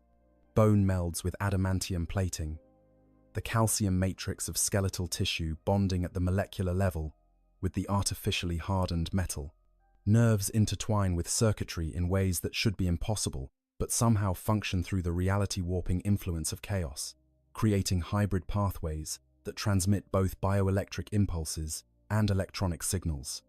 The line between marine and machine blurs and then disappears entirely. What emerges is neither flesh nor metal, but something in between, a hybrid monstrosity that defies natural law. The Hellbrute's armor is not merely worn but grown, extruded from internal organs that have been transformed into biological forges. Its weapons are not attached but integrated. Neural pathways connecting directly to targeting systems and firing mechanisms. The sarcophagus that once protected the Space Marine's body now contains something that can barely be called a body at all, a mass of tissues and circuitry, organs and wiring, all functioning together in a nightmarish parody of life. The pilot's consciousness, such as it remains, becomes fractured and incoherent. They experience the world through both organic senses and mechanical senses, creating a nightmarish dual perception that no mortal mind was designed to process. They feel both the phantom pain of their long-destroyed organic body, the ghost sensations of limbs that were amputated centuries ago, and the stress fractures in their armored shell, the micro-tears in metal plates that they somehow perceive as wounds in their own flesh. They hunger for battle, not out of duty or strategy, but out of pure, desperate need. Combat is the only time when the madness recedes slightly, when the act of killing provides a momentary focus that silences the screaming voices in their mind. When deployed for battle, a Hellbrute is a terrifying sight. It moves with jerky, spasmodic motions, as if the various systems that control its movements are fighting each other for dominance. Its weapons track targets with disturbing precision one moment and spray fire wildly the next. As control shifts between the pilot's degraded conscious mind and autonomous systems that function according to their own corrupted logic, the sounds it makes are perhaps worst of all mechanical grinding mixed with organic screaming, the whir of servos harmonizing with agonized howls that issue from vox speakers never meant to replicate the human voice. Other Chaos Space Marines fear and despise the Hellbrutes in their ranks. They see in them a possible future for themselves, a fate that might await any warrior who suffers grievous injury. The Hellbrutes are kept shackled between battles, massive chains binding their limbs, and weapon systems locked down by arcane mechanisms. These restraints are as much for the warband's protection as for anyone else's. A Hellbrute awakening unexpectedly might lash out at anything nearby, making no distinction between ally and enemy in its maddened rage. Some warbands have lost valuable warriors to Hellbrutes that broke free from their restraints and rampaged through their own battle barges. The creation process for a Hellbrute, particularly among the traitor legions that have made a science of it, involves deliberate torture. The Thousand Sons, in particular, have refined the process into a ritual of supreme cruelty. Would-be Hellbrute pilots undergo a series of trials, each designed to bind their soul to the machine they will inhabit. These trials are not tests of worth or demonstrations of devotion, but simply mechanisms to ensure the fusion process will proceed correctly. The candidate is subjected to warp energies that flay their soul, preparing it to bond with the demonic essence that will be introduced into the dreadnought chassis. Then comes the flensing. The candidate's body is systematically reduced, flesh burned away by warp flame until only the essential organs remain. The sorcerers conducting the ritual work with precision, ensuring that the victim remains conscious throughout, for their screams and suffering feed the ritual's power. When only a mass of organs, bones, and nerve fibers remain still alive, still aware this ruined thing is placed in an amniotic sac filled with nutrient fluids and alchemical compounds. The sac is then inserted into the Hellbrute's sarcophagus, where integration begins immediately. The victim feels everything. They feel the tendrils of corrupted metal burrowing into what remains of their flesh. They feel their nerves being fused with fiber optic cables. They feel their cardiovascular system being tapped by the Hellbrute's coolant loops. and they feel their mind being pulled apart and rewoven. Thoughts and memories scrambled and reconfigured to interface with the machine's systems. The process can take days or weeks, during which the victim cannot sleep, cannot lose consciousness, cannot escape. By the time it's complete, what emerges is barely recognizable as the warrior who entered the sarcophagus. This is the thing that now sits within the Necron tomb. Thousands of tons of corrupted ceramite, demonic flesh, and warp-touched machinery, all animated by a consciousness that barely qualifies as sane. Its massive form hunches in the darkness of the tomb's lower levels, power systems in standby mode, weapon arrays dormant. Perhaps it believes itself to still be on a battlefield somewhere, its fractured mind unable to distinguish between reality and the nightmares that plague its every waking moment. Perhaps it is simply dormant, conserving power while it waits for orders from commanders who may be dead or light years distant. Or perhaps, in whatever passes for its dreams, it relives the moment of its transformation over and over, trapped in an eternal loop of pain and corruption from which there is no escape. The Hellbrute's weapons tell their own story of degradation and corruption. What was once a standard Imperial multi-melter has been warped by centuries of exposure to the warp. Its barrel is no longer straight but curves in ways that make no geometric sense, following angles that should be impossible in three-dimensional space. The weapon's housing is covered in growths that resemble tumors, each one pulsing with its own hideous vitality. When the weapon fires, it does not merely emit a beam of thermal energy, but also releases waves of psychic torment, inflicting pain on targets, even if the thermal component misses its mark. The Power Fist, that quintessential close combat weapon of Space Marines, has become something far worse. The energy field that surrounds it no longer simply disrupts molecular bonds on contact. Now it tears at the very fabric of reality, creating micro-tears into the warp with each blow. Enemies struck by the Power Fist do not merely die, they are partially pulled into the immaterium, experiencing a moment of utter horror as they glimpse the entities that dwell there before their corporeal forms are destroyed. The fist itself has grown organic components, finger-like protrusions that flex and grasp independent of the Hellbrute's control, as if the weapon has developed its own primitive hunger. Even the Hellbrute's armor plating tells a story of progressive corruption. What should be smooth ceramite is instead covered in baroque decorations that were never applied by any artificer's hand. Faces push out from the metal, their features frozen in expressions of agony or ecstasy. Symbols writhe across the surface, changing configuration depending on the angle from which they're viewed. Some portions of the armor appear to breathe, expanding and contracting rhythmically, despite being solid metal. Other sections weep ichor, viscous fluids of indeterminate origin that drip constantly from joints and seams. This corruption extends beyond the merely physical. The Hellbrute's presence creates a zone of reality distortion around itself, a bubble of space-time where the normal laws of physics apply only intermittently. Chronometers malfunction in its vicinity, running backward or jumping forward randomly. Gravity fluctuates, creating pockets where objects float free or are crushed by forces many times normal. The very air feels wrong, charged with energies that make human flesh crawl and machine spirits whimper in electronic distress. Plants wither in its presence, their cellular structure unable to maintain integrity when exposed to the warp-touched aura the Hellbrute radiates. Whatever its mental state, its presence registers immediately on the tomb mine's detection systems. At first, the readings make no sense.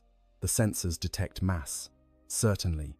Something large and metallic occupies space in Sector 7 Theta Prim, a restricted area that should contain nothing but backup power conduits and emergency stasis chambers. But the readings are contradictory, fluctuating in ways that suggest errors in the sensor array itself. The object's mass varies moment by moment, shifting between readings that suggest a heavy battle tank and others that indicate something far smaller. Its composition defies analysis. Scans indicate adamantium, ceramite, plasteel, all materials the tomb mind recognizes from its vast database of younger race technologies. But there are other readings too, substances that register as organic tissue yet possess properties that biological matter should not have. And strangest of all, There is something in the readings that suggests the object exists partially in another dimension, phasing in and out of normal space-time in irregular patterns. The tomb mind runs diagnostic routines on its sensor arrays. All systems report normal function. The anomalous readings are not the result of equipment malfunction. There is actually something down there, something that should not exist according to the physical laws that the Necrons used to conquer the galaxy millions of years before humanity discovered fire. Protocol requires investigation before escalation. The tomb mind cannot justify awakening the nobles for what might be a simple malfunction or harmless curiosity. Resources must be conserved. The Great Sleep is meant to last until the proper time for awakening, and premature resurrection of even a single noble wastes energy that might be needed in the future. So, the tomb mind does what it always does, in situations requiring investigation of unknown anomalies. It deploys the Canoptech constructs. Deep within the tomb's maintenance levels, systems that have been dormant for millions of years suddenly flicker to life. Power flows through crystalline pathways, energizing circuits that were designed before Earth's sun ignited. In chambers scattered throughout the complex, the Canoptech scarabs begin to stir. These constructs are marvels of miniaturization, each one no larger than a human hand, but containing technology more sophisticated than anything the Imperium has ever produced. They are not truly alive, possessing neither consciousness nor will, but they are far more than simple drones. Each scarab contains a fragment of adaptive programming, allowing it to respond to changing circumstances without requiring constant direction from the tomb mind. They can coordinate with each other, forming gestalt intelligences that can solve complex problems through emergent behavior patterns. The scarab's primary function is repair and maintenance, and at this they are without equal in the galaxy. Their molecular disassembly beams can break down any substance into its component atoms, storing the energy in internal matrices for later use. That same energy can then be reconstituted into new forms, allowing the scarabs to manufacture anything from simple replacement components to entirely new constructs. Given enough time and resources, a sufficient swarm of scarabs could build a battleship from raw minerals, or reduce a hive city to its constituent elements.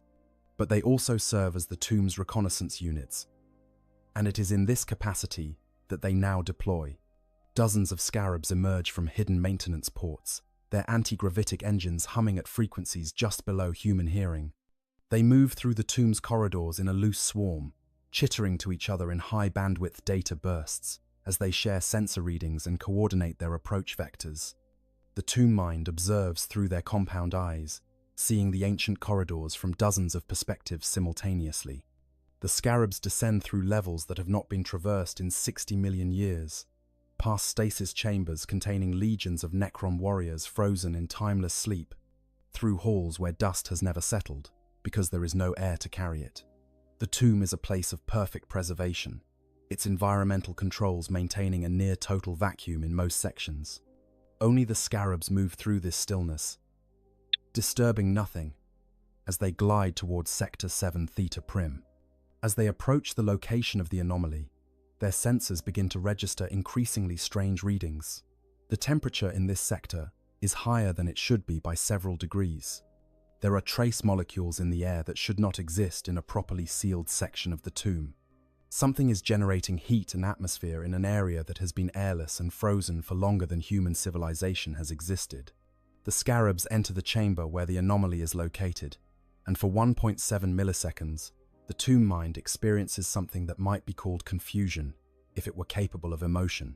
The data streaming from the scarab sensors is even more contradictory than the long-range scans suggested. There, dominating the center of the chamber, is indeed a war machine of some kind. Its general configuration is familiar from the tomb mind's database of younger race military equipment. It matches the basic profile of what Imperial forces call a dreadnought, though there are significant deviations from the standard design templates. But the deviations are what trouble the tomb mind. The machine's armor, which should be smooth ceramite plating, instead appears to be covered in growths that resemble organic tissue. Muscle fibers, or something that mimics them, writhe across the surface of the metal.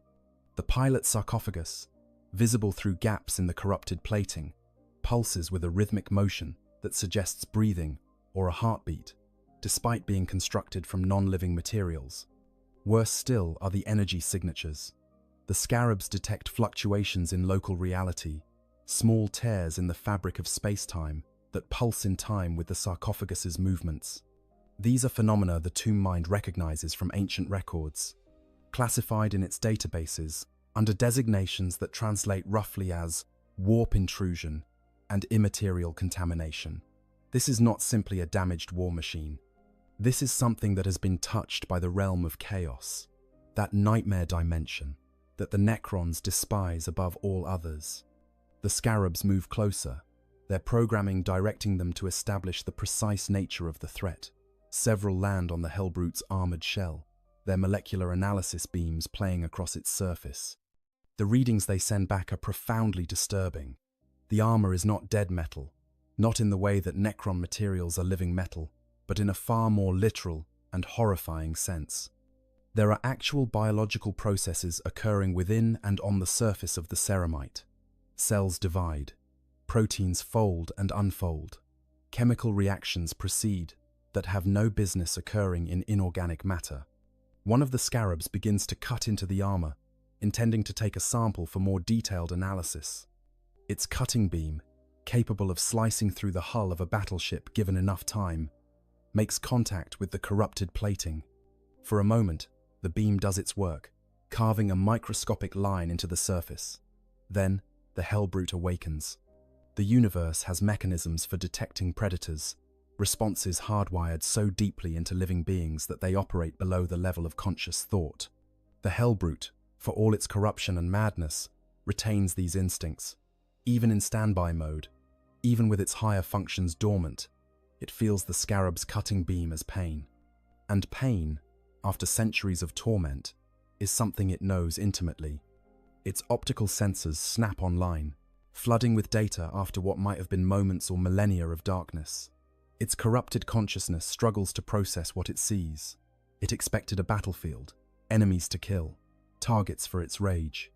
Instead, it finds itself in a chamber of black stone and metal, surrounded by small mechanical creatures that are trying to dissect its armored shell. The madness that has consumed the Hellbrute's pilot over centuries of confinement does not allow for rational thought or strategic analysis. It recognizes only threat and prey. These things are attacking it. Therefore, they must be destroyed. The Hellbrute's massive frame surges into full activation, power flowing through corrupted systems as weapons arrays come online. Its power fist, a close combat weapon the size of a space marine, lashes out with speed that seems impossible for something so massive.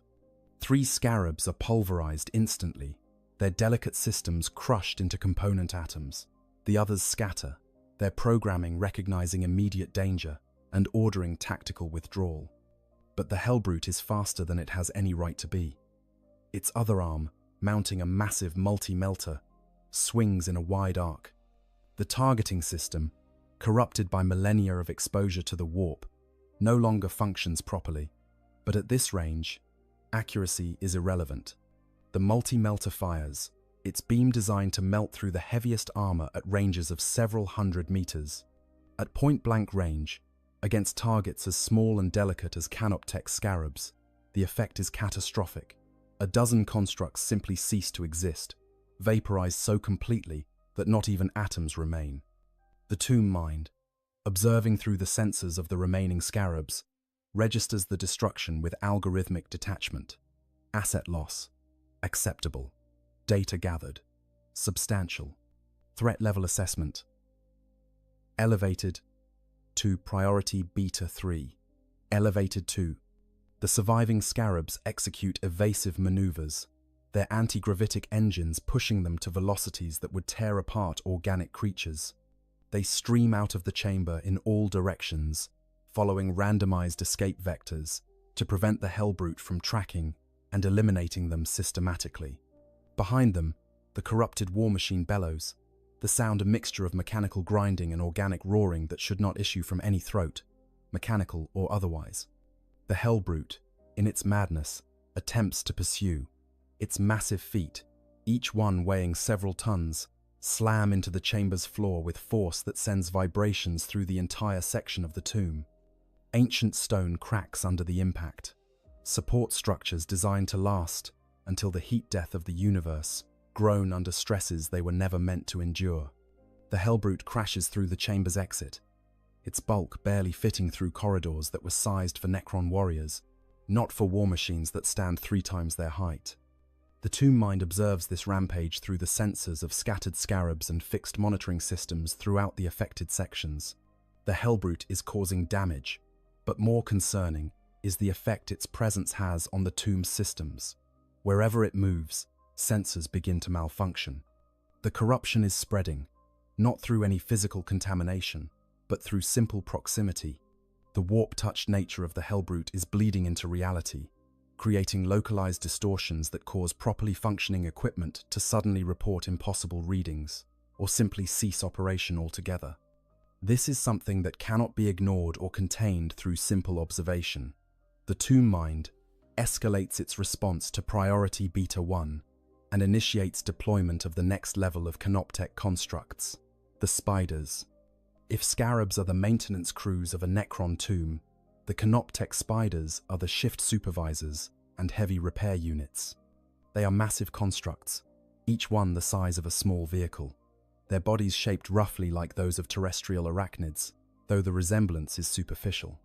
Multiple articulated limbs allow them to navigate complex 3-dimensional environments with ease, while their anti-gravitic engines provide additional mobility when needed.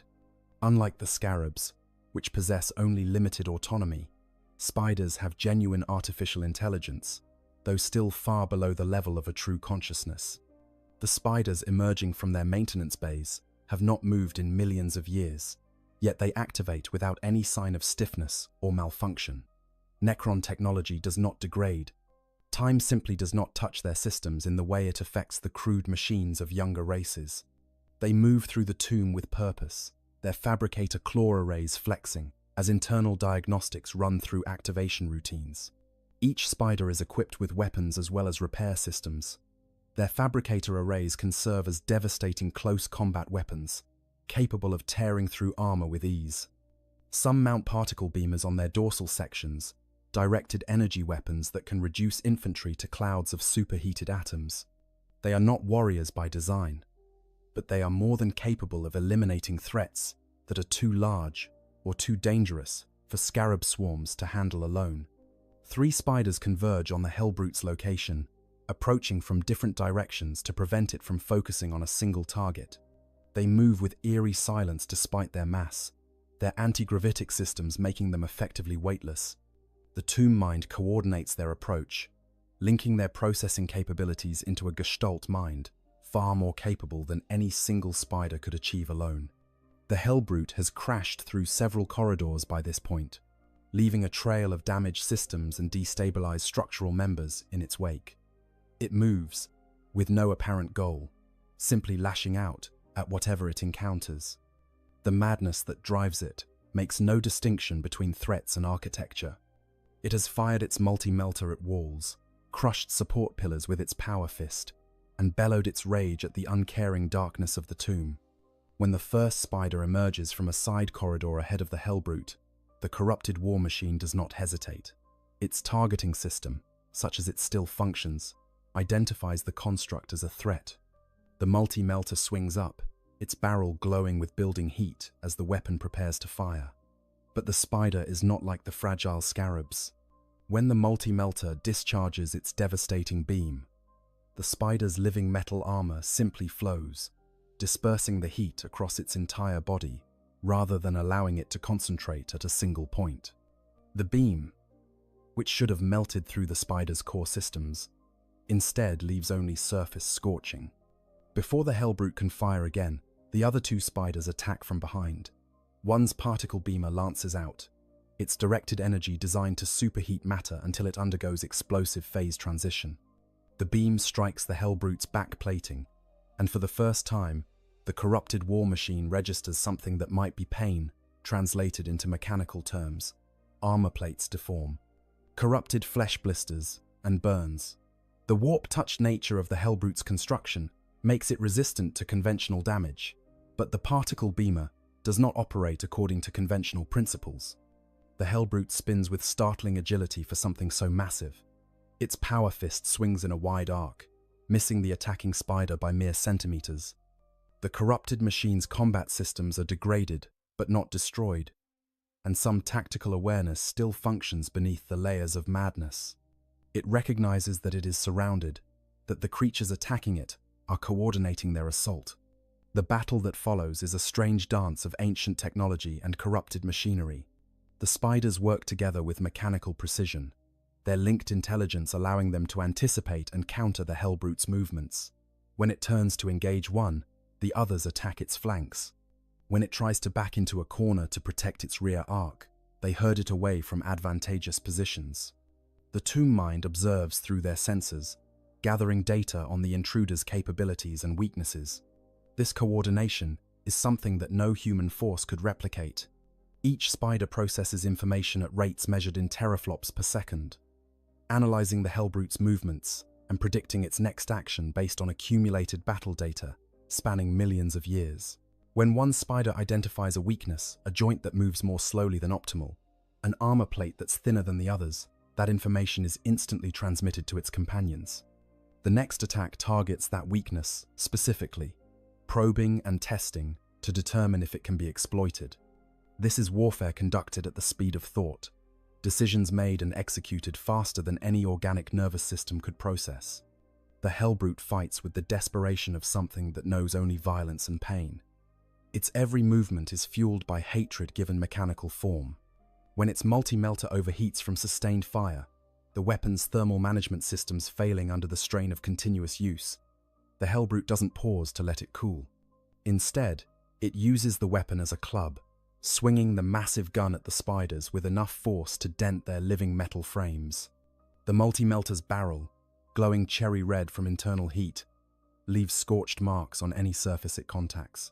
When one particularly savage blow connects with a spider's carapace, the impact creates a sound like a massive bell being struck, the resonance traveling through the tomb's structure and registering on sensors hundreds of meters away.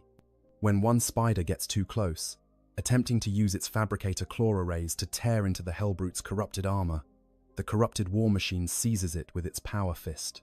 The energy field around the fist disrupts the spider's structural integrity at the quantum level, breaking the molecular bonds that give living metal its characteristic resilience. For a moment, it seems the corrupted machine might tear the construct apart entirely.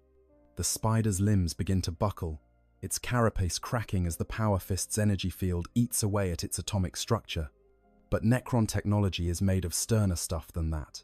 Even as the Hellbrute's power fist crushes and tears, the spider's self-repair protocols activate with machine-like inevitability.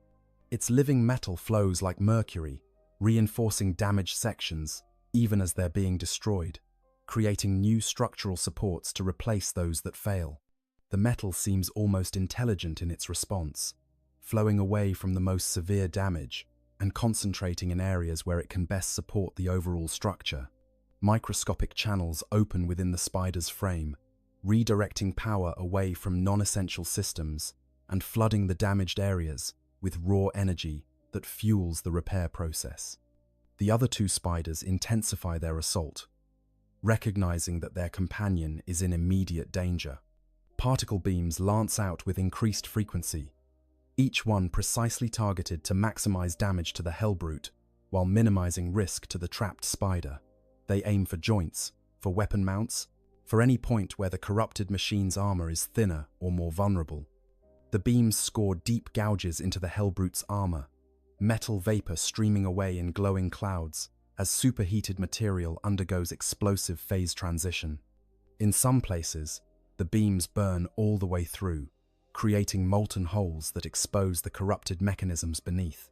The trapped spider wrenches itself free with a movement that appears almost violent in its desperation, though of course it feels no actual desperation or fear.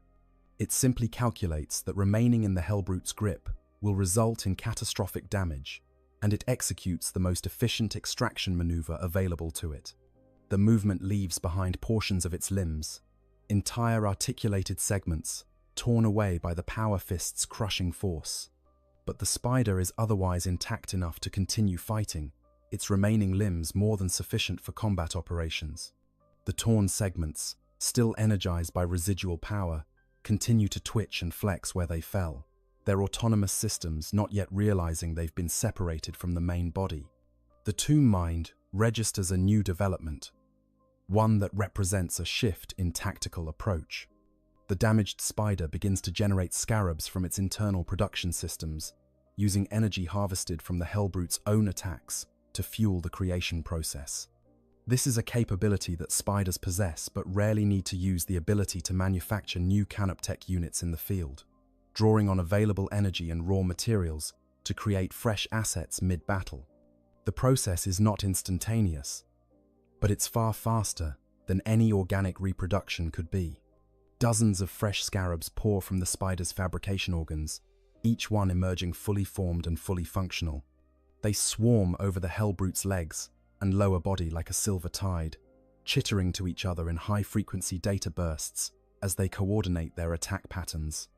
They begin to disassemble the corrupted machine with single-minded purpose, their molecular cutting beams working in concert to strip away armor plating one molecule at a time. Each scarab targets a different section, ensuring that the deconstruction proceeds evenly across the entire surface, rather than concentrating on individual points. The sensation is unlike anything the Hellbrute has experienced, even in its long existence of torment. This is not pain, in any conventional sense. It's the sensation of being unmade, of having the fundamental structure of one's existence dissolved from the outside in.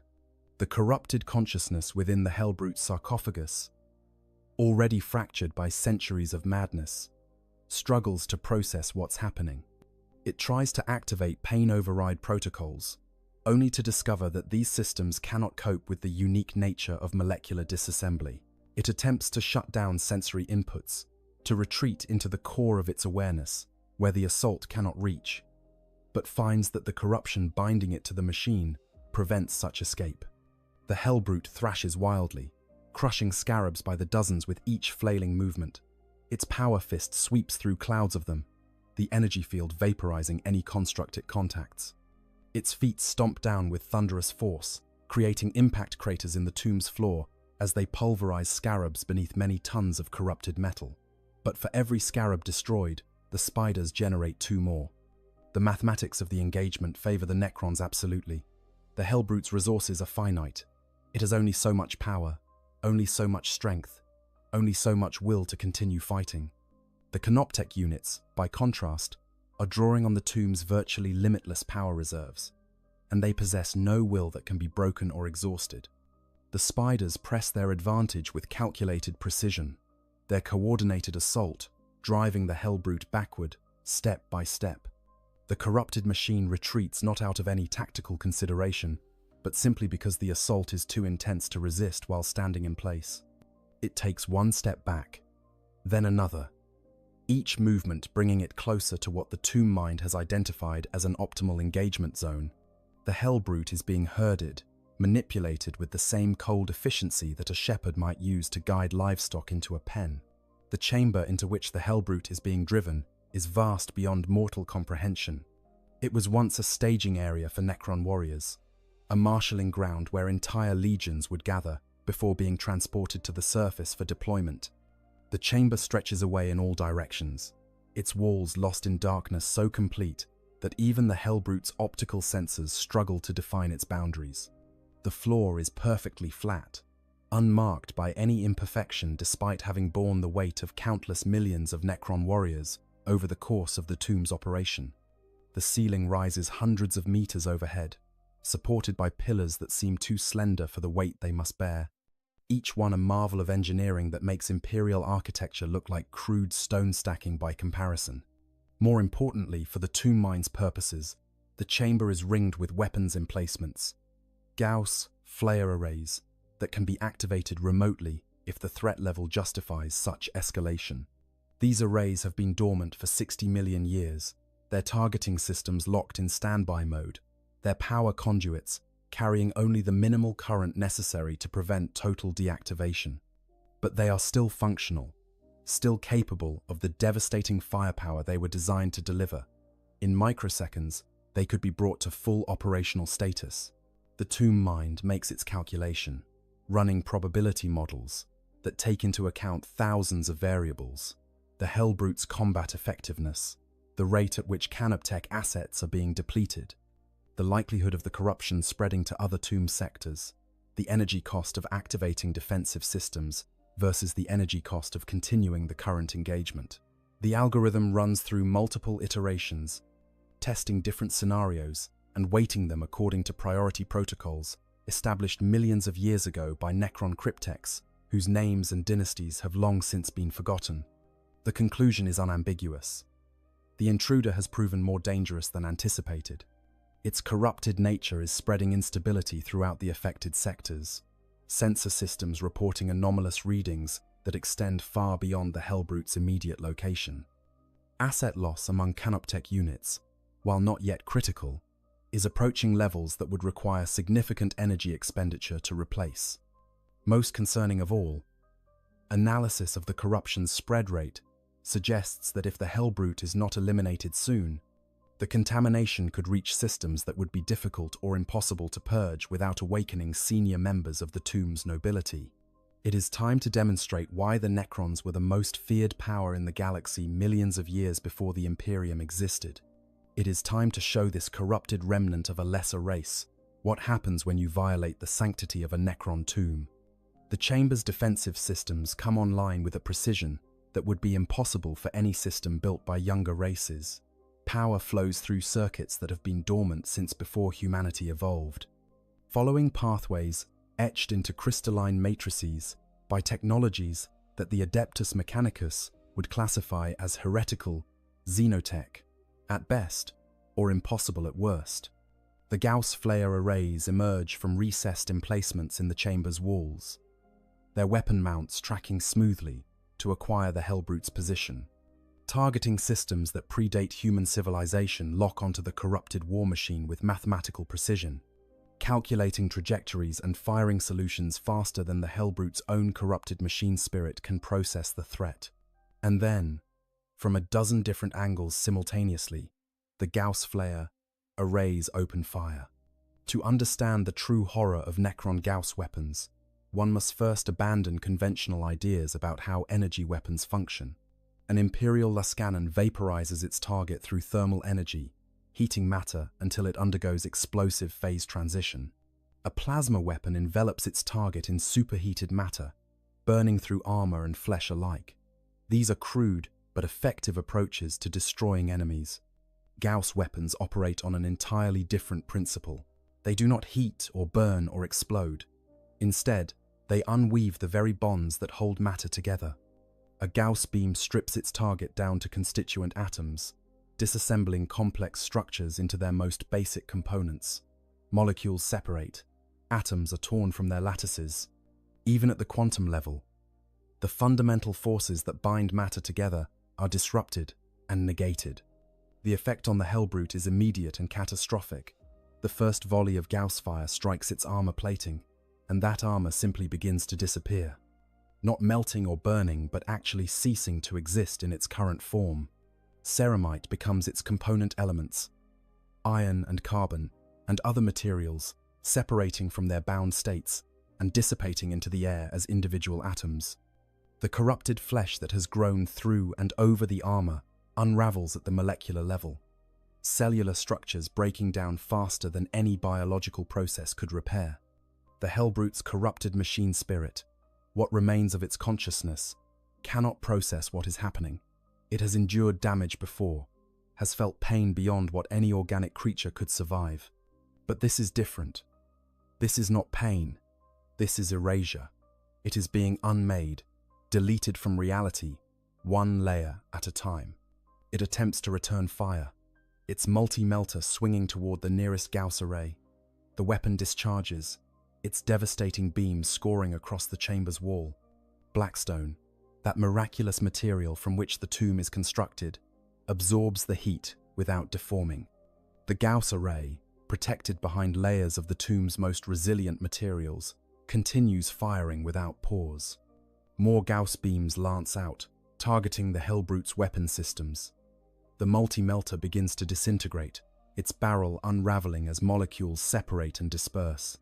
The Power Fist's energy field flickers and dies as the generators that power it are stripped down to atoms. Within seconds, the Hellbrute's offensive capabilities are neutralized, its weapons reduced to their component elements. But the Tomb Mind is not satisfied with simple disarmament. The threat must be eliminated entirely, every trace of corruption purged from the tomb's sacred precincts. The Gauss arrays shift their aim, targeting the Hellbrute's central mass, the corrupted sarcophagus that contains whatever remains of the pilot's body and consciousness. This is where the warp-touched nature of the Hellbrute becomes most apparent. The sarcophagus resists the Gauss weapons in ways that normal matter cannot. The chaos corruption that has saturated its structure creates a kind of shield, warping reality around itself to deflect the molecular disassembly beams. For several seconds, the sarcophagus holds intact while the rest of the Hellbrute's body is systematically destroyed. The Tomb Mind registers this anomaly and adjusts its tactics. If conventional Gauss fire cannot penetrate the warp-saturated core, then additional measures are required. The chamber's defensive systems include more than just Gauss flare arrays. There are also phase shifters, devices that can cause matter to slip partially out of normal space-time. When these activate, the Hellbrute finds itself existing partially in multiple dimensions simultaneously. It's already unstable matter spreading across realities it was never meant to touch. This proves to be the final blow, the chaos corruption that has sustained the Hellbrute, that has allowed it to continue functioning despite grievous damage, requires a stable connection to the warp. When the phase shifters force it into multiple dimensions at once, that connection is disrupted. For a brief moment, the pilot's consciousness experiences something that might be clarity, freedom from the madness and pain that has defined its existence for centuries. Then the Gauss weapons complete their work, and both machine and pilot cease to exist in any meaningful form. The Tomb Mind observes the destruction with dispassionate satisfaction. Threat eliminated. Efficiency acceptable. Collateral damage within acceptable parameters. The Canoptech units can now begin the process of restoration and purification. The scarabs swarm back into the chamber, descending on the remains of the Hellbrute like mechanical vultures. But where scavengers would consume and leave waste, the scarabs consume and leave nothing. Every atom that composed the Hellbrute is broken down and absorbed, its energy stored in the scarab's internal matrices. Even the corrupted flesh is not spared. The scarab's molecular disassembly beams do not distinguish between metal and meat, between pure matter and chaos-tainted substance. Within minutes, no trace of the Hellbrute remains. The chamber floor is pristine, showing no sign that anything beyond ordinary maintenance scarabs have ever traversed its surface. The scarabs that absorb the Hellbrute's materials cluster together, their programming recognizing that the energy they carry is tainted. They move toward disposal systems deep within the tomb, where that energy will be discharged harmlessly into pre-prepared containment fields before being bled off into the planet's core. The spiders, meanwhile, have begun repairs on the damaged sections of the tomb.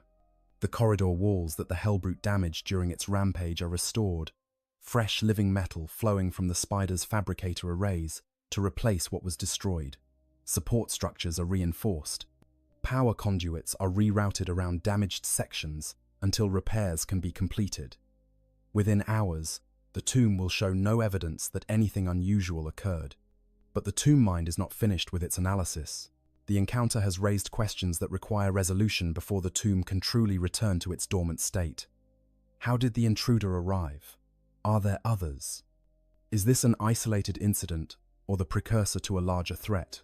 The data from the battle must be processed. Patterns must be identified. Probabilities must be calculated. The Tomb Mind reviews sensor logs from before the intrusion was detected. It searches for any anomalies, any indication of how a Chaos Dreadnought could have penetrated the tomb's defenses without triggering earlier warnings. The answer, when it emerges from the analysis, is disturbing. There is evidence of a warp intrusion approximately 73 years before the current date. A minor reality breach, lasting less than 3 milliseconds, occurred in Sector 7 Theta Prim. At the time, the Tomb Mind classified it as a false positive, a sensor glitch caused by cosmic radiation or other natural phenomena. But in retrospect, with the benefit of the data gathered from the Hellbrute encounter, the anomaly matches the signature of a warp teleportation event. The Hellbrute has been sitting dormant in that sector for 73 years, its power systems in standby mode, drawing just enough energy to maintain its corrupted pilot's barely living body. It might have remained there indefinitely, slowly degrading as its systems failed one by one, if the Tomb Mind had not sent scarabs to investigate the anomalous sensor readings. Only when the scarabs attempted to analyze it did it awaken and begin its rampage. This realization prompts a new directive from the Tomb Mind. If warp intrusions are possible within the tomb's lower levels, then monitoring protocols must be enhanced. New sensor arrays are commissioned, their specifications designed to detect even the briefest fluctuations in local reality. The Canoptech units are reprogrammed to investigate any spatial anomalies immediately, before potential threats can establish themselves. But the Tomb Mind's calculations go further. The presence of a Chaos Dreadnought, even one, suggests that the galaxy beyond the tomb has changed during the millions of years of the Great Sleep. When the Necrons entered their slumber, the warp was a known quantity, a realm to be avoided and guarded against, but not a source of physical intrusions into secured facilities. The fact that reality itself can now be breached by creatures from the Immaterium indicates a fundamental shift in the cosmic balance.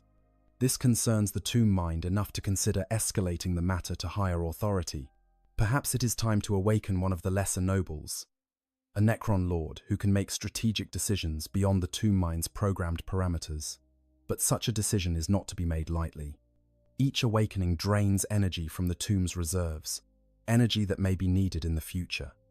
The Tomb Mind runs probability models, calculating the likelihood of further intrusions against the cost of premature awakening. The conclusion is clear. One intrusion does not constitute a pattern. The statistical likelihood of another Chaos Dreadnought appearing within the tomb is vanishingly small. The enhanced monitoring protocols should be sufficient to detect and eliminate any future threats before they pose significant danger. Awakening a noble would be an inefficient use of resources. The matter is logged for future reference, but does not warrant immediate escalation. And so the tomb returns to its dormant state. Power systems cycle down to minimal levels, their energy outputs reducing to barely detectable levels as they transition from combat readiness to long-term maintenance mode. Canoptech units return to their maintenance bays to await the next call to service, their internal systems running diagnostic routines to identify any damage sustained during the encounter. The scarabs settle back into their patient patrols, chittering softly to each other as they monitor systems that have functioned flawlessly for millions of years.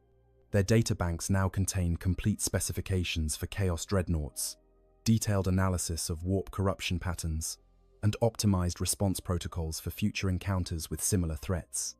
This information will be invaluable when the tomb fully awakens.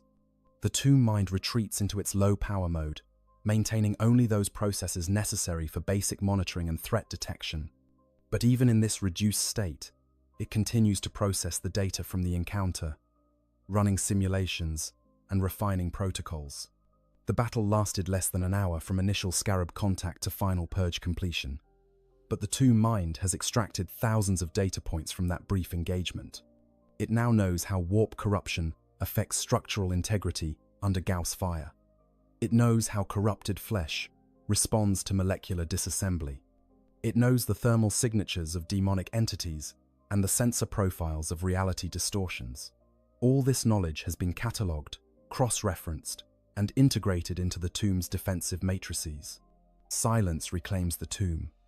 The ancient halls stand empty once more, their black stone walls bearing witness to no movement, save the occasional passage of a scarab on its rounds. The stasis chambers continue their eternal function, preserving the nobles within in perfect suspension, waiting for the day when they will be called upon to reclaim the galaxy that was once theirs by right. Inside those chambers, Necron lords and overlords sleep on, unaware that their tomb was violated, unaware that an enemy penetrated their defenses, unaware that the systems they built millions of years ago functioned exactly as designed to eliminate the threat. But the encounter has not been without consequence. Deep in the tomb mine's data repositories, new protocols have been established, new subroutines written into the fundamental code that governs the tomb's responses. The next time a warp-touched entity dares to intrude upon a Necron tomb, the response will be immediate and overwhelming. There will be no investigation period, no attempt to analyze before destroying. Anything bearing the taint of chaos will be eliminated on sight, with maximum force and zero hesitation. The protocols are clear: detect, classify, destroy, purge. No exceptions, no delays, no mercy. This is the cold logic of Necron efficiency. They do not hate as organic creatures hate. They do not fear or rage or despair. But they do adapt, and they do learn with a precision that organic life forms cannot match. The encounter with the Hellbrute has taught the tomb mind something valuable: that the galaxy has spawned new threats during the long sleep, threats that combine technological sophistication with immaterial corruption in ways that are uniquely dangerous. These threats require specific countermeasures, and those countermeasures have now been developed, tested, and proven effective. The implications of this encounter extend beyond a single tomb world. Throughout the galaxy, on thousands of planets where Necron tombs lie buried beneath the surface, similar awakening processes are occurring. The Great Sleep was never meant to last forever. The Necrons are stirring, their long dormancy coming to an end as the time of awakening approaches. As more tombs come online, more tomb minds begin their analysis of the current galactic situation, and they discover a universe that has changed dramatically since they entered stasis. When the Necrons went to sleep, the galaxy was empty. The old ones were dead, destroyed, in the war in heaven. The Enslaver Plague had run its course, consuming the psychic races that had once served as the old ones' pawns. The Aeldari were primitives, barely beginning to build the civilization that would one day span the galaxy. The Krork, those brutal green-skinned warriors who would eventually devolve into the Orcs, were scattered and leaderless. There were no humans, no Tyranids, no Tau. The galaxy was a blank slate, waiting for new civilizations to arise and claim it. Now, 60 million years later, the galaxy teems with life. The Imperium of Man sprawls across 1 million worlds, its armies counting their numbers in the billions. The Orcs rampage through entire sectors, their endless appetite for violence creating conflict wherever they go. The Tyranid hive fleets approach from beyond the galactic rim, consuming everything in their path. And most disturbingly, chaos has grown from a theoretical danger into an active threat, with entire regions of space now saturated with warp energies that make them uninhabitable by any rational form of life. This is the galaxy the Necrons are waking to discover. It is not the peaceful, empty realm they expected to inherit. Instead, it is a war zone on a scale that dwarfs even the war in heaven. Every faction fights every other faction. Alliances form and dissolve within generations. Ancient grudges spawn new conflicts. The materiel cost of the ongoing wars is astronomical, with entire planets reduced to lifeless slag in pursuit of tactical advantages that may last mere decades. And when they pool their data, when the Necron leadership begins to assess the state of the galaxy, they will discover what the tomb mind in this story has learned: that chaos has become a significant power during their absence. The warp has breached into reality in ways that were never possible during the war in heaven. Entire regions of space are now saturated with immaterial energies. Daemons walk on mortal worlds. Corruption spreads through civilizations like a plague. This represents a fundamental problem for the Necrons' long-term plans. They did not sleep for 60 million years merely to rest. They slept because the galaxy needed time to heal from the war in heaven, time for new life to arise that could be harvested for biotransference experiments. The Necrons' ultimate goal is to reverse their transformation, to reclaim the flesh and blood bodies they traded away in their pact with the Cetan. But that requires living subjects whose biology can be studied and replicated, whose souls can be examined and understood. Chaos threatens this goal directly. A galaxy consumed by warp corruption is useless to the Necrons. They cannot study souls that have been claimed by the dark gods. They cannot harvest genetic material from populations that have been twisted by mutation into barely functional monstrosities. They need order, stability, a cosmos where the laws of physics apply consistently and predictably. Chaos represents the antithesis of everything they require. This is a development that the Necrons cannot and will not tolerate. They fought a war against the Old Ones and their creations, a war that lasted millions of years and reshaped the galaxy. They shattered their enemies and ground their allies into dust. They achieved victory through ruthless application of superior technology and absolute willingness to pay any price for success. And now, they find that their victory has been undermined by the very forces they despise most, the creatures of the warp. The Necrons' hatred of the warp is fundamental to their existence. It runs deeper than simple opposition or strategic rivalry.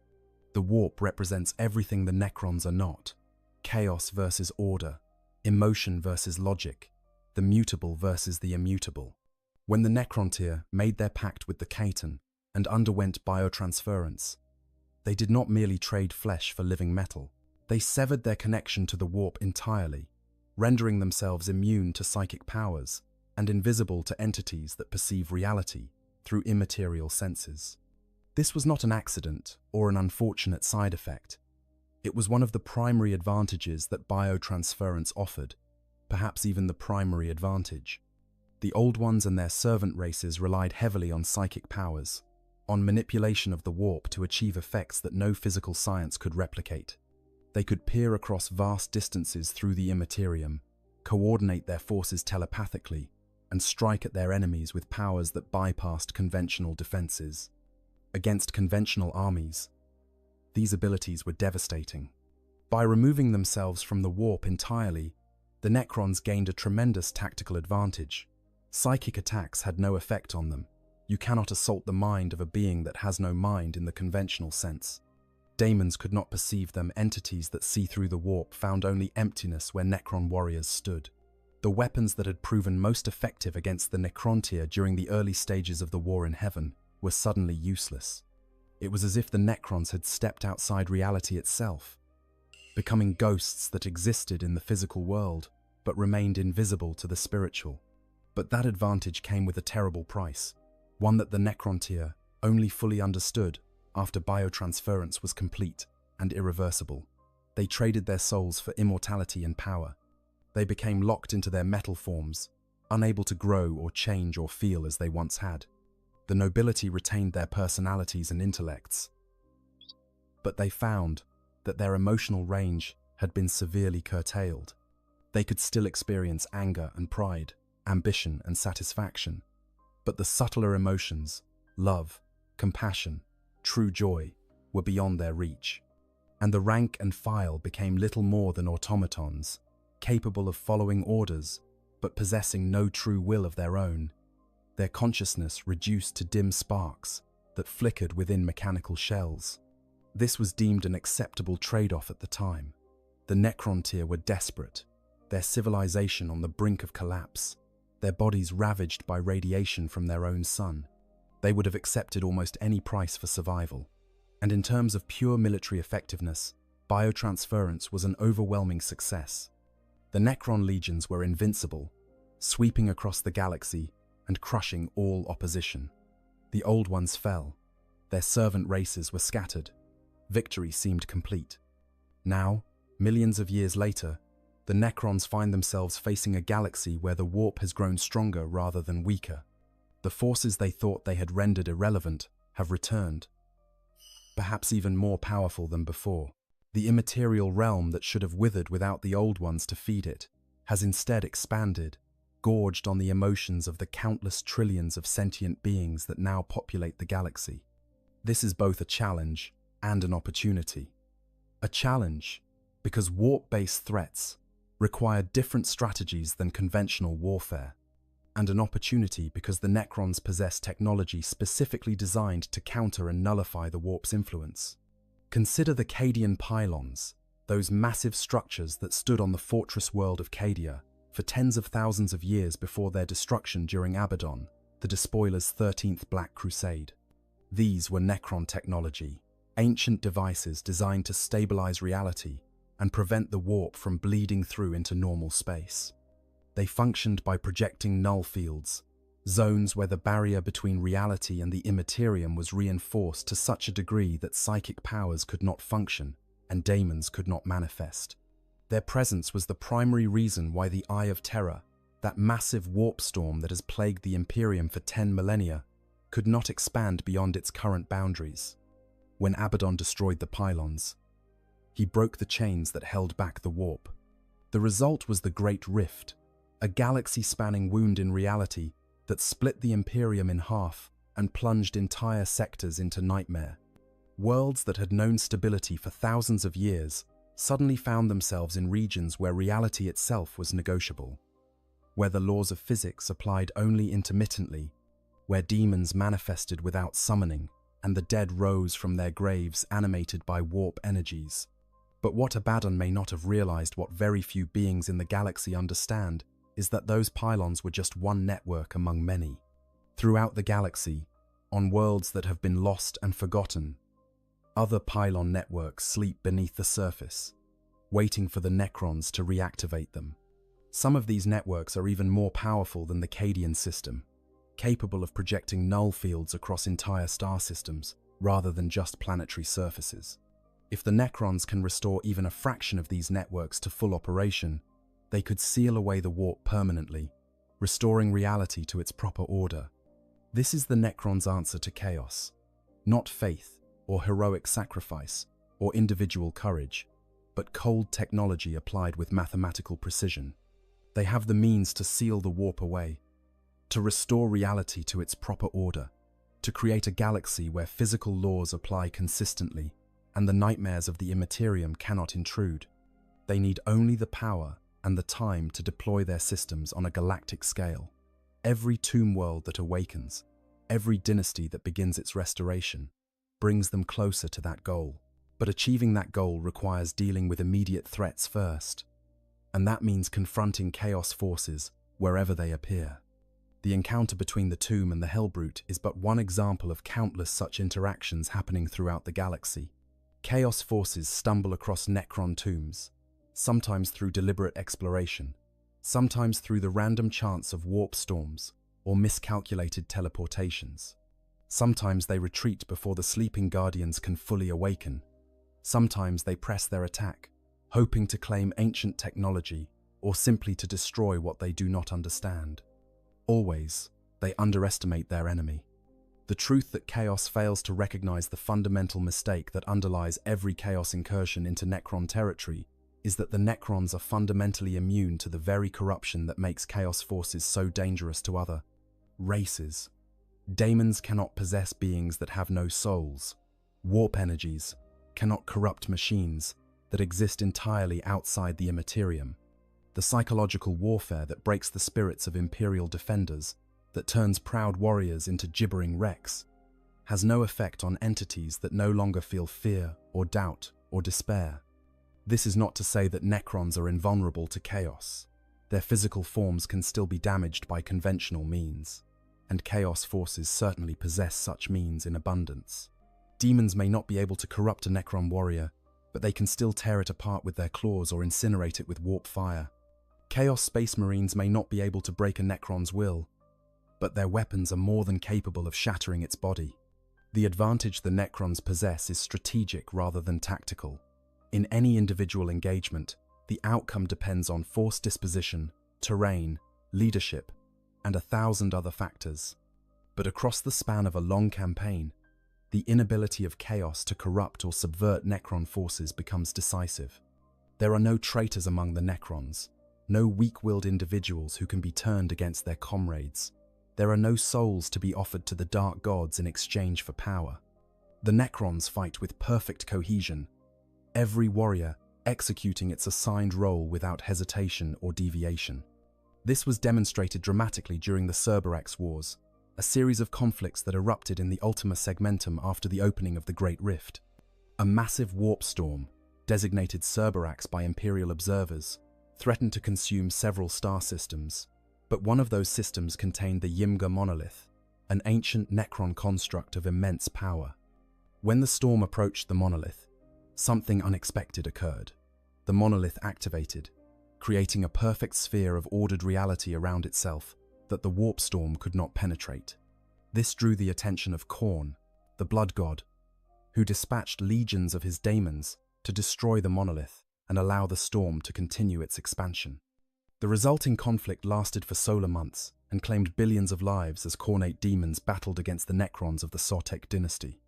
The Necrons did not emerge victorious in any conventional sense. They could not destroy the daemons permanently, for such entities simply reform in the warp when their material bodies are destroyed. But neither could the daemons overcome the Necrons' defenses or destroy the monolith. The stalemate demonstrated both the strengths and limitations of Necron resistance to chaos. On the positive side, the Necrons proved utterly immune to the rage-inducing aura that Khorne's daemons generate, an effect that normally causes even Space Marines to throw aside tactics in favor of mindless melee combat. Necron warriors continued to execute their assigned firing patterns with perfect precision, even as bloodletters charged directly into their ranks. The demon's reality-warping powers had minimal effect on Necron equipment, which is designed to function regardless of local conditions. On the negative side, the Necrons found it difficult to achieve decisive victory. Daemons that were destroyed simply returned to the warp, reforming and attacking again. The Necrons could hold their ground indefinitely, but they could not push forward and eliminate the threat at its source. This is a fundamental limitation when fighting warp-based enemies. You cannot truly kill something that was never truly alive in the conventional sense. The solution, from the Necron perspective, lies in the use of their anti-warp technology. The monolith itself demonstrated this principle by creating a zone where warp energies could not function normally. If such technology could be deployed on a larger scale, if networks of anti-warp devices could be established across the galaxy, then the chaos threat could be neutralized, not through direct combat, but through systematic denial of the environment it requires to exist. This is why encounters like the one between the Tomb and the Hellbrute are significant beyond their immediate tactical implications. Each such encounter provides data, confirms theories, identifies vulnerabilities. The Tomb mind that eliminated the Hellbrute learned valuable lessons about how warp-touched entities respond to Gauss weapons, about the effectiveness of phase shifters against demonic corruption, about the proper protocols for detecting and eliminating such threats before they can establish themselves. And that data will be shared. When this Tomb world fully awakens, when its nobles take command and begin communicating with other dynasties, the lessons learned from this encounter will spread throughout the Necron Empire. Other Tomb minds will update their protocols. Other Canoptech systems will be reprogrammed to recognize and respond to chaos incursions more efficiently. The next Hellbrute that dares to intrude upon a Necron tomb will find itself facing defenses that have been specifically calibrated to counter its every capability. This is how the Necrons operate. They do not learn through experience and adapt through trial and error in the way that organic species do. Instead, they gather data, analyze patterns, and implement systematic improvements across their entire civilization. A lesson learned by one tomb benefits every tomb. A tactical innovation developed by one cryptech can be transmitted to every other cryptech in the dynasty within minutes. They are not individuals learning and growing, but nodes in a vast network, each contributing to a collective understanding that grows exponentially with each new data point.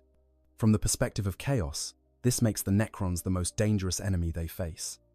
The Imperium can be corrupted, its citizens turned against each other, its heroes tempted into damnation. The Eldar can be manipulated, their pride and obsessions exploited for the amusement of the dark gods. Even the Orcs, with their simple nature, can be turned toward useful purposes by clever application of psychology and circumstance. But the Necrons, they are a wall against which chaos crashes and breaks, an enemy that cannot be turned, cannot be corrupted, cannot be made to serve any purpose, but their own. This is perhaps why encounters between Necrons and Chaos forces are relatively rare. The Necrons, for their part, have no interest in Chaos territory or resources. They do not seek to conquer the Eye of Terror or to claim demon worlds as their own. Such places are anathema to their nature, regions of space where their technology functions poorly if at all. They are content to maintain the boundaries between reality and the warp, preventing incursions rather than pursuing offensive campaigns into Chaos-held space. Chaos, meanwhile, finds little to gain from attacking Necron holdings. There are no souls to harvest from the Necrons, no mortals to corrupt, no glory to be won in battle against foes that feel no fear or rage. A Chaos champion who defeats a Necron army gains no favor from the Dark Gods, for the victory was achieved through simple application of force, rather than through any expression of emotion or will that would please those entities. The Necrons are, in a sense, beneath Chaos's notice, too mechanical and sterile to be worth the effort of systematic destruction. Yet conflicts still occur, as the encounter in this story demonstrates. Sometimes they are accidental, the result of warp storms or teleportation mishaps. Sometimes they are deliberate, when Chaos forces seek to claim Necron technology, or when their expansion brings them into contact with awakening tomb worlds. Whatever the cause, the pattern is always similar: initial contact, escalation, systematic elimination of the Chaos threat through superior firepower and complete immunity to corruption. The story of the Hellbrute in the tomb is thus a microcosm of the larger conflict between these two forces. On one side, the corrupting madness of Chaos, individual power and emotion taken to their logical and horrifying extreme. On the other, the cold perfection of Necron order, logic and technology stripped of all sentiment or mercy. When they meet, there is no possibility of compromise or coexistence. One must prevail, and the other must be destroyed. In this case, as in so many others, the Necrons prevailed. The Hellbrute was eliminated, its corruption purged, all trace of its presence removed from the tomb. The victory was achieved not through heroism or sacrifice, but through simple application of appropriate force. The tomb mind identified the threat, deployed sufficient assets to neutralize it, and then returned to its normal functions without fanfare or celebration. This is how the Necrons wage war: efficiently, systematically, and without emotion. But the encounter raises questions that extend beyond this single tomb world. How many other Chaos intrusions have occurred on other tomb worlds? How many Hellbrutes, corrupted war machines, and demon-possessed artifacts are sitting dormant in chambers that have not been investigated in millions of years? And what will happen when the Necrons complete their awakening, when the full might of their empire is brought to bear against the forces of Chaos? These are questions that the galaxy will answer in time. For now, one tomb has dealt with one intruder, and the ancient halls once again stand silent and watchful.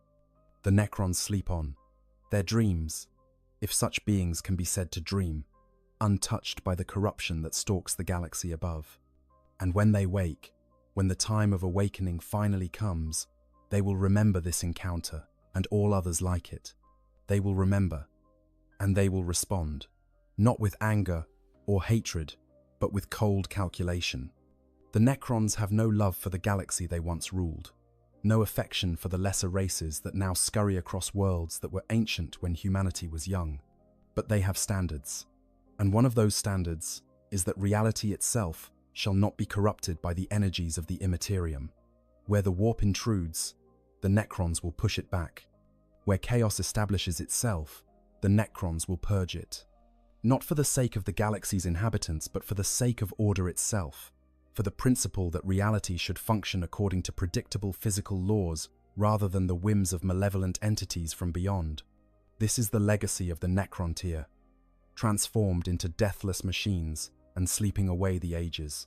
They are the oldest guardians of order in a galaxy that has forgotten they existed. They are the answer to questions that younger races do not yet know to ask. And as they continue to awaken, as tomb after tomb comes back to life, and dynasty after dynasty begins its restoration, the galaxy will learn to fear them, not for their cruelty or their malice, but for their relentless, implacable efficiency. The Hellbrute's intrusion into the tomb was a minor incident, a footnote in the vast chronicle of the Necron's history. It will not be recorded in any human document or remembered by any Imperial historian. The Chaos forces who lost that particular war machine will never know its fate. Will never learn that it was systematically disassembled by silver scarabs in a chamber that predates their entire civilization. But the tomb mind will remember. The data will be preserved, filed away in crystalline matrices that will endure until the stars themselves grow cold. And that data, combined with data from countless other encounters across thousands of tomb worlds, will shape the Necron strategy as they reclaim what was once theirs. They will not make the mistakes they made during the war in heaven. They will not underestimate their enemies or assume that victory is assured by technological superiority alone. They will adapt, evolve their tactics, develop new weapons and new strategies specifically calibrated to counter the threats they face. The galaxy that the Necrons are awakening to is not the galaxy they remember. The old ones are long dead. The enslavers have retreated to whatever hell spawned them. But in their place have come new threats. The Imperium with its vast armies and fanatical faith, the Tyranids consuming everything in their path, and most troubling of all, chaos spreading its corruption through every corner of civilized space. These are challenges that will test even the Necron's formidable capabilities. But if there is one lesson to be drawn from the encounter between the tomb and the Hellbrute, it is this. The Necrons are not merely survivors of a bygone age. They are not relics to be studied or curiosities to be feared. They are the most technologically advanced civilization the galaxy has ever produced, and they have awakened to reclaim their rightful place as the dominant power in the universe. They do not negotiate. They do not compromise. They do not feel pity or remorse or fear. They are the Necrons, the Undying, and they have begun to stir from their long slumber. The galaxy will learn to fear that awakening, to dread the moment when the tomb worlds rise and the ancient legions march once more beneath alien stars. And when that day comes, when the full might of the Necron Empire is finally unleashed, those who have dared to disturb their rest will learn what it means to face a foe that is older than their gods, more patient than their saints, and infinitely more ruthless than any mortal enemy could ever be. The tomb stands silent once more. The corridors are empty. The scarabs patrol their ancient rounds, and the spiders rest in their bays, awaiting the next call to service. But beneath that silence, power builds, systems activate, protocols update. The tomb mind calculates and plans and prepares for the day when silence will give way to action, when dormancy will transform into awakening, and when the Necrons will once more stride forth to impose their will upon a galaxy that has forgotten what it means to truly fear. That day approaches. The Hellbrute's intrusion was but a harbinger, a sign of the conflicts to come. As more tombs awaken, as more Necrons rejoin the living world, encounters between the Undying and the forces of chaos will multiply. Battles will be fought in the depths of tomb worlds and on the surfaces of demon worlds. Necron technology will be tested against demonic power, living metal against corrupted flesh, cold logic against burning madness. And in each such encounter, the outcome will be the same. The Necrons will prevail, not because they are stronger, though they often are, not because they are more numerous, though their armies are vast beyond counting, but because they are what they have always been, the perfect synthesis of order and technology, of logic and power. They are the answer to the question of what happens when a civilization perfects itself and then refuses to die. They are inevitable. They are eternal. They are the Necrons, and they are awakening. If you've enjoyed this deep dive into the horrifying encounter between ancient Xenos technology and corrupted Imperial machinery, make sure to hit that like button and subscribe to the channel. We explore the darkest corners of Warhammer 40,000 lore, bringing you stories of epic battles, impossible encounters, and the terrifying realities of life in the 41st millennium. There's so much more to discover in this universe, from the glory of the Imperium to the horrors that lurk in the depths of space. Join us on this journey through the grim darkness of the far future, where there is only war, and where every story reveals another layer of the universe's rich and brutal history. The tomb awaits. The Necrons stir, and the galaxy will never be the same. The silence beneath the surface of a dead world is absolute. Not the silence of emptiness, but the silence of waiting. Of mechanisms held in perfect suspension for millions of years, their internal clocks counting down epochs as civilizations rise and fall on the surface above. In the deepest chambers of these tomb worlds, where the Necrons sleep their endless sleep, something stirs. Not the ancient masters of these crypts, not yet, but their servants, the tireless guardians who never truly slumber. And today, they have discovered something that should not exist within their master's domain. Something that radiates heat and energy where only cold metal should rest. Something massive, something that was never meant to be here. Deep within a tomb, world designated in Imperial records as Mortis 7 Alpha, but known to the Necrons as Carnitash, the awakened realm, a Canoptech wraith phases through solid stone on its eternal patrol. Its sensors detect an anomaly. The density readings are wrong. The chamber ahead shows signs of structural collapse that occurred not millions of years ago, but mere millennia past. A geological eye blink in the long memory of the tomb. The wraith advances, its phase shifter, allowing it to slip through collapsed corridors as easily as moving through air. It emerges into a cavity that should not exist, a vast space carved by violence and filled with something utterly alien to the tomb's ancient architecture. There, half buried in the rubble of what was once the tomb's outer defensive layer, lies a Titan. An Imperial Reaver-class battle Titan, to be precise. Its void shields long since depleted. Its plasma reactor dormant and cold. The great war machine lies on its side like a fallen god, one arm still clutching the massive bulk of a turbo laser destructor, the other buried beneath thousands of tons of stone. Its carapace, once emblazoned with the heraldry of Legio Metallica, is scarred and pitted with damage. Whatever battle brought this god engine to this place was catastrophic. Whatever fate left it here, buried and forgotten, has sealed it in a tomb that predates human civilization by 60 million years. The Canoptech Wraith's processors work through scenarios at speeds that would make cogitator arrays seem sluggish. This is unprecedented. Foreign technology within the tomb's boundaries. A contamination of the sanctified depths. The construct's priority matrices crystallize into a singular imperative: assess, report, and await further directives from the tomb's master program. It begins a comprehensive scan of the intruder, its sensors probing every surface, measuring every dimension, analyzing every material signature. The data streams back through the tomb's dimensional network, awakening systems that have not activated in epochs, and in chambers far below, where the true masters of this world lie in their sarcophagi, deep within the throne rooms and crypts of nobility, the first stirrings of consciousness begin. The discovery raises questions that echo through the awakening neural networks of the tomb. How did this machine arrive here? When did it penetrate the tomb's defenses? Is it a threat, or merely debris from the surface world? And most intriguingly of all, what is this technology?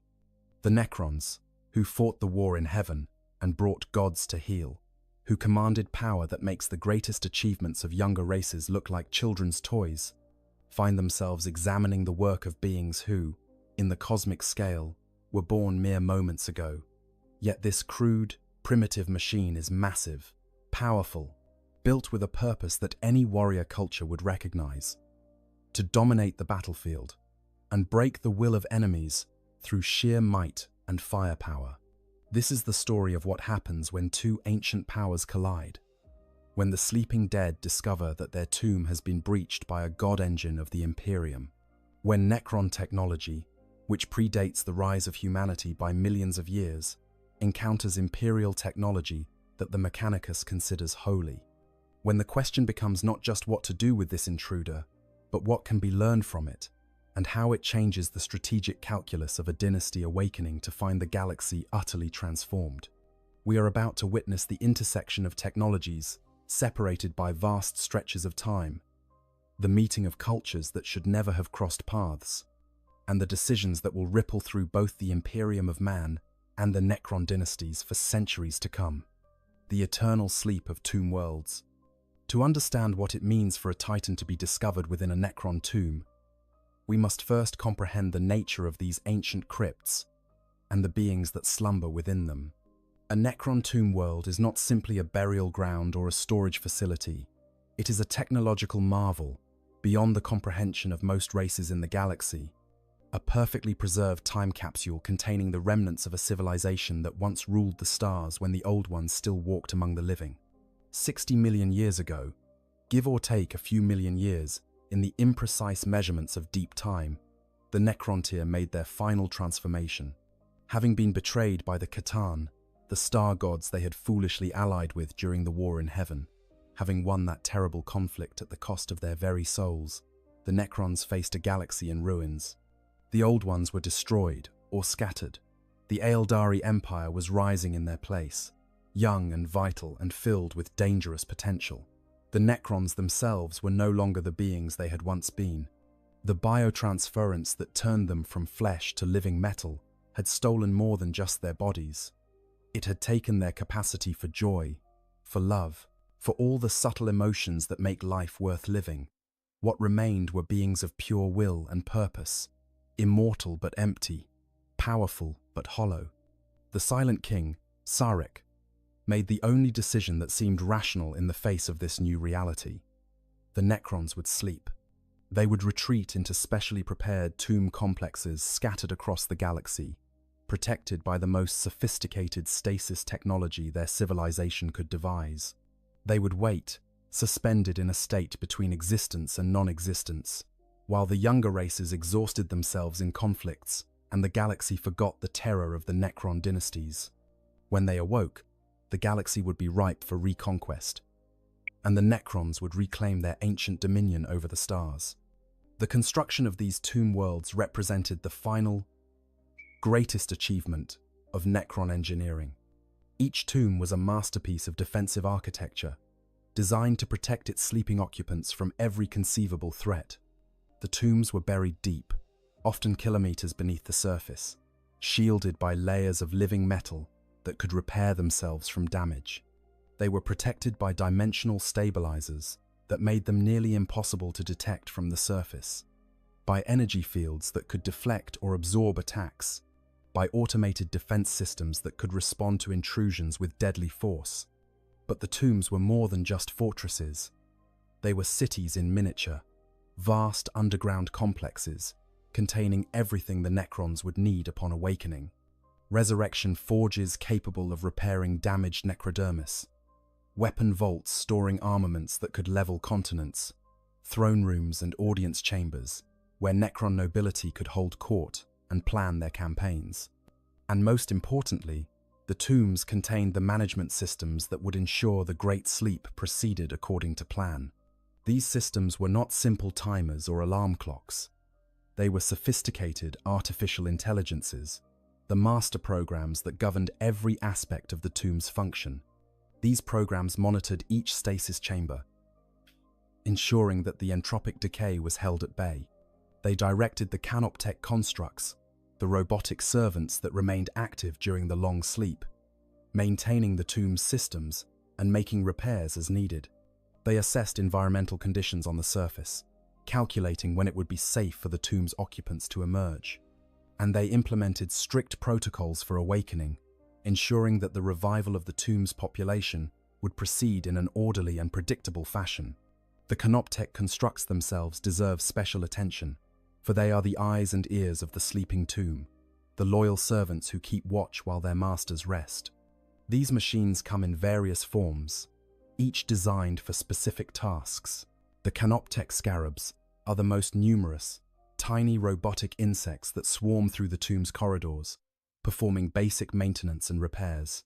Their bodies are made of the same living metal as the Necrons themselves, capable of breaking down damaged materials and rebuilding them at the molecular level. When a section of the tomb's structure becomes compromised, thousands of scarabs descend upon it, their mandibles clicking as they consume corroded metal and replace it with fresh material. The canoptech spiders are larger, more sophisticated constructs that serve as mobile factories and repair stations. These multi-legged machines can fabricate new scarabs as needed, directing them to areas that require attention. They carry sophisticated sensors that can detect the subtlest signs of damage or degradation, and their fabricator claws can perform delicate repairs that require more precision than the scarabs can manage. During the Great Sleep, the spiders are the architects and engineers, maintaining the tomb's infrastructure and ensuring that everything remains in perfect working order. But it is the Canoptek wraiths that serve as the tomb's security force. These sleek, serpentine constructs phase in and out of normal spacetime, their dimensional destabilization matrices allowing them to pass through solid matter as if it did not exist. They patrol the tomb's endless corridors, their advanced sensors detecting any anomaly, any change, any intrusion. Unlike the scarabs and spiders, which focus on maintenance, the wraiths are programmed for a single purpose: to eliminate any threat to the sleeping Necrons. They can phase their claws and tendrils inside an enemy, solidifying them to sever vital systems from within.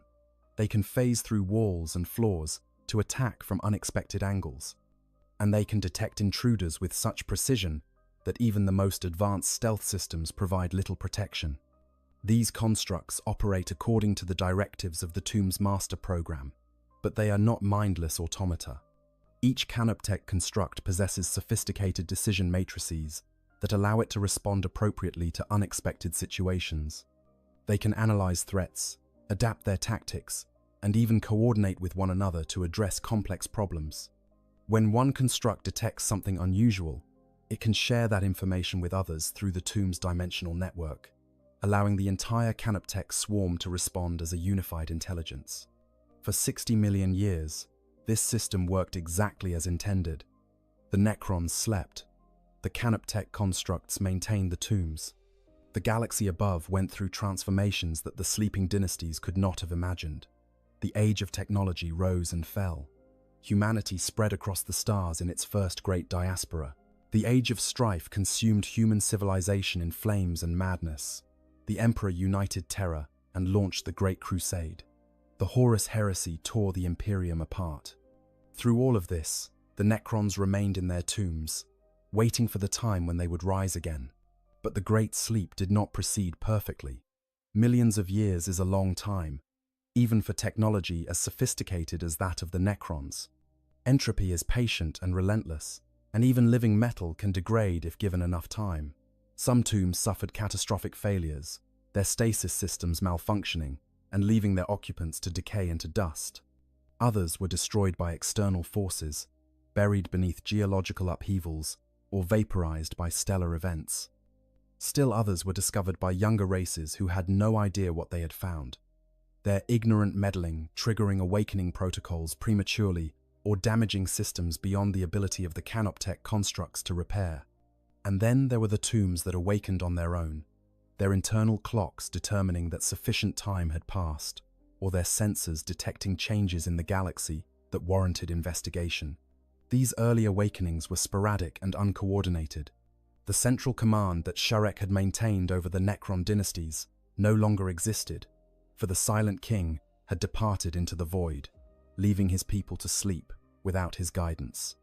Each tomb that awakened did so in isolation, its master program making decisions based on local conditions without knowledge of the broader situation. What these awakened tombs discovered was a galaxy utterly transformed, where once the Necron Empire had been unchallenged, now countless younger races squabbled over the ruins of what had been. The Imperium of Man dominated much of the galaxy, a vast and sprawling empire that dwarfed anything the Necrons had encountered before the Great Sleep. The forces of chaos, which had barely existed during the War in Heaven, now commanded powers that could rival even the Catan. The Tyranids, utterly unknown to Necron records, devoured entire sectors with their insatiable hunger. And everywhere, on worlds that the Necrons considered rightfully theirs by ancient claim, alien civilizations had established themselves, building on land that the Necrons' ancestors had walked millions of years before. The awakening Necrons responded to this reality in various ways. Some dynasties, particularly those with strong and intact leadership, immediately began campaigns of reconquest, marshalling their forces to reclaim their ancient territories. Others, badly damaged by the long sleep, focused on survival and rebuilding, trying to restore their strength before engaging with the younger races.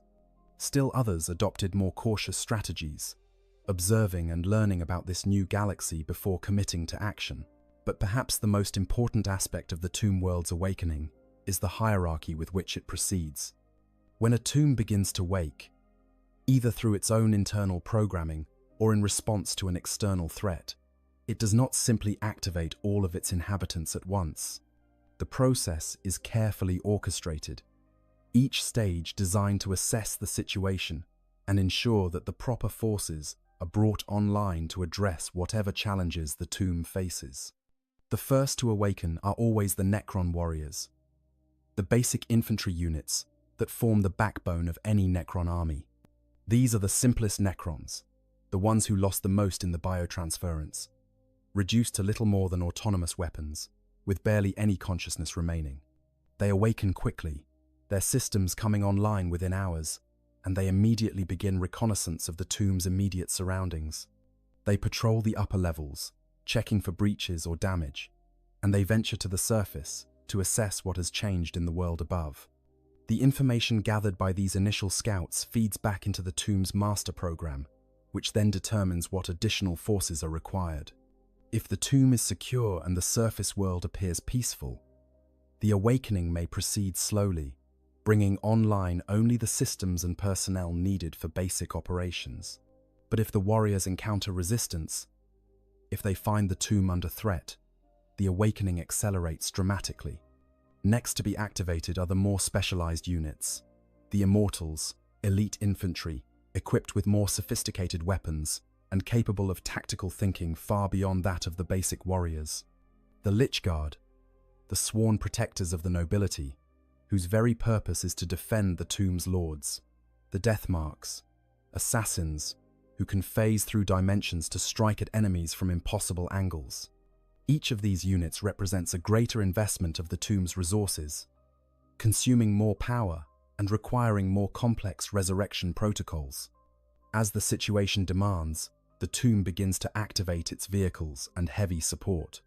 The Ghost Arks, transport vehicles capable of carrying warriors into battle and repairing them on the move. The Annihilation Barges, anti-aircraft platforms bristling with Tesla weaponry.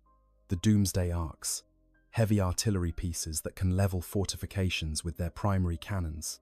And if the threat proves severe enough, the tomb may even activate its to tangent scale constructs, the monoliths and obelisks that serve as mobile fortresses, capable of teleporting reinforcements directly to the battlefield and devastating enemy formations with concentrated firepower. Finally, if all other measures prove insufficient, the tomb's true masters begin to wake. The cryptex, scientists, and technologists who command powers that seem like sorcery to younger races. The lords and overlords, nobles who once commanded armies during the war in heaven, and who retain the strategic brilliance that made the Necrons masters of the galaxy. And in the rarest cases, the Pharaons themselves, the supreme rulers of entire dynasties, beings of such power and authority that their very presence can shift the course of galactic events. This hierarchical awakening serves multiple purposes. It conserves the tomb's energy reserves, ensuring that power is not wasted on activating forces that are not needed. It protects the nobility from premature exposure to danger, keeping them safe until the situation is fully assessed. And it provides time for the tomb's systems to fully boot up, running diagnostics and ensuring that everything is functioning properly before committing the most valuable assets. But this system, elegant as it is, was designed to handle threats from the outside.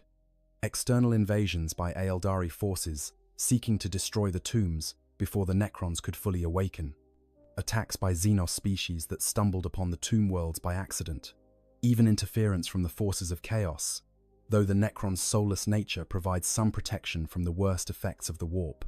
What the system was never designed to handle, what no Necron architect ever contemplated, was the possibility that something massive and dangerous might already be inside the tomb, buried deep within its structure through sheer accident of geology and time. This is the situation that the tomb world of Karnatash now faces. A Reaver-class battle titan of the Imperium, entombed within the very foundations of the Necron crypts. Not an invader in the conventional sense, but a piece of technology from a civilization that did not even exist when the tombs were sealed. A massive, complex machine that radiates energy signatures completely foreign to Necron sensors, an anomaly that demands immediate attention and careful analysis.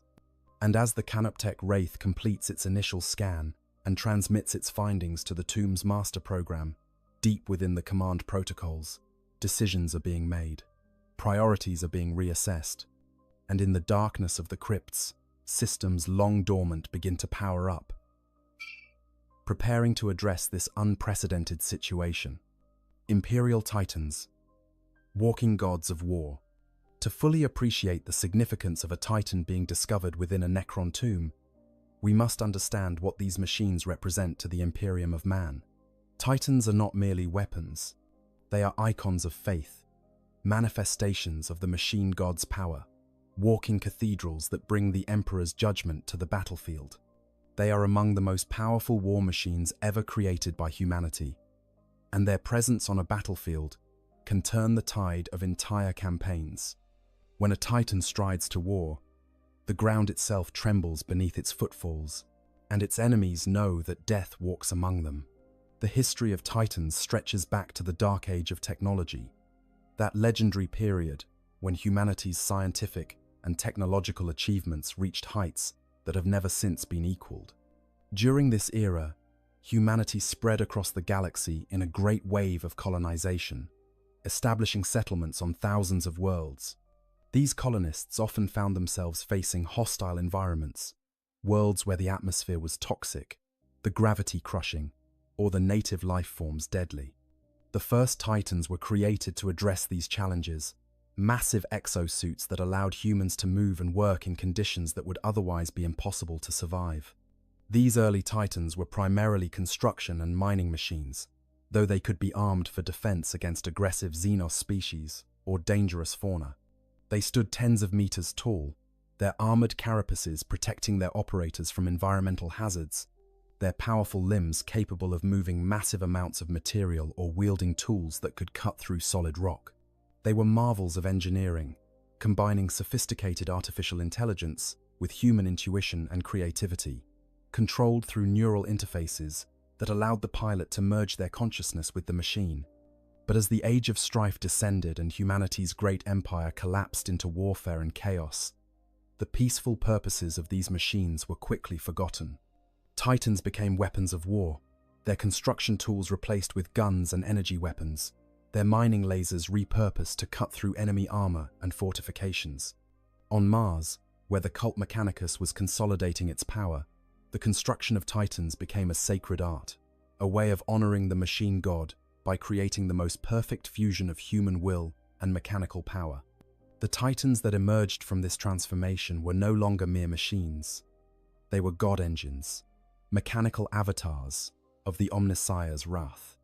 The tech priests of Mars, who would later become the Adeptus Mechanicus, devoted themselves to perfecting these designs, creating standardized patterns that could be replicated across different forge worlds, while still allowing for customization and specialization. The Mechanicus believed that each Titan contained a fragment of the machine god's consciousness, a machine spirit that was not merely a sophisticated program, but a genuine intelligence worthy of worship and respect. This belief shaped how Titans were constructed and operated. Each Titan was built not in a factory, but in a sacred forge, where tech priests chanted prayers and performed rituals while they assembled the components. The construction of a Titan could take years or even decades, each part carefully crafted and blessed before being integrated into the whole. The plasma reactors that powered these machines were treated with particular reverence, for they were the hearts that gave the Titans life. The void shields that protected them were seen as manifestations of the machine god's protection, and the weapons they carried were instruments of divine judgment, tools through which the Omnissiah's will would be made manifest. The pilots of Titans, called Princeps, underwent extensive training and modification to prepare them for their role.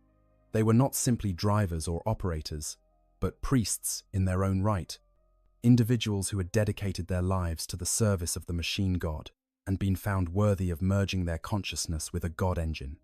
The princeps would be surgically enhanced with neural implants that allowed them to interface directly with the Titan's systems, creating a symbiotic relationship between human and machine. When a princeps connected with their Titan through the throne mechanicum, the command seat that served as the interface point, they ceased to be merely human. They became something more, their consciousness expanding to encompass the Titan's vast sensor arrays, its weapon systems, its structural integrity. They could feel the Titan's pain when it was damaged, its rage when it engaged enemies, its satisfaction when it destroyed those who stood against it. But this merging came at a cost. The machine spirit of a Titan was powerful and demanding, and it required a strong will to maintain control over it. Princeps, who spent too long merged with their Titans, found their personalities beginning to change, adopting the aggressive, domineering characteristics of the war machines they commanded. Some lost themselves entirely, becoming little more than extensions of their Titans, unable to separate their own identities from that of the machine. To help maintain balance, princeps were accompanied by moderati, assistant operators who helped manage the Titan's systems and provided a human anchor that could help prevent the princeps from being overwhelmed. The Titans themselves were organized into legions, military formations that operated from forge worlds across the galaxy. Each legion had its own heraldry, traditions, and battle honors, stretching back thousands of years. Some legions were famous for their loyalty to the Imperium, having fought in the Great Crusade alongside the Emperor himself. Others had turned traitor during the Horus Heresy, their Titans becoming corrupted by chaos and transformed into demon engines that served the ruinous powers. And still others maintained a careful neutrality, serving whatever faction could meet their price or convince them that the cause was just. The classifications of Titans reflected both their size and their tactical role on the battlefield. The smallest were the Scout Titans, machines that stood 30 to 40 meters tall and were designed for reconnaissance and rapid response.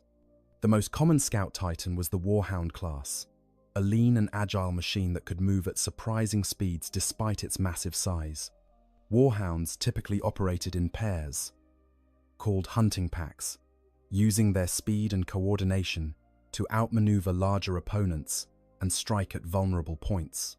They were armed with weapons that, while devastating by the standards of conventional warfare, were relatively modest for Titans: turbo lasers and plasma weapons that could destroy tanks and infantry formations, but which struggled against heavier opposition. The backbone of any Titan legion consisted of battle Titans, machines that ranged from 50 to 80 meters in height and mounted significantly heavier weapons.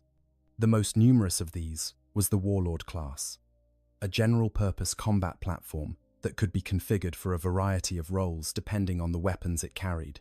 A Warlord could mount volcano cannons capable of melting through fortress walls, plasma destructors that reduced enemy formations to ash, or Gatling blasters that could cut down infantry by the thousands. They were protected by multiple void shield generators, energy fields that could absorb incredible amounts of damage before collapsing, and their armor was thick enough to shrug off attacks that would destroy lesser vehicles. Larger than the Warlords were the Reaver-class Titans, machines that occupied a middle ground between battle Titans and the truly massive Emperor class. Reavers stood approximately 60 meters tall and were known for their versatility, capable of engaging in close combat with massive power fists or maintaining distance with long-range bombardment weapons. They were reliable and relatively common, though the Adeptus Mechanicus considered them among the most complex Titans to maintain, requiring constant attention from tech priests to keep their systems functioning properly. And then there were the Emperor-class Titans, the true giants of the Titan legions. These monsters stood well over 100 meters tall, some reaching heights of 140 meters or more. They were walking fortresses, their upper structures resembling ornate Gothic cathedrals complete with spires, stained glass viewing ports, and chapels where crews could worship between battles. The most common Emperor-class Titans were the Imperators, general-purpose assault platforms that could devastate entire armies with their firepower. An Imperator mounted enough weapons to equip several smaller Titans, including massive Hellstorm cannons, Apocalypse missile launchers, plasma annihilators, and countless secondary weapons for anti-infantry and anti-aircraft defense. The Warmonger-class Emperors were even more specialized, designed purely for long-range fire support, with targeting systems so sophisticated they could hit targets from beyond visual range with pinpoint accuracy. These Titans were rare even among the already uncommon Emperor class, and their loss was considered a catastrophe for any legion that suffered it. The construction of an Emperor-class Titan represented decades of work and resources that could have equipped entire armies, and the Adeptus Mechanicus had lost the complete knowledge of how to build new ones. Every Emperor Titan still in service was a relic from earlier ages, maintained through painstaking effort and treated with the reverence due to irreplaceable artifacts. When a Titan went to war, it was not simply deployed like a tank or aircraft. The entire process was treated as a sacred ritual. The Titan would be awakened from its dormancy in the Legion's fortress monastery, its machine spirit roused through prayers and offerings. The Princeps and their crew would undergo purification rituals, cleansing themselves of any spiritual taint that might interfere with their connection to the God Engine. The Titan would be blessed by the Legion's highest-ranking tech priests, anointed with sacred oils and inscribed with prayers of victory. And when it finally strode forth to battle, it did so with the full understanding that it carried not just weapons, but the hopes and faith of all who served the machine god. On the battlefield, Titans were force multipliers beyond compare. A single warhound could turn the tide of a battle involving thousands of troops, its weapons capable of destroying enemy vehicles and fortifications that would otherwise require extensive artillery bombardment. A warlord could break sieges that had lasted months, its firepower punching through defensive lines that had seemed impregnable. And an Emperor Titan could decide the fate of entire campaigns, its very presence on the battlefield shifting the strategic calculus and forcing enemy commanders to commit resources they could not afford to spare. But Titans were not invincible. Despite their massive size and formidable defenses, they could be destroyed through concentrated firepower or clever tactics. Enemy Titans posed the most direct threat, as only a Titan could reliably match another Titan in combat. But other threats existed as well. Coordinated attacks by aircraft could overwhelm a Titan's void shields and inflict critical damage. Orbital bombardment could catch a Titan in the open and obliterate it before it could find cover. And sometimes, through sheer bad luck or catastrophic failure, a Titan's plasma reactor could suffer a critical containment breach, causing the machine to detonate in a blast that could level everything within kilometers. When a Titan fell in battle, it was mourned by its entire legion. The loss was not just tactical, but spiritual, a diminishment of the legion's strength and a blow to the morale of all who served. Every effort would be made to recover the Titan's remains, to salvage what could be saved, and give the fallen God Engine the funeral rites it deserved. But sometimes, recovery was impossible. Battles were lost, and the victors claimed the wreckage. Campaigns turned into disasters, and retreats became so chaotic that there was no choice but to abandon the fallen. And in rare cases, catastrophic events buried Titans so completely that they vanished from all records, their fates unknown even to the Adeptus Mechanicus that had built them. This brings us to the Titan, now resting within the Necron tomb of Carnatash. According to the fragmentary records that can still be read on its scarred carapace, this machine was designated Eternal Vigilance, a Reaver-class Titan of Legio Metallica, the Iron Skulls. It participated in campaigns during the Great Crusade, walking alongside the Legiones Astartes as they brought the Emperor's light to the darkest corners of the galaxy. It survived the Horus Heresy, remaining loyal to the Imperium even as other legions fell to chaos. For thousands of years, it served faithfully, its name inscribed on countless battle honors, its deeds recorded in the sacred archives of Mars. But at some point, on some forgotten battlefield on this world that would later become the Necron tomb world of Carnatash, Eternal Vigilance fell. Perhaps it was brought down by enemy fire, its void shields overwhelmed, and its reactor critically damaged.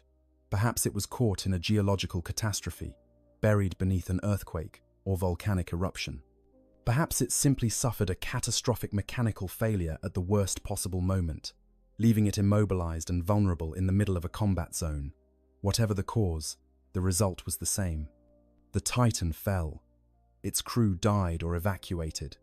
And over the millennia that followed, geological processes buried it deeper and deeper, until it came to rest in the very structure that would later become the foundation of the Necron tomb. The Titan that the Canoptech Wraith now examines is a shadow of its former glory. Its void shield generators are dark and cold. Its plasma reactor, normally a miniature sun barely contained by magnetic fields and adamantium shielding, has long since gone cold.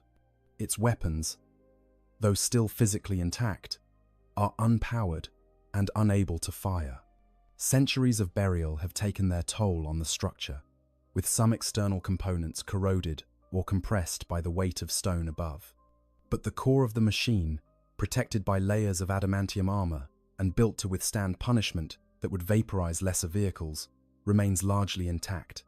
The Titan sleeps, not in the active sense that the Necrons sleep, but in the passive silence of a machine powered down and abandoned. Yet within its armored shell, within the data cores and cogitator banks that constitute its machine spirit, information remains. The records of battles fought and enemies destroyed, the tactical protocols that guided its operations, the sacred oaths and prayers that its crew spoke as they went to war. And now, for the first time in millennia, something is paying attention to this fallen god engine, something ancient and powerful, with technology that makes even the sophisticated systems of the Titans seem primitive and crude. The Necrons have found this intruder in their tomb, and they are beginning to ask questions. What is this machine? What can we learn from it? What does its presence tell us about the younger races that now inhabit our galaxy? And most importantly, what should we do with it? How a Titan becomes entombed. The question of how a massive Imperial Titan could end up buried within a Necron tomb world requires us to understand the vast timescales involved and the layers of geological and historical events that must align for such an improbable situation to occur. This is not a simple matter of cause and effect, but rather a chain of unlikely events spanning thousands or even millions of years, each contributing to a final outcome that neither the Imperium nor the Necrons could have predicted. Let us begin with the world itself. Before the Necrons arrived, before humanity evolved on distant Terra, this world existed as an unremarkable planet in an unremarkable system. Perhaps it had native life, or perhaps it was a barren rock orbiting its star in silent indifference. The Necrontyr, in their expansion across the galaxy before the biotransference, identified this world as suitable for their purposes. Maybe it had strategic value, positioned along a major stellar route. Maybe it contained resources valuable to their civilization. Or maybe it was simply one of thousands of worlds they claimed because they could, because their empire demanded ever more territory to match the holdings of the old ones they so despised. When the decision was made to enter the Great Sleep, this world was selected as a tomb world. Necron architects and engineers descended upon it, beginning the monumental task of excavating the vast underground complexes that would house the sleeping dynasties. They dug deep, far deeper than any surface catastrophe could reach, into the bedrock that had existed for billions of years. They carved out chambers that could hold millions of Necrons in their sarcophagi. They installed the stasis technology, the dimensional stabilizers, the resurrection forges, all the systems needed to ensure the success of the Great Sleep. And then, when all was ready, the Necrons descended into their tomb and sealed it behind them, the surface entrances collapsing or hiding themselves behind holographic fields and dimensional barriers. For millions of years, the tomb lay undisturbed. The planet's surface underwent countless changes. Continents shifted as tectonic forces reshaped the crust. Seas rose and fell. Whatever atmosphere the planet once possessed might have changed dramatically, potentially stripped away by stellar winds or rebuilt through volcanic outgassing. Ice ages came and went. Asteroid impacts left craters that slowly eroded away. But beneath all this surface activity, deep in the stable bedrock, the tomb remained intact. its systems continuing their vigil over the sleeping Necrons. Then came humanity. During the dark age of technology, when humanity's first great expansion carried it to tens of thousands of worlds, this planet was rediscovered. Perhaps human colonists found it empty and claimed it for themselves.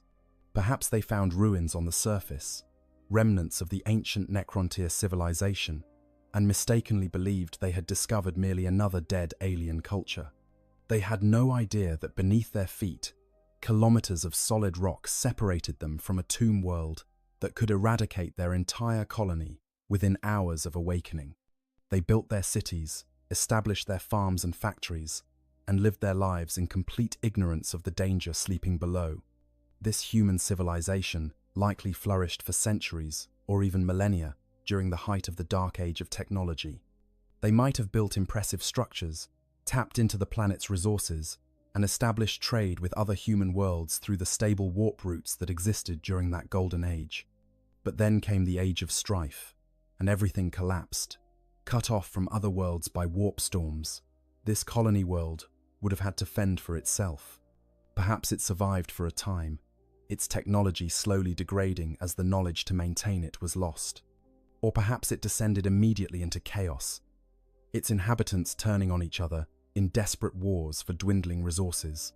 When the Great Crusade reached this system, perhaps 10,000 years ago, what the Imperial forces found was a world in ruins. The human population might have regressed to pre-industrial levels, huddling in the remnants of ancient cities they no longer understood. Or perhaps the planet had been claimed by Xenos species, forcing the Imperium to mount a military campaign to reclaim it for humanity. Whatever the situation, the Imperium deployed forces to secure the world, and among those forces was a Titan legion, bringing god engines to establish Imperial dominance beyond any possibility of challenge. We can imagine the battle that led to Eternal Vigilance's fall. Perhaps it was fighting against an orc horde that had claimed the planet, the Titan's weapons cutting through crude gargants and mobs of greenskins. Perhaps it faced a chaos incursion, standing against demon engines and corrupted war machines while chanting prayers to the machine god.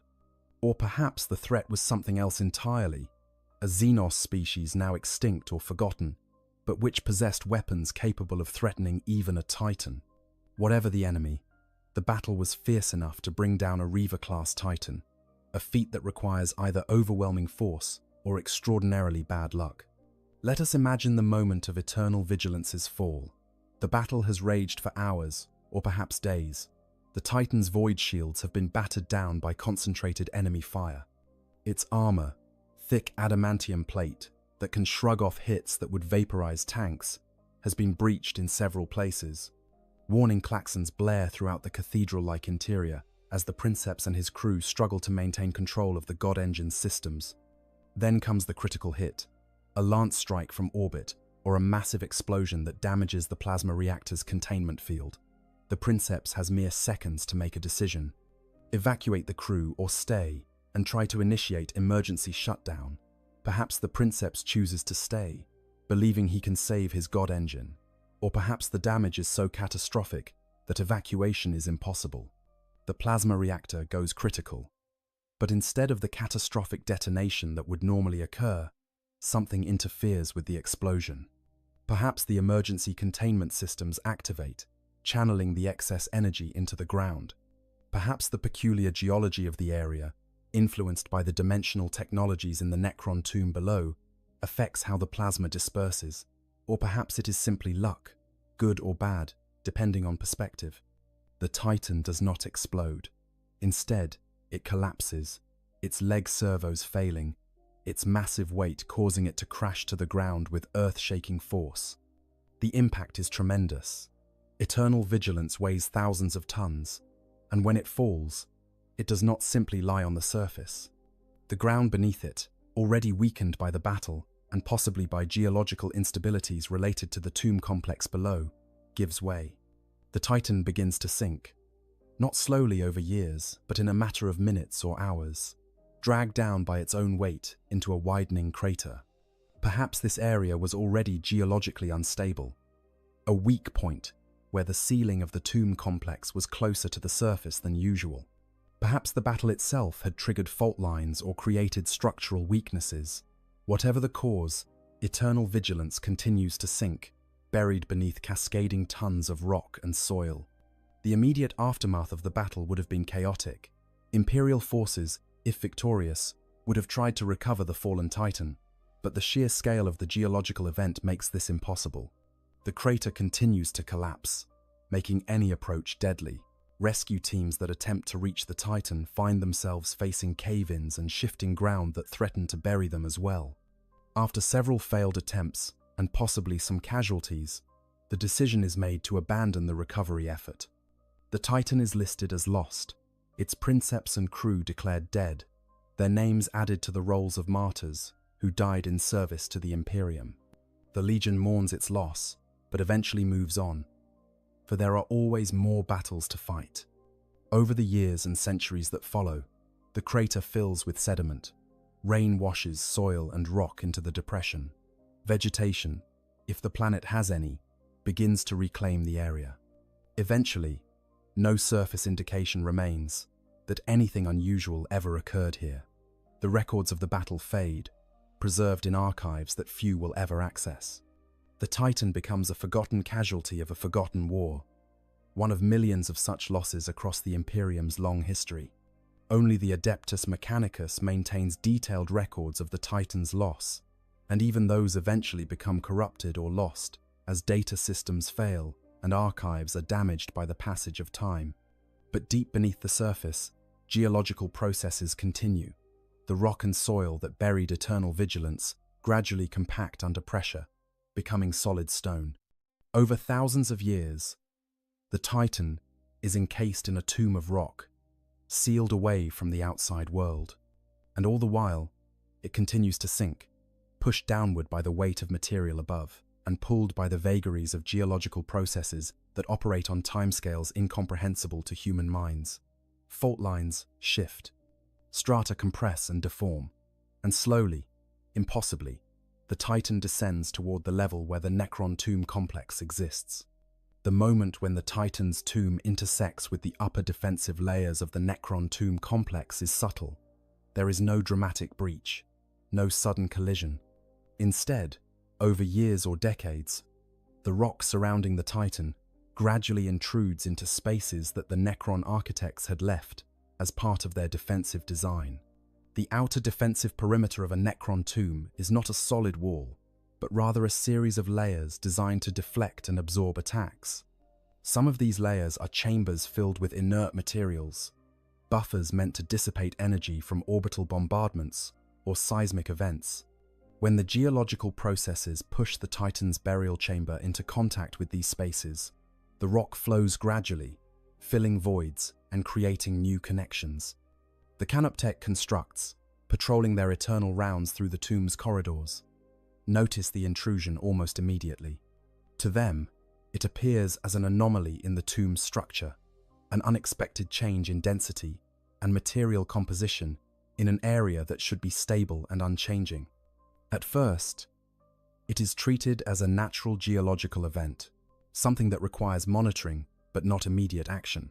The scarabs begin to investigate, cutting into the intruding rock to assess its composition and determine whether it poses any threat to the tomb's deeper systems. This is when they encounter the Titan. The first scarabs to reach eternal vigilance do not understand what they have found. Their sensors detect metal, which is not unusual in geological formations. But this metal is arranged in patterns that are clearly artificial, and it registers materials that do not match anything in the Necron database of naturally occurring substances. The scarabs report their findings, and the tomb's systems escalate the response. Canoptech spiders arrive to conduct more detailed analysis. And finally, a Canoptech wraith phases through the stone to get a direct look at whatever has intruded into the tomb's boundary. What the wraith sees is unprecedented in the tomb's millions of years of dormancy. Not an attacking force attempting to breach the tomb's defenses, not a natural geological formation causing structural stress, but a massive machine, obviously created by intelligent beings, sitting silently in what has become a cavity in the tomb's outer defensive perimeter. The machine is damaged and inactive, showing no signs of power or operation. but its very presence raises questions that the tomb's systems are not equipped to answer through their standard protocols. And so the Wraith transmits its findings back to the master program, including detailed scans of the Titan and the surrounding area. The data is analyzed, compared against every record in the tomb's databases. No match is found. This machine represents technology that did not exist when the Necrons entered the Great Sleep. It is clearly a weapon of war, built by a civilization that the Necrons have no records of encountering, and it sits within the tomb's defensive perimeter, its presence impossible to ignore and potentially dangerous if it were somehow to activate. Deep within the tomb, where the true masters sleep, the first stirrings of conscious thought begin to emerge. The master program, following protocols that have not been tested in millions of years, begins the process of awakening the tomb's nobility. Not a full awakening, not yet, but a gradual restoration of consciousness to those individuals whose authority and intelligence will be needed to assess this unprecedented situation. In their sarcophagi, the Necron lords and cryptechs begin the slow process of reactivation, their artificial minds booting up after an eternity of dormancy, preparing to confront a mystery that challenges everything they understood about their galaxy. First detection, Canoptech Guardians stir. The Canoptech Wraith's initial scan of the Titan takes approximately 3.7 seconds, though in the subjective experience of the construct's advanced processing systems, this represents hours of detailed analysis and comparison. Every surface is mapped with precision, measured in angstroms. Every material is identified through spectroscopic analysis. Every structural element is assessed for composition, purpose, and threat potential. And with each passing microsecond, the Wraith's decision matrices are calculating the implications of what it has found. The first thing the Wraith determines is that the object is undeniably artificial. The patterns are too regular, the materials too refined, the construction too purposeful to be anything but the work of intelligent beings. This immediately categorizes the object as a potential threat, triggering protocols that have waited millions of years for activation.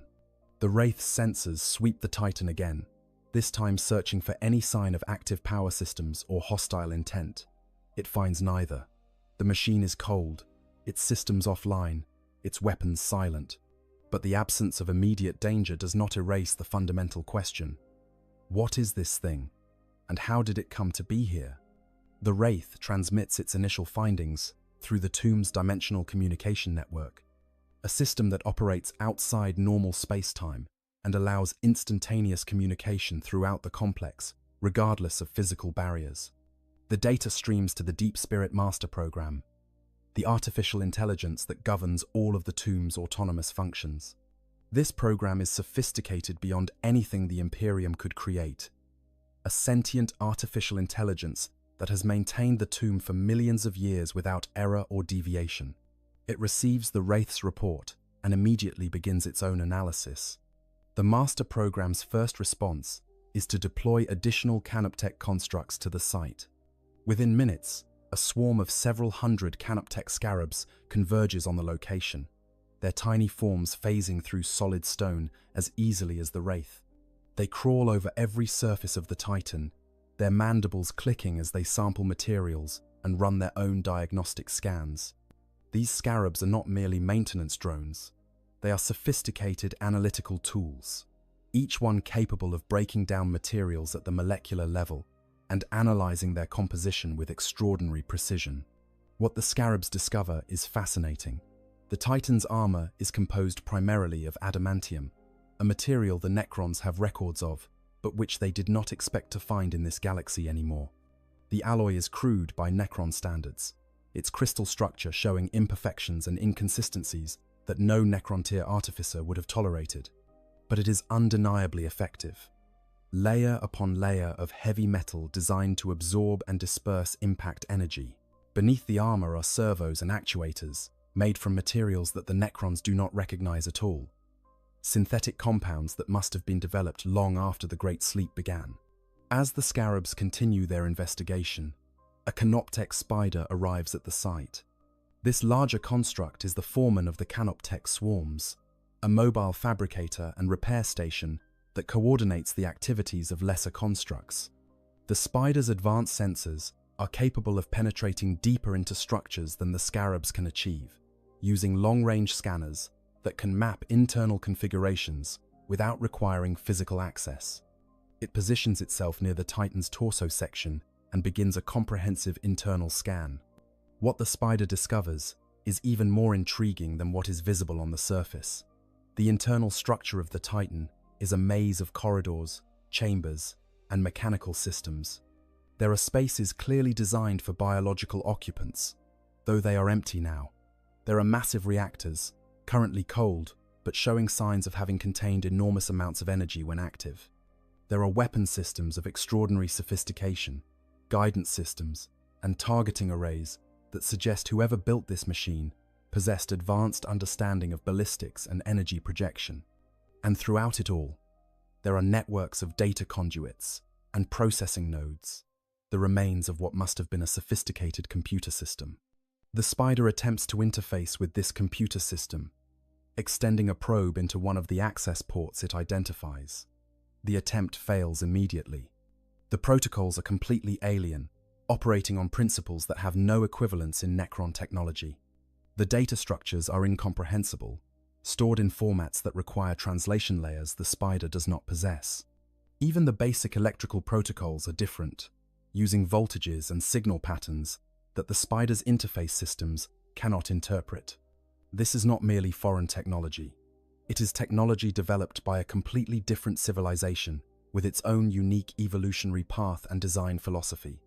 While the Canoptech constructs continue their physical analysis, the Tomb's master program is conducting research of a different kind. It begins reviewing the Tomb's historical records, searching for any mention of machines like this one or civilizations capable of building them. The records are vast, encompassing millions of years of Necrontyr and Necron history, but the master program can search them within human speed and precision. Within seconds, it has reviewed every major military encounter, every first contact with an alien species, every technological innovation recorded by the Tomb's inhabitants. The search comes up empty. There is nothing in the records that matches this technology, no civilization the Necrons encountered during their rise, during the War in Heaven, or during their later expansion across the galaxy, built machines like this. The master program expands its search to include theoretical constructions, hypothetical designs that Necrontyr engineers had proposed but never built. Still, nothing. Whatever this machine is, whatever civilization built it, they are completely unknown to the Necron database. This absence of information is significant. The master program understands, in its artificial way, that this means the machine was built after the Great Sleep began. It represents technology from the current era, from the galaxy as it exists now rather than the galaxy the Necrons knew 60 million years ago. This has profound implications. If younger races have developed technology sophisticated enough to build war machines on this scale, then the strategic calculus of awakening has changed. The galaxy is not merely occupied by upstart species using crude tools. It is populated by civilizations with significant military and technological capability. The master program makes its first critical decision. This situation requires analysis by higher intelligence than the Canoptech constructs can provide. It begins activating the reanimation sequence for one of the Tomb's cryptechs, the scientist lords whose specialty is the analysis and understanding of technology. The chosen cryptech is one whose records indicate particular expertise in xenoarchaeology and the study of alien technologies. His name, in the Necron language, translates roughly as "he who uncovers secrets," though his original Necrontyr name has been lost to history. The reanimation process begins with the influx of power to the cryptech's sarcophagus. Within the ornate containment vessel, systems that have been dormant for millions of years begin to activate. Slowly, incrementally, the energy levels build. The living metal that composes the cryptech's body begins to warm, responding to the power flowing through it. Neural circuits that have been inactive for epochs start to process information again. And deep within the artificial consciousness that was once a Necrontyr scientist, awareness begins to return. The awakening is not instantaneous. It cannot be instantaneous. for the mind that is returning from such a long absence requires time to reassemble itself, to remember what it was before the sleep. The cryptech's first conscious thought is confusion, a sense of dislocation that comes from the vast gulf of time that has passed. He was a scientist on the world called Carnatash, studying the properties of living metal and contemplating ways to improve the efficiency of resurrection protocols. And then, in what feels like a single moment of discontinuity, he is awakening to find that everything has changed. The master program feeds information directly into the cryptech's consciousness as he awakens, bringing him up to date on the situation. There has been an intrusion into the tomb's boundaries. An unknown machine, clearly of alien origin, has been discovered in the outer defensive perimeter. Initial analysis suggests it is a weapon system of considerable sophistication. The master program requires expert assessment to determine the appropriate response. The cryptech's mind, still sluggish from the long sleep, processes this information and begins to formulate questions. What kind of weapon? What civilization built it? What threat does it pose? The sarcophagus opens, its heavy lid sliding aside with a hiss of escaping gas. The cryptech rises, his artificial body moving with mechanical precision despite the lingering disorientation in his mind. He is a tall figure, even by Necron standards, his body adorned with modifications that mark his status as a scientist rather than a warrior. Extra limbs extend from his torso, each tipped with specialized tools and sensors. His skull-like face holds ocular sensors more sophisticated than those of ordinary Necrons, capable of perceiving across a broader spectrum of wavelengths. And embedded in his chest is a dimensional stabilizer, a device that allows him to phase partially out of sync with normal space-time, a useful feature when working with particularly dangerous technologies. The cryptech moves through the tomb's corridors with purpose, following the path the master program has designated. Canoptech scarabs swarm around him, serving as both guide and honor guard. As he walks, he queries the master program for additional information. How long has the tomb been dormant? The answer stuns him, even through his artificial nature's emotional dampening. Approximately 60 million years, give or take a few million years of uncertainty. What is the current state of the galaxy? The answer is unknown, though the presence of this alien machine suggests significant changes have occurred. Are there any other signs of activity on the surface? The answer is negative, though surveillance has been limited to passive sensor monitoring. When the cryptech arrives at the location where the Titan has been discovered, he stops and simply observes for several long moments. The sight before him is extraordinary. The machine is huge, far larger than anything the Necrons would typically consider practical for an individual war unit. The Necron military philosophy has always favored swarms of smaller units over single massive ones, believing that distributed force provides more tactical flexibility than concentrated power. But clearly, whoever built this machine thought differently. The cryptech approaches slowly, his enhanced sensors conducting their own analysis. He can see things the Canoptech constructs could not, perceiving subtle patterns in the machine's construction that speak to the design philosophy of its creators. This is not merely a weapon, it is a religious artifact.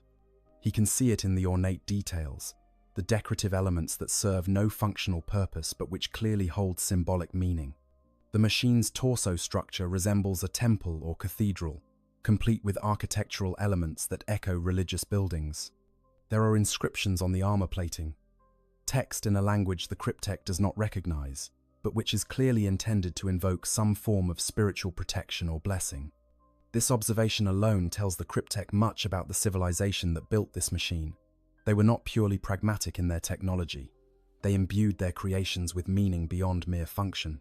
They believed, or wanted to believe, that their machines were more than tools, that they were manifestations of something greater. This is simultaneously sophisticated and primitive, showing advanced technological capability combined with what the cryptech would consider superstitious thinking. But it is also potentially dangerous, because cultures that treat their weapons as holy relics tend to be deeply committed to their use. The cryptech extends one of his auxiliary limbs, touching the Titan's armor with specialized sensors. He can feel the echo of energy that once flowed through this machine, the residual signatures of a power system far more robust than anything he expected from a younger race. The reactor that powered this machine must have generated energy output comparable to a small star, contained and controlled through technologies that, while crude by Necron standards, are nonetheless impressively effective. Whoever built this did not simply stumble upon the principles of plasma containment. They mastered them well enough to create something that could operate reliably in combat conditions. As the Cryptek continues his examination, his mind is already formulating hypotheses and theories. This machine represents a data point, a single example of what the younger races have achieved in the 60 million years since the Great Sleep began. If this is typical of their military technology, then the galaxy has changed far more than anyone could have predicted. The younger races are no longer primitive tribes huddling in caves and celebrating the discovery of fire. They are building weapons that rival the capabilities of Necron war machines, even if their understanding of the underlying principles is less sophisticated. The question is what to do with this information and with this machine. The Cryptek understands that his analysis will inform decisions made by the Tomb's leadership once they are fully awakened.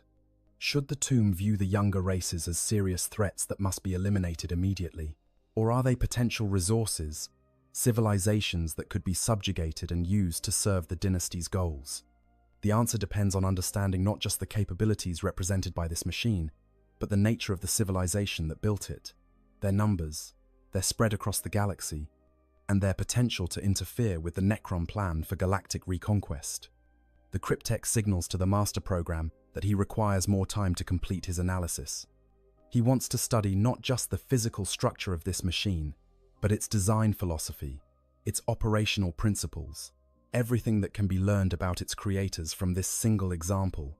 The Master Program acknowledges and assigns additional Canoptech constructs to assist in the investigation. Scarabs begin carefully excavating around the Titan, clearing away the rock that has accumulated around it, while spiders set up temporary power generators and analysis stations. As this work proceeds, deep within the tomb, other reanimation sequences are beginning. The Master Program has determined that this situation requires more than just scientific analysis. It requires command decisions, strategic assessments, and ultimately, the attention of the tomb's true rulers. The awakening has begun, and it is proceeding according to protocols that were established millions of years ago. But the situation those protocols were designed to address has changed in ways the Necron architects could never have imagined. A younger race has not merely achieved civilization, they have achieved technological sophistication. And one of their war machines, purely by accident, has intruded into a space that no outsider should ever have reached.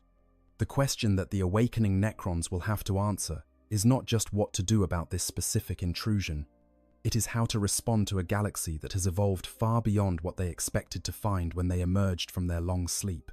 Awakening protocols engage. In the deepest chambers of the tomb world, Karnatash, in throne rooms carved from single pieces of living metal and decorated with battle honors that predate the rise of mammals on Terra, the true awakening begins. These chambers have been silent for 60 million years, their only activity, the slow pulse of stasis fields, maintaining the sarcophagi of the Necron nobility. But now, triggered by the discovery of the Titan and the assessment that this situation requires command authority beyond what the tomb's automated systems can provide, the reanimation sequence escalates to its highest tier. The first of the nobility to awaken is a Necron lord named Ahmontek the Vigilant.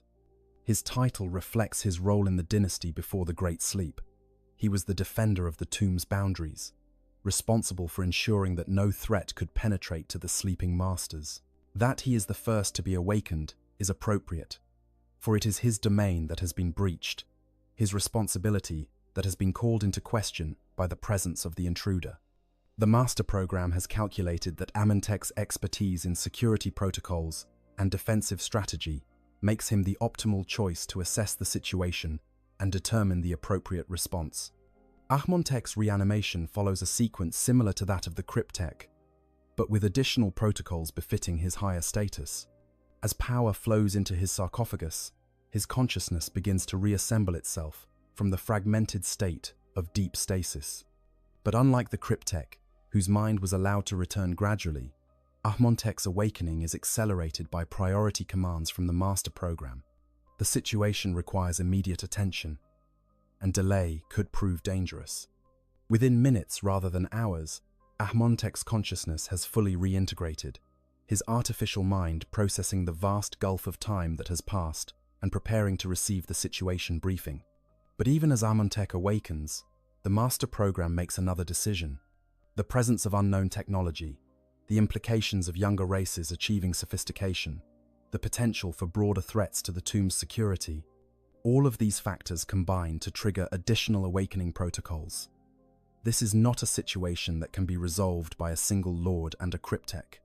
This requires the attention of the tomb's supreme authority, the being who bears the title of Pharaon and commands the dynasty itself.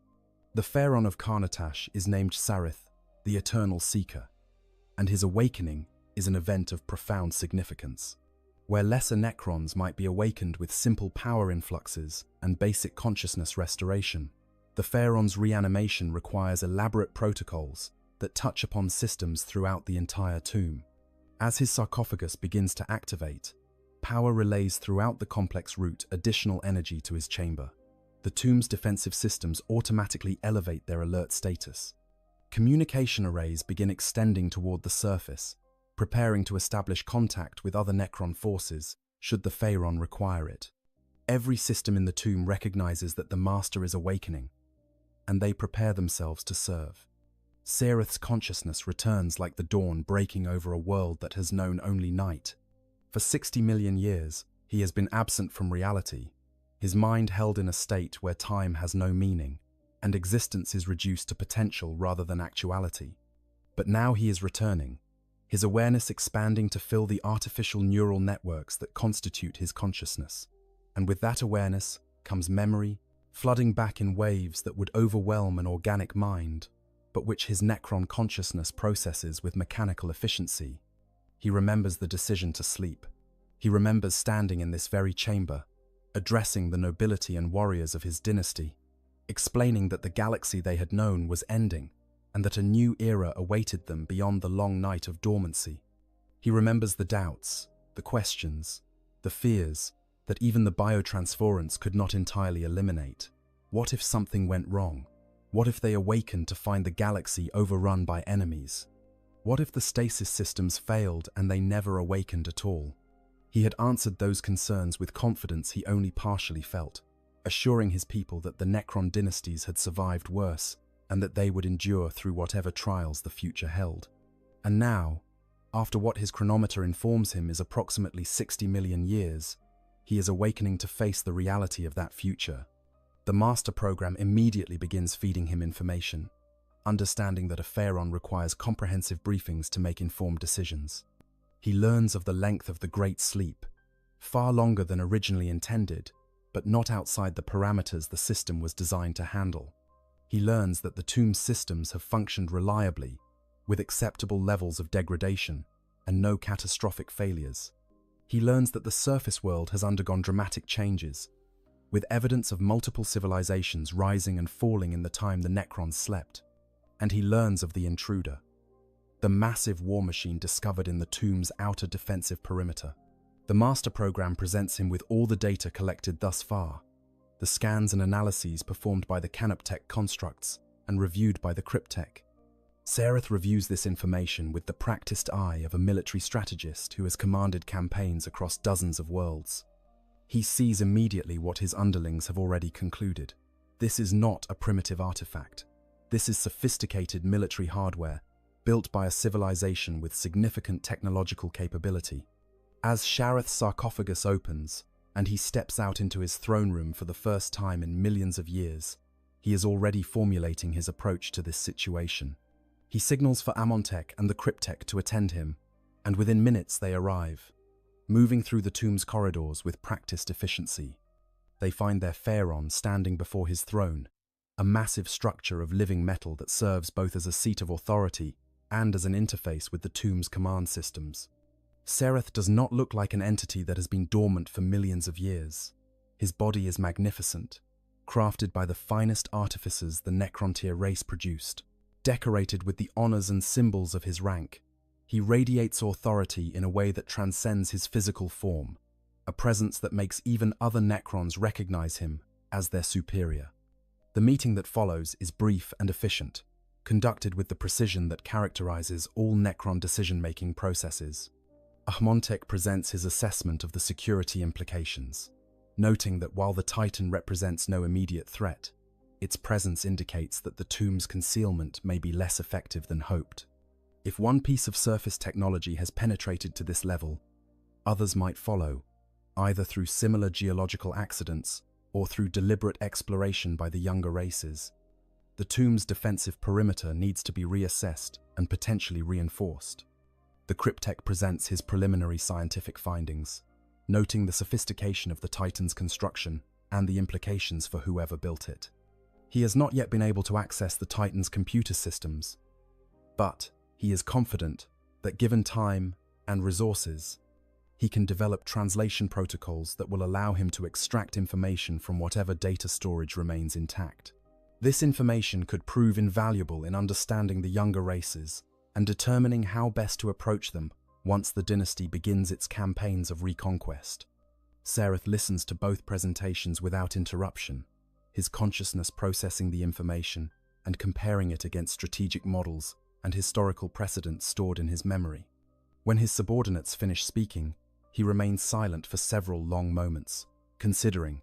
Then he speaks, his voice emanating from vocalizers built into his artificial body, carrying the weight of authority that comes from millions of years of leadership. This discovery presents us with an unexpected opportunity. Sareth begins. We awakened, expecting to find the galaxy populated by primitive species, little more than animals competing over scraps of worlds we once ruled. Instead, we find evidence that at least one younger race has achieved significant technological capability. This changes our strategic calculations, but it also provides us with intelligence we would otherwise have to gather through lengthy campaigns and observations. He gestures toward the data displays, showing the Titan's structure. This machine is a gift, though its builders did not intend it as such. It represents a comprehensive example of their military technology, their design philosophy, their manufacturing capabilities, and potentially their tactical doctrines. By studying it, we can learn what we will face when we emerge to reclaim our territory. We can identify weaknesses to exploit and strengths to avoid or counter. And most importantly, we can determine whether these younger races represent a significant threat to our goals or merely a complication to be managed. Ahmontek responds immediately, his tactical mind recognizing the wisdom in this approach. Then you wish to proceed with detailed analysis rather than immediate elimination of the intrusion. Yes, Sareth confirms, but we must do so intelligently. The Cryptek will continue his studies, but with additional resources and priority access to the tomb's analytical systems. I want to know everything this machine can tell us about its builders, their technological limitations, their material constraints, their energy generation capabilities, everything. And I want comparative analyses against our own technology, identifying areas where they might pose unexpected challenges. He turns to the Cryptek. How long will you require to extract meaningful data from this machine's computer systems? The Cryptek considers before responding. If the systems are intact, and if my assumptions about their data storage methods are correct, I estimate no more than several solar cycles to develop working translation protocols. Extracting and analyzing the data itself will take longer, perhaps several stellar rotations, depending on volume and complexity. Sareth nods, satisfied. Acceptable. Begin immediately. Requisition whatever Canoptech resources you require, and inform me of any significant findings as they emerge. Ahmontek, I want you to oversee security during this investigation. If this machine's creators are aware of its location and mount a recovery effort, I want us prepared to respond appropriately. Deploy additional defensive constructs to the area and ensure our sensor arrays are monitoring for any surface activity that might indicate incoming threats. Both subordinates acknowledge their orders and prepare to depart, but Sareth raises a hand to stop them. One more thing. This situation has demonstrated that our understanding of the current galactic state is severely limited. We cannot make informed strategic decisions based on a single data point. I am ordering a gradual expansion of our awakening protocols. Bring online our reconnaissance units and deploy them to the surface. I want comprehensive surveys of this world and preliminary surveys of the surrounding star systems. We need to understand what the galaxy has become in our absence before we can determine how best to reclaim our place within it. This order has significant implications. A gradual expansion of awakening means more Necrons being brought online, more systems being activated, more resources being consumed. It is a commitment to full awakening, a recognition that the situation requires more than just isolated investigation. Sareth is effectively declaring that the Great Sleep is ending for the dynasty of Karnatash, not all at once, but through a controlled escalation that will see the entire tomb gradually coming to life over the following weeks and months. As Ahmontek and the Cryptek depart to carry out their orders, Sareth returns his attention to the displays showing the Titan. There is something almost ironic about this situation, he reflects. The Necrons buried themselves to wait for the galaxy to become ready for their return. And now, one of the first signs they encounter upon awakening is a war machine from a younger race, inadvertently buried in a tomb of its own, waiting to be discovered. Two different civilizations, two different methods of warfare, brought together by the random chance of geological processes and the vast sweep of time. But Shereth is old enough and wise enough to know that there is no such thing as pure chance. Everything happens for a reason, even if that reason is simply the mathematical probabilities of an uncaring universe. The Titan is here because forces beyond anyone's control put it here. And the Necrons are discovering it now because their awakening protocols triggered at this particular moment, rather than a million years earlier or later. Whether this convergence will prove fortunate or disastrous remains to be seen. But Shereth is determined that his dynasty will learn everything possible from this unexpected gift before deciding how to proceed.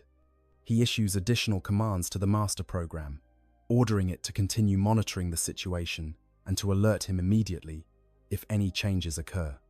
Then he begins the process of reviewing the tomb's complete status, assessing which systems have degraded over the long sleep and which require immediate attention. There is much work to be done, many preparations to make before the dynasty can emerge to confront the galaxy beyond. But for now, in this moment, the focus is on understanding what that galaxy has become. And the key to that understanding lies in the massive war machine that geological chance has delivered into Necron hands. Necron assessment and analysis. The Cryptek's laboratory, hastily established in a chamber adjacent to where the Titan has been discovered, hums with activity that would be imperceptible to human senses, but which fills the Necron frequency ranges with complex patterns of energy and information exchange. Canoptek scarabs move in coordinated swarms, their tiny bodies glowing with the emerald light of active processing. Canoptek spiders stand at various stations, their multiple limbs manipulating tools and sensors with precision measured in nanometers. And at the center of it all, the Cryptek himself works at his analysis, his consciousness simultaneously managing dozens of different investigations, while his physical form remains focused on the most critical task, breaking into the Titan's computer systems. The challenge is more complex than the Cryptek initially anticipated. It is not simply a matter of incompatible protocols or unfamiliar data structures. The computer systems of the Titan are designed with multiple layers of security and encryption, protections meant to prevent enemy forces from accessing sensitive information if a Titan is captured.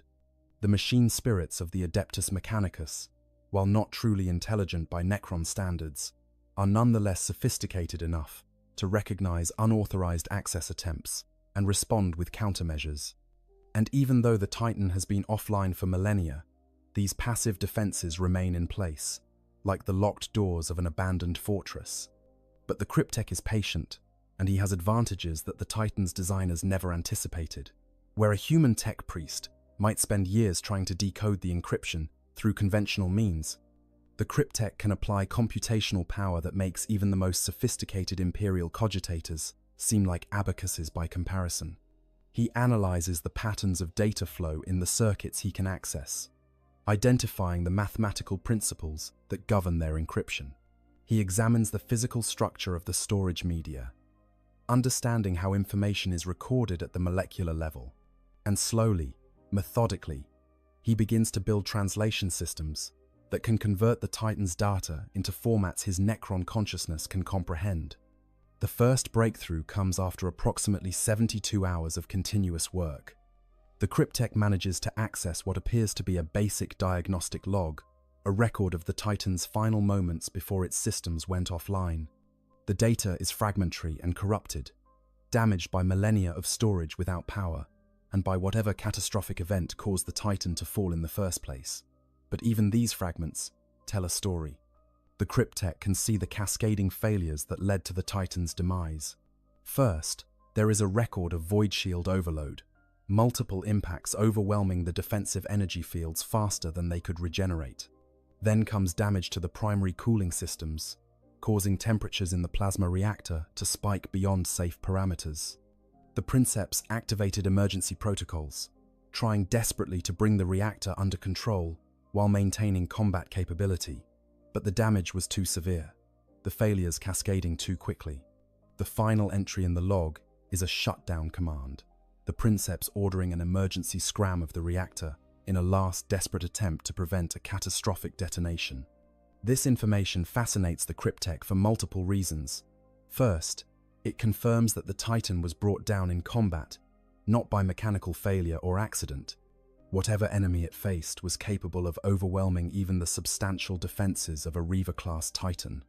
Second, it shows that the Titan's operators were willing to abandon the machine rather than risk its destruction. This suggests a culture that values preservation over glory, practicality over honor. And third, the sophistication of the emergency protocols indicates a deep understanding of the dangers inherent in the Titan's power systems. But the diagnostic log is just the beginning. As the Cryptek's translation protocols improve, he begins accessing more substantial data archives. He finds technical specifications, blueprints, and maintenance records that detail every aspect of the Titan's construction. He finds tactical databases, battle logs from engagements across dozens of worlds against enemies ranging from orcs to heretic Astartes. And most importantly, he finds cultural information, prayers and catechisms, and oath records that provide insight into the beliefs and values of the Titan's crew. The Cryptek compiles this information into a comprehensive report for Faerun Sareth, organizing it according to strategic relevance and potential impact on the dynasty's plans. The report begins with technical assessments, comparing the Titan's capabilities against equivalent Necron war machines. The conclusion is complex. In terms of raw firepower, a Reaver-class Titan is roughly equivalent to a formation of 3 Necron monoliths working in coordination. Its void shields provide defense comparable to a Necron quantum shielding array. Its plasma reactor generates power output similar to multiple Necron power nodes, but the comparison is not straightforward, because the two technologies approach warfare from fundamentally different philosophical positions. Imperial Titans are concentrated force multipliers, single units that pack enormous capability into a mobile platform. They are expensive to build and difficult to replace, but they can dominate a battlefield through their mere presence. Necron forces, by contrast, favor distributed systems, preferring swarms of smaller units that can be replaced easily and which present enemies with multiple targets requiring different tactical responses. Neither approach is inherently superior. They simply reflect different strategic doctrines, born from different historical experiences. What troubles the Cryptek more than the raw capabilities is the sophistication demonstrated in the Titan's construction. This is not primitive technology cobbled together by beings who stumbled upon scientific principles by accident. This represents a mature industrial civilization with deep understanding of materials science, energy, physics, and systems engineering. The humans, if that is indeed what the Titan's builders are called, have achieved a level of technological sophistication that allows them to compete on the same battlefield as Necron forces, even if their tools are less elegant and their understanding less fundamental. The cultural information provides additional context that shapes the cryptech's assessment. The prayers and rituals recorded in the Titan's databanks reveal a civilization deeply committed to religious beliefs centered around what they call the machine god. They view their technology not as tools to be used and discarded, but as sacred objects imbued with spiritual significance. This has both advantages and limitations. On one hand, it breeds fanatical devotion and willingness to sacrifice in defense of their machines. On the other hand, it creates rigidity in thinking. A reluctance to modify or adapt when doing so might be seen as defiling the sacred. The battle logs provide tactical intelligence that Pharaon Sareth will find particularly valuable. The cryptech can see how Titans operate in combat, how they coordinate with other forces, what tactics they favor, and which situations they find challenging. He learns that Titans typically operate as part of larger formations, supported by infantry and armor that can exploit breaches the Titans create. He learns that they rely heavily on their void shields for defense, making them vulnerable to weapons that bypass shields or overwhelm them through sustained fire. And he learns that Titan crews have strict hierarchies and protocols, suggesting that disrupting their command structures could lead to tactical confusion and degraded performance. But perhaps the most concerning revelation comes from the identification of the specific organization this Titan belonged to. The heraldry markings identify it as Eternal Vigilance of Legio Metallica, a Titan legion that the data logs suggest has existed for at least 10,000 years. This means the humans have maintained continuous military traditions across that time span, preserving knowledge and organizational structures through what must have been countless changes of personnel. It suggests a civilization with significant stability and resources, capable of sustaining military forces over timescales that dwarf the histories of most younger races. The cryptech takes all of this information and synthesizes it into strategic recommendations. He suggests that the humans represent a legitimate military threat that cannot be dismissed or underestimated. Their technology, while less sophisticated than Necron equivalents, is sufficient to contest control of worlds and potentially to damage Necron forces if they are allowed to mass in sufficient numbers. However, he also identifies potential weaknesses. The humans' religious devotion to their technology creates predictable behavior patterns. Their reliance on concentrated force multipliers like Titans means that eliminating or disabling these key units can cause disproportionate impact on their tactical effectiveness, and their apparent lack of access to advanced dimensional or temporal technologies means they are vulnerable to Necron strategic assets like dolmen, gates, and chronometric weapons. The most important recommendation in the cryptech's report is for caution. He advises against immediate aggressive action to reclaim territory. Instead, he suggests a phased approach. Gather more intelligence about the current state of the galaxy, identify the locations and strengths of potential enemies, and prepare the dynasty's forces thoroughly before beginning overt campaigns of reconquest. The humans and other younger races have had 60 million years to spread across the galaxy. They will not be dislodged quickly or easily, and premature action could alert them to the Necron presence before the dynasty is ready for full-scale warfare. When Pharaon Shareth reviews this report, he finds himself in agreement with most of the cryptech's conclusions. The discovery of the Titan has provided exactly the kind of intelligence he hoped for, confirmation that the younger races have achieved more than expected, but also evidence that they are not so advanced as to be unstoppable. The challenge will be managing the dynasty's awakening carefully, bringing online enough forces to defend the tomb world while gathering information and preparing for eventual expansion without triggering premature conflicts that could prove costly. Sareth convenes a council with his most senior subordinates, including Amontech and several other lords who have now been awakened to take up their roles in the dynasty's command structure. He presents them with the cryptech's findings and opens the discussion to strategic debate. What emerges is a consensus around several key points. First, the dynasty will continue its gradual awakening, but will prioritize reconnaissance and intelligence gathering over military mobilization. Second, the Titan itself will be preserved as a research asset, rather than being destroyed or scrapped.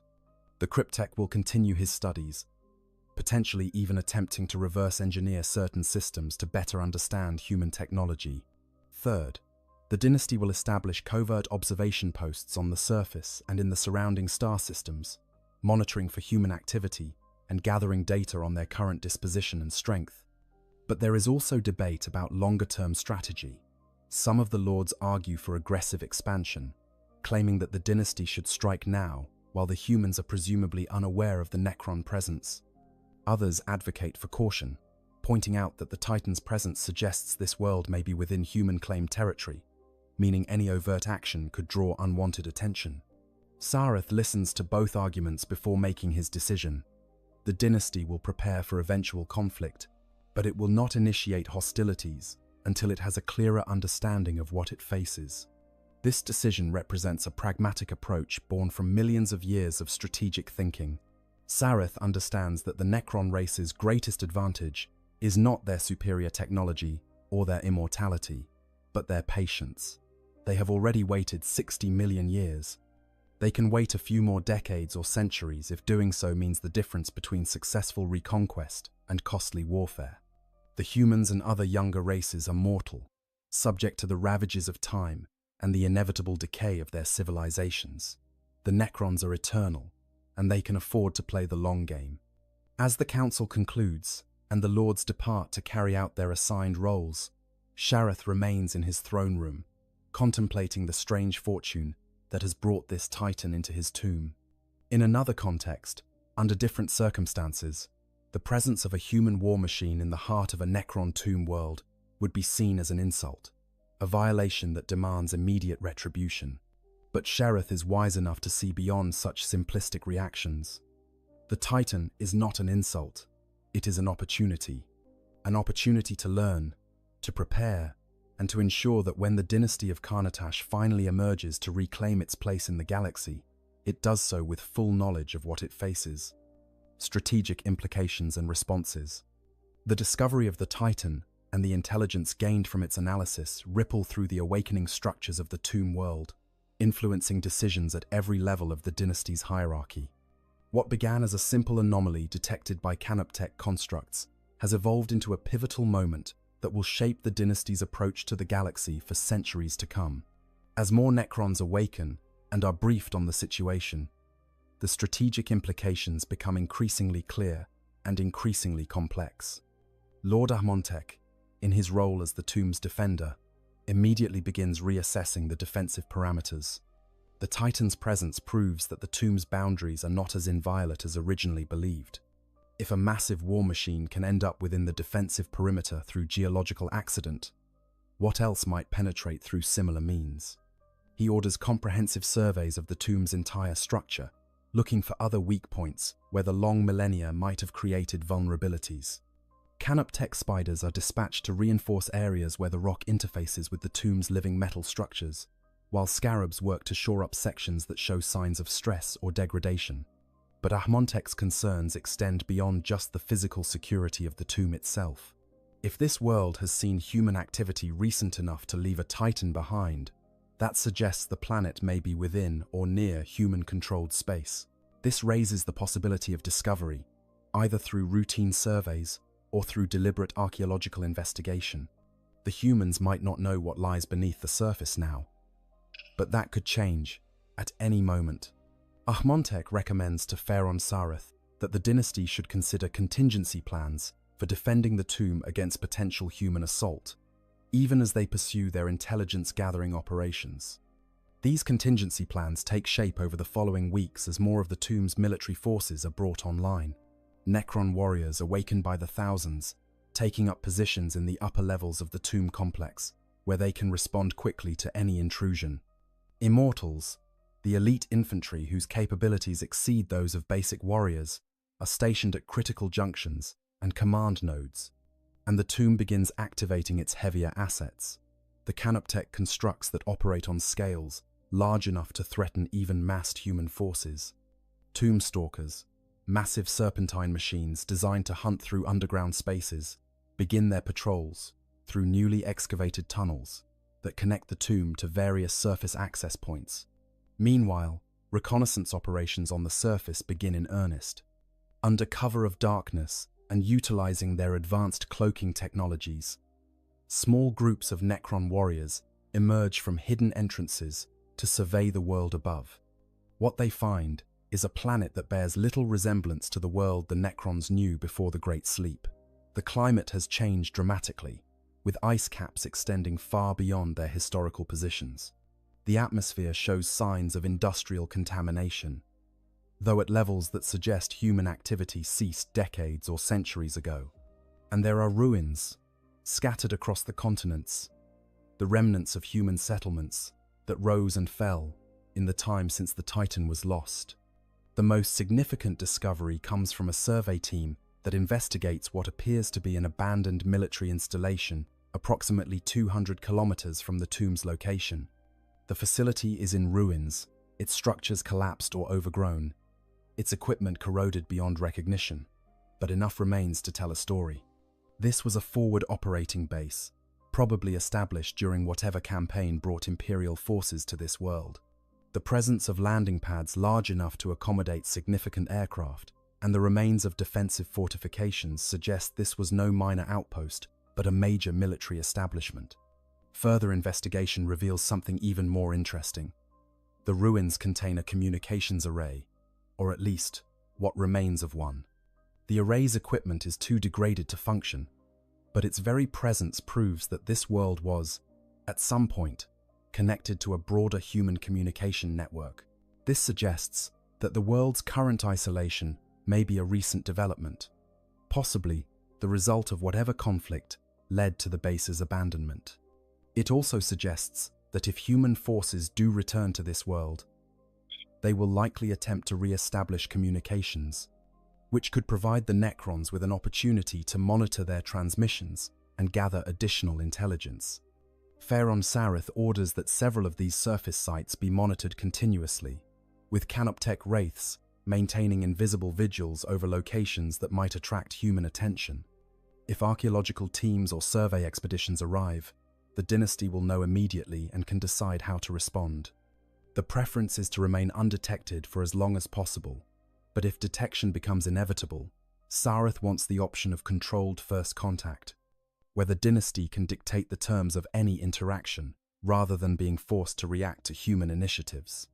As these preparations proceed, the Cryptek continues his deep analysis of the Titan's systems. His latest findings reveal information about the broader human civilization that the Titans served. The data logs contain references to something called the Imperium of Man, a vast interstellar empire that apparently spans much of the galaxy. The logs speak of the Emperor, a figure who seems to occupy a position somewhere between military commander and divine being in human belief systems.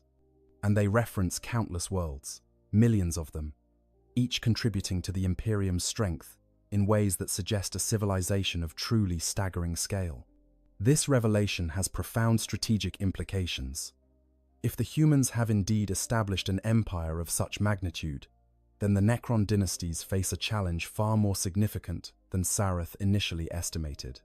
It is one thing to reclaim worlds from scattered primitive cultures that can be swept aside with minimal effort.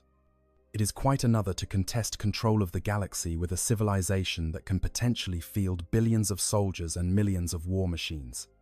Even with their technological advantages, the Necrons will be severely outnumbered if they face the full might of this Imperium. Sareth convenes another council to discuss these findings. The debate that ensues is more heated than the previous discussions, with the Lords split between those who see the Imperium's size as a threat, requiring immediate preemptive action, and those who view it as an opportunity to exploit human infighting and disunity. The humans, the Cryptek notes, seem to be in a state of constant warfare, both with external enemies and with themselves. The data logs reference heretics and traitors, internal conflicts that tear apart whole sectors. This suggests a civilization that, while vast, may not be as unified or as strong as its sheer size would suggest. One of the Lords, Zarek the Relentless, proposes a strategy that gains considerable support among the Council.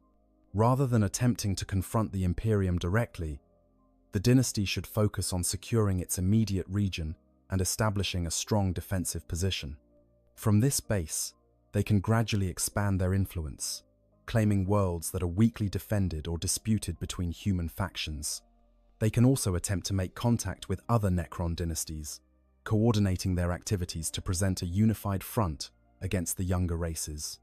The ultimate goal would be not immediate reconquest of the entire galaxy, but the establishment of a secure Necron core territory from which long-term strategic planning can proceed. Zareth finds this proposal prudent and adopts it as the basis for the dynasty's operational strategy. The tomb world of Karnatash will become the center of a growing Necron presence in this region of space. Additional tomb worlds will be contacted and awakened if they can be located. Resources will be gathered from uninhabited systems to support the dynasty's growing needs, and intelligence on human activities will be continuously collected and analyzed, building a comprehensive picture of enemy dispositions and capabilities. But even as these plans take shape, Zareth remains focused on the immediate catalyst for all these developments, the Titan sitting in the tomb's outer chambers. He orders that the machine be carefully preserved, not just for its intelligence value, but as a reminder of the galaxy the Necrons have awakened to. It represents the reality they must face, a galaxy no longer theirs by right but one they must fight to reclaim, and it serves as a warning against overconfidence. The younger races may be inferior in technology and understanding, but they are not helpless, and they have achieved more than anyone sleeping in the Great Sleep could have imagined. The Cryptek is given permission to continue his studies indefinitely, with resources allocated to support whatever experiments or analyses he deems necessary. He has proposed several intriguing possibilities, including attempting to reverse engineer certain aspects of the Titan's technology. Not because Necron technology needs improvement, the Cryptek is quick to note, but because understanding how humans solve engineering problems can reveal weaknesses and vulnerabilities that the Necrons can exploit. If the dynasty knows exactly how human void shields function, for example, they can develop weapons specifically designed to overwhelm or bypass them. There is also discussion of what to do with the Titan in the longer term. Some suggest it should eventually be destroyed, eliminating any possibility that humans might discover it and use its location to track back to the tomb. Others propose using it as bait, intentionally allowing its discovery to lure human forces into carefully prepared ambushes. Still others suggest it might serve as a diplomatic gesture, something that could be returned to the Imperium as part of negotiations if the dynasty ever chooses to pursue contact rather than conflict. Zareth defers all these decisions to a later time. For now, the Titan will remain where it is, protected by the very tomb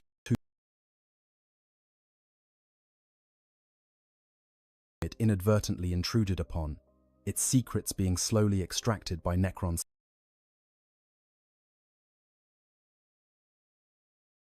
science. It is a symbol of two very different approaches to warfare, two very different civilizations, brought together by the random chance of geological processes and the vast sweep of time. And it is a reminder that in a galaxy as old and as large as this one, even the most improbable events can have profound consequences.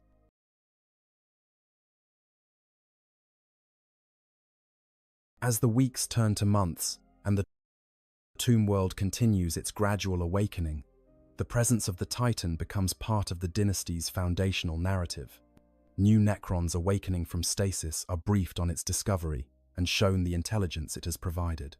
It serves as an educational tool, a concrete example of what the dynasty will face as it emerges to reclaim its rightful place in the galaxy. And for Fair and Zareth, it serves as a constant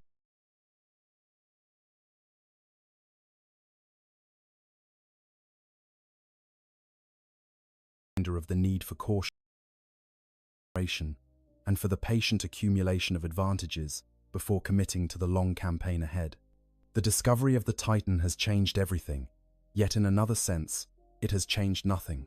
The Necrons will still pursue their goal of galactic reconquest. They will still rely on their superior technology and their immortal patience, but they will do so with their eyes open, fully aware of the challenges they face and the sophistication of the enemies they must overcome. The element of surprise may be gone. The comforting certainty that the younger races would prove helpless, shattered. But in its place is something perhaps more valuable: knowledge, real and actionable knowledge about the galaxy as it exists now, not as it was remembered from 60 million years ago. And deep in the Cryptex laboratory, work continues on unlocking the remaining secrets of the fallen God engine, each new discovery adding to the dynasty's understanding and strengthening their plans for the conflicts to come. Historical parallels and encounters.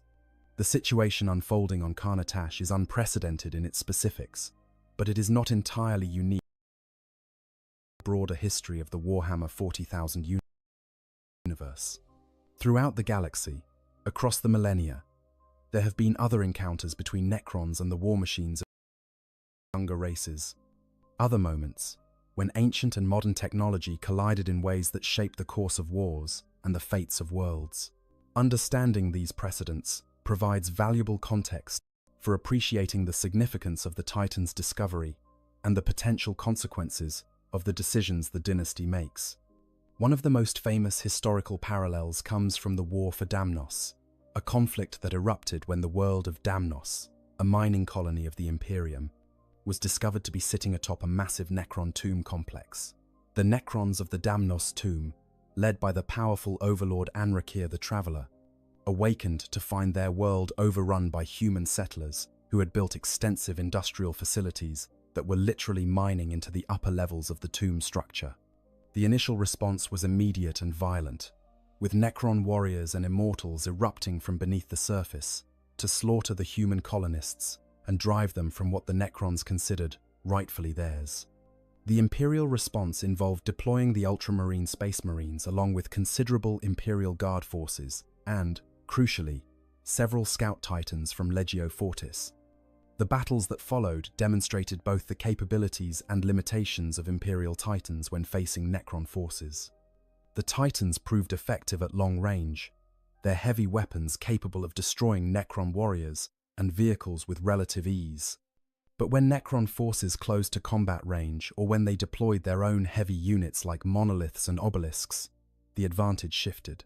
The Necrons' Gauss weapons, capable of flaying matter atom by atom, proved effective at wearing down Titan armor despite the void shields.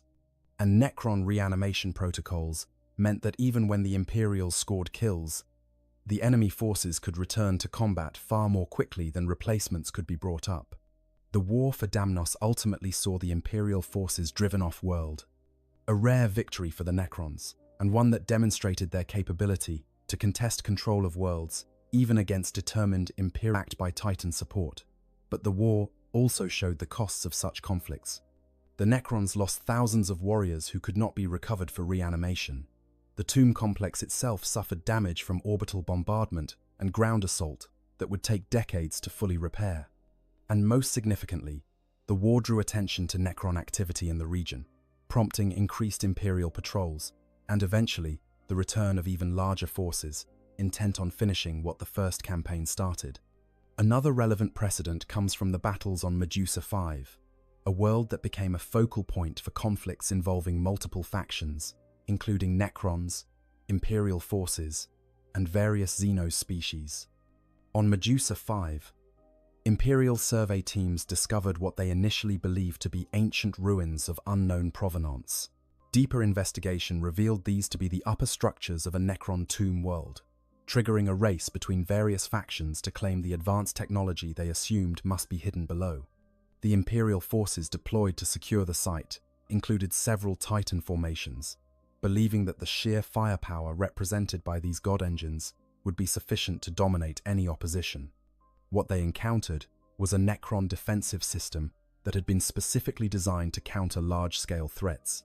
The tomb's creators had anticipated the possibility of massive enemy war machines and had installed specialized weapons systems to address them. Pylon networks created null-field zones that could suppress void shields and warp-based technologies. Gauss flare arrays, thousands of individual weapons coordinated by a central targeting system, could focus fire on single targets with devastating effect. And most troublingly for the Imperial forces, the tomb's dimensional technologies allowed Necron units to teleport directly onto the battlefield, bypassing defensive lines and appearing in the midst of Imperial formations. The battles on Medusa 5 demonstrated that while Titans represented formidable assets, they were not invincible even against enemies who lacked direct tangent scale equivalents. The Imperial forces eventually withdrew from the world after suffering casualties that were deemed unacceptable for the potential gains, leaving the Necrons in control of their tomb. But the conflict provided valuable intelligence to both sides, with the Imperials learning about Necron capabilities they had not previously encountered, and the Necrons gaining direct combat experience against Titan formations. A third relevant historical example comes from the Orphean War, a massive conflict that erupted when Imperial forces attempted to cleanse a region of space that turned out to contain numerous Necron tomb worlds. This campaign saw extensive use of Titan legions, with the Imperium deploying Emperor-class Titans in an attempt to decisively break Necron resistance. The results were mixed. In open battlefield engagements, the Titans performed well, their massive firepower capable of destroying Necron formations before they could close to effective combat range. But in more complex terrain, particularly in urban environments or when fighting amidst the ruins of the tombs themselves, the Titans' advantages diminished. One particularly notable engagement saw an Imperator-class Titan brought down by a coordinated Necron assault that exploited the God Engine's relative immobility. Necron Wraiths and Lichguard, using their phase technologies to bypass the Titan's void shields, teleported directly onto the war machine's hull. They then used their weapons to systematically dismantle the Titan's external sensors and secondary armaments before breaching the hull and attacking the crew directly. By the time Imperial reinforcements could respond, the Titan was crippled, its princeps dead, and its systems irreparably damaged. The loss of the Emperor Titan represented a significant blow to Imperial morale and demonstrated that even the most powerful war machines were vulnerable to tactics that negated their advantages. But not all historical encounters between Necrons and Titans have ended in victory for one side or the other. There have been instances of cooperation, however temporary and grudging. During the Third War for Armageddon, when Orc Horde threatened to overwhelm the entire world, Necron forces from a nearby tomb complex entered the battle, apparently motivated by their own territorial claims to the planet. In the chaos of that massive conflict, Imperial Titans and Necron war machines sometimes found themselves fighting in parallel against common enemies, though neither side acknowledged any formal alliance or cooperation. These historical examples provide valuable context for understanding the situation on Carnotash. They demonstrate that encounters between Necrons and Titans are not theoretical exercises, but real events that have shaped the course of conflicts across the galaxy. They show that while Titans represent formidable military assets, they are not insurmountable obstacles for Necron forces equipped with the right technologies and tactics. And they illustrate that the outcomes of such encounters depend heavily on the specific circumstances, the terrain, the support forces available to each side, and the strategic objectives being pursued. For Faerun Sareth and his dynasty, these precedents offer both warnings and opportunities. The warnings are clear. Underestimating the Imperium's military capability would be foolish, and engaging in premature conflicts could lead to costly losses, even if ultimate victory is achievable. But the opportunities are equally apparent. By studying how other Necron forces have countered Titan threats, Carnotash's forces can prepare specifically for such encounters. By understanding the tactical doctrines that govern Titan deployment, they can develop strategies that exploit weaknesses and avoid strengths. And by learning from the mistakes of other dynasties, they can avoid the errors that led to unnecessary casualties or strategic setbacks. The Cryptek, in his ongoing analysis of Eternal Vigilance, makes extensive use of these historical records. He compares the Reaver-class Titan's specifications against the capabilities demonstrated by Titans in documented battles. He analyzes the tactical patterns shown in the battle logs against known Imperial doctrines, and he develops comprehensive threat assessments that take into account not just the individual capabilities of a Titan, but its role in broader Imperial military strategy. His goal is to ensure that when the dynasty eventually encounters active Imperial Titan forces, they will be fully prepared to counter them effectively. One particularly interesting insight emerges from comparing the Titan's design philosophy against Necron military thought. Imperial Titans represent a concentration of force, massive singular assets that can dominate through their sheer power, but which also present single points of failure. If you destroy a Titan, you eliminate not just a single unit, but a significant portion of the enemy's combat capability in that region. Necron forces, by contrast, are designed for resilience through redundancy. Losing individual Necron warriors is relatively inconsequential because they can be replaced quickly through resurrection protocols.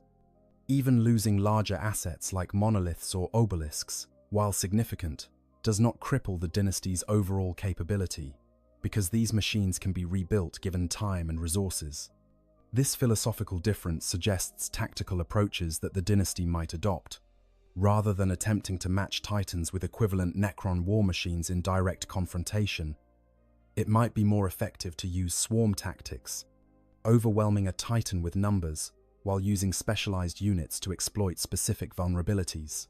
Alternatively, the dynasty could focus on asymmetric warfare, using their superior mobility and dimensional technologies to strike at the support infrastructure that Titans require, rather than engaging the god engines directly. These considerations feed into the broader strategic planning that Sareth and his council undertake. The dynasty is developing a comprehensive doctrine for engaging Imperial forces, one that takes into account the various assets the Imperium can deploy and the different tactical situations that might arise. Titans are certainly a major consideration, but they are not the only one. The dynasty must also prepare for encounters with Space Marines, whose individual capabilities can rival those of Necron immortals. They must plan for massive Imperial Guard formations that can potentially overwhelm Necron forces through sheer numbers. And they must consider the possibility of facing the Adeptus Mechanicus directly, which would bring not just Titans, but also their own sophisticated technologies and understanding of war machines. As these plans develop and the dynasty continues its gradual awakening, the Titan remains a focal point for learning and preparation. It is studied not just as a curiosity or a piece of salvage, but as a training tool. Awakening Necron warriors are shown the Titan and taught about the capabilities it represents. Immortals and Lichguard receive detailed briefings on Titan vulnerabilities and recommended engagement protocols. The Cryptechs analyze every system, looking for ways that Necron technology might counter or neutralize Titan advantages. And the Lords and Overlords incorporate Titangent-centered scenarios into their tactical simulations, ensuring that when the time comes for actual combat, their forces will be ready. The discovery of eternal vigilance has thus become more than just an unusual incident in the dynasty's awakening. It has become a catalyst for comprehensive military preparation, forcing the dynasty to confront the reality of the galaxy they must now fight to reclaim, and providing them with the knowledge and understanding they need to do so effectively. Conclusion. When ancient meets ancient. As we reach the end of this exploration of what happens when Necrons find a sleeping Titan in their tomb, it is worth reflecting on the deeper significance of such an encounter. On the surface, this is a story about two war machines, one organic and one mechanical, brought together by the random chances of geology and time. But at a deeper level, it is a story about civilizations, about the collision between ancient powers and younger races, about the complexities of a galaxy where countless species compete for survival and dominance. The Necrons represent a civilization that achieved heights of power unmatched by any current faction in the galaxy. They fought gods and won. They commanded technologies that could manipulate reality itself at the most fundamental levels. They created an empire that spanned the galaxy when humanity's ancestors were still primitive apes learning to use tools. And yet, despite all their power, they were forced to retreat into sleeping tombs, waiting for a future that might never come. Their awakening now confronts them with a galaxy utterly transformed, populated by races that did not exist in their time, and filled with technologies developed along completely different evolutionary paths. The Imperium of Man, represented by the Titan Eternal Vigilance, embodies a different kind of power. It is not the power of perfect understanding or absolute technological supremacy. It is the power of scale, of faith, of the ability to mobilize billions of humans in service to common goals. The Imperium achieves through brute force and sheer determination what it cannot accomplish through elegant solution or sophisticated understanding. Its titans are perfect representations of this philosophy, massive and crude compared to Necron equivalents, but effective through their commitment to overwhelming force and unshakable belief in their divine purpose. The encounter between these two philosophies, these two approaches to warfare and civilization, encapsulates the larger conflicts that define the Warhammer 40,000 setting. Neither side is purely good or evil. Both have achieved remarkable things through their own unique paths, and both face existential threats that force them into conflicts neither might choose if given better alternatives. The Necrons fight to reclaim what they see as rightfully theirs, to restore an empire that was stolen from them by fate and betrayal. The Imperium fights to preserve human civilization against countless threats, to ensure that humanity has a future, even if that future must be built on mountains of corpses and oceans of blood. The specific situation on Carnatash demonstrates how these broader conflicts play out in individual cases. Faerun Sherith could have chosen immediate violence, ordering the Titans' destruction and preparing for aggressive expansion to reclaim surrounding systems. This would have been consistent with Necron pride and the belief in their inherent superiority. But instead, he chose patience and intelligence gathering, recognizing that the galaxy has changed in ways that require careful study before action. This decision shows wisdom born from millions of years of experience, an understanding that power without knowledge is often worse than useless. Similarly, the Imperium's loss of the Titan demonstrates the costs of their approach to warfare. Eternal vigilance was a powerful asset, a god engine that had served for thousands of years. But when it fell, the resources to recover it were not available or were prioritized elsewhere. The Titan was abandoned, its crew's sacrifices forgotten in the grinding machinery of a military that fights on countless worlds simultaneously. This is the nature of the Imperium, an entity so vast that individual losses, even of irreplaceable assets, become statistical inevitabilities rather than personal tragedies. The question that remains as the dynasty of Carnatash continues its awakening is what will happen when these forces meet openly, rather than through the intermediary of a buried relic. Will the Necrons and the Imperium find themselves locked in total war, each attempting to annihilate the other in conflict?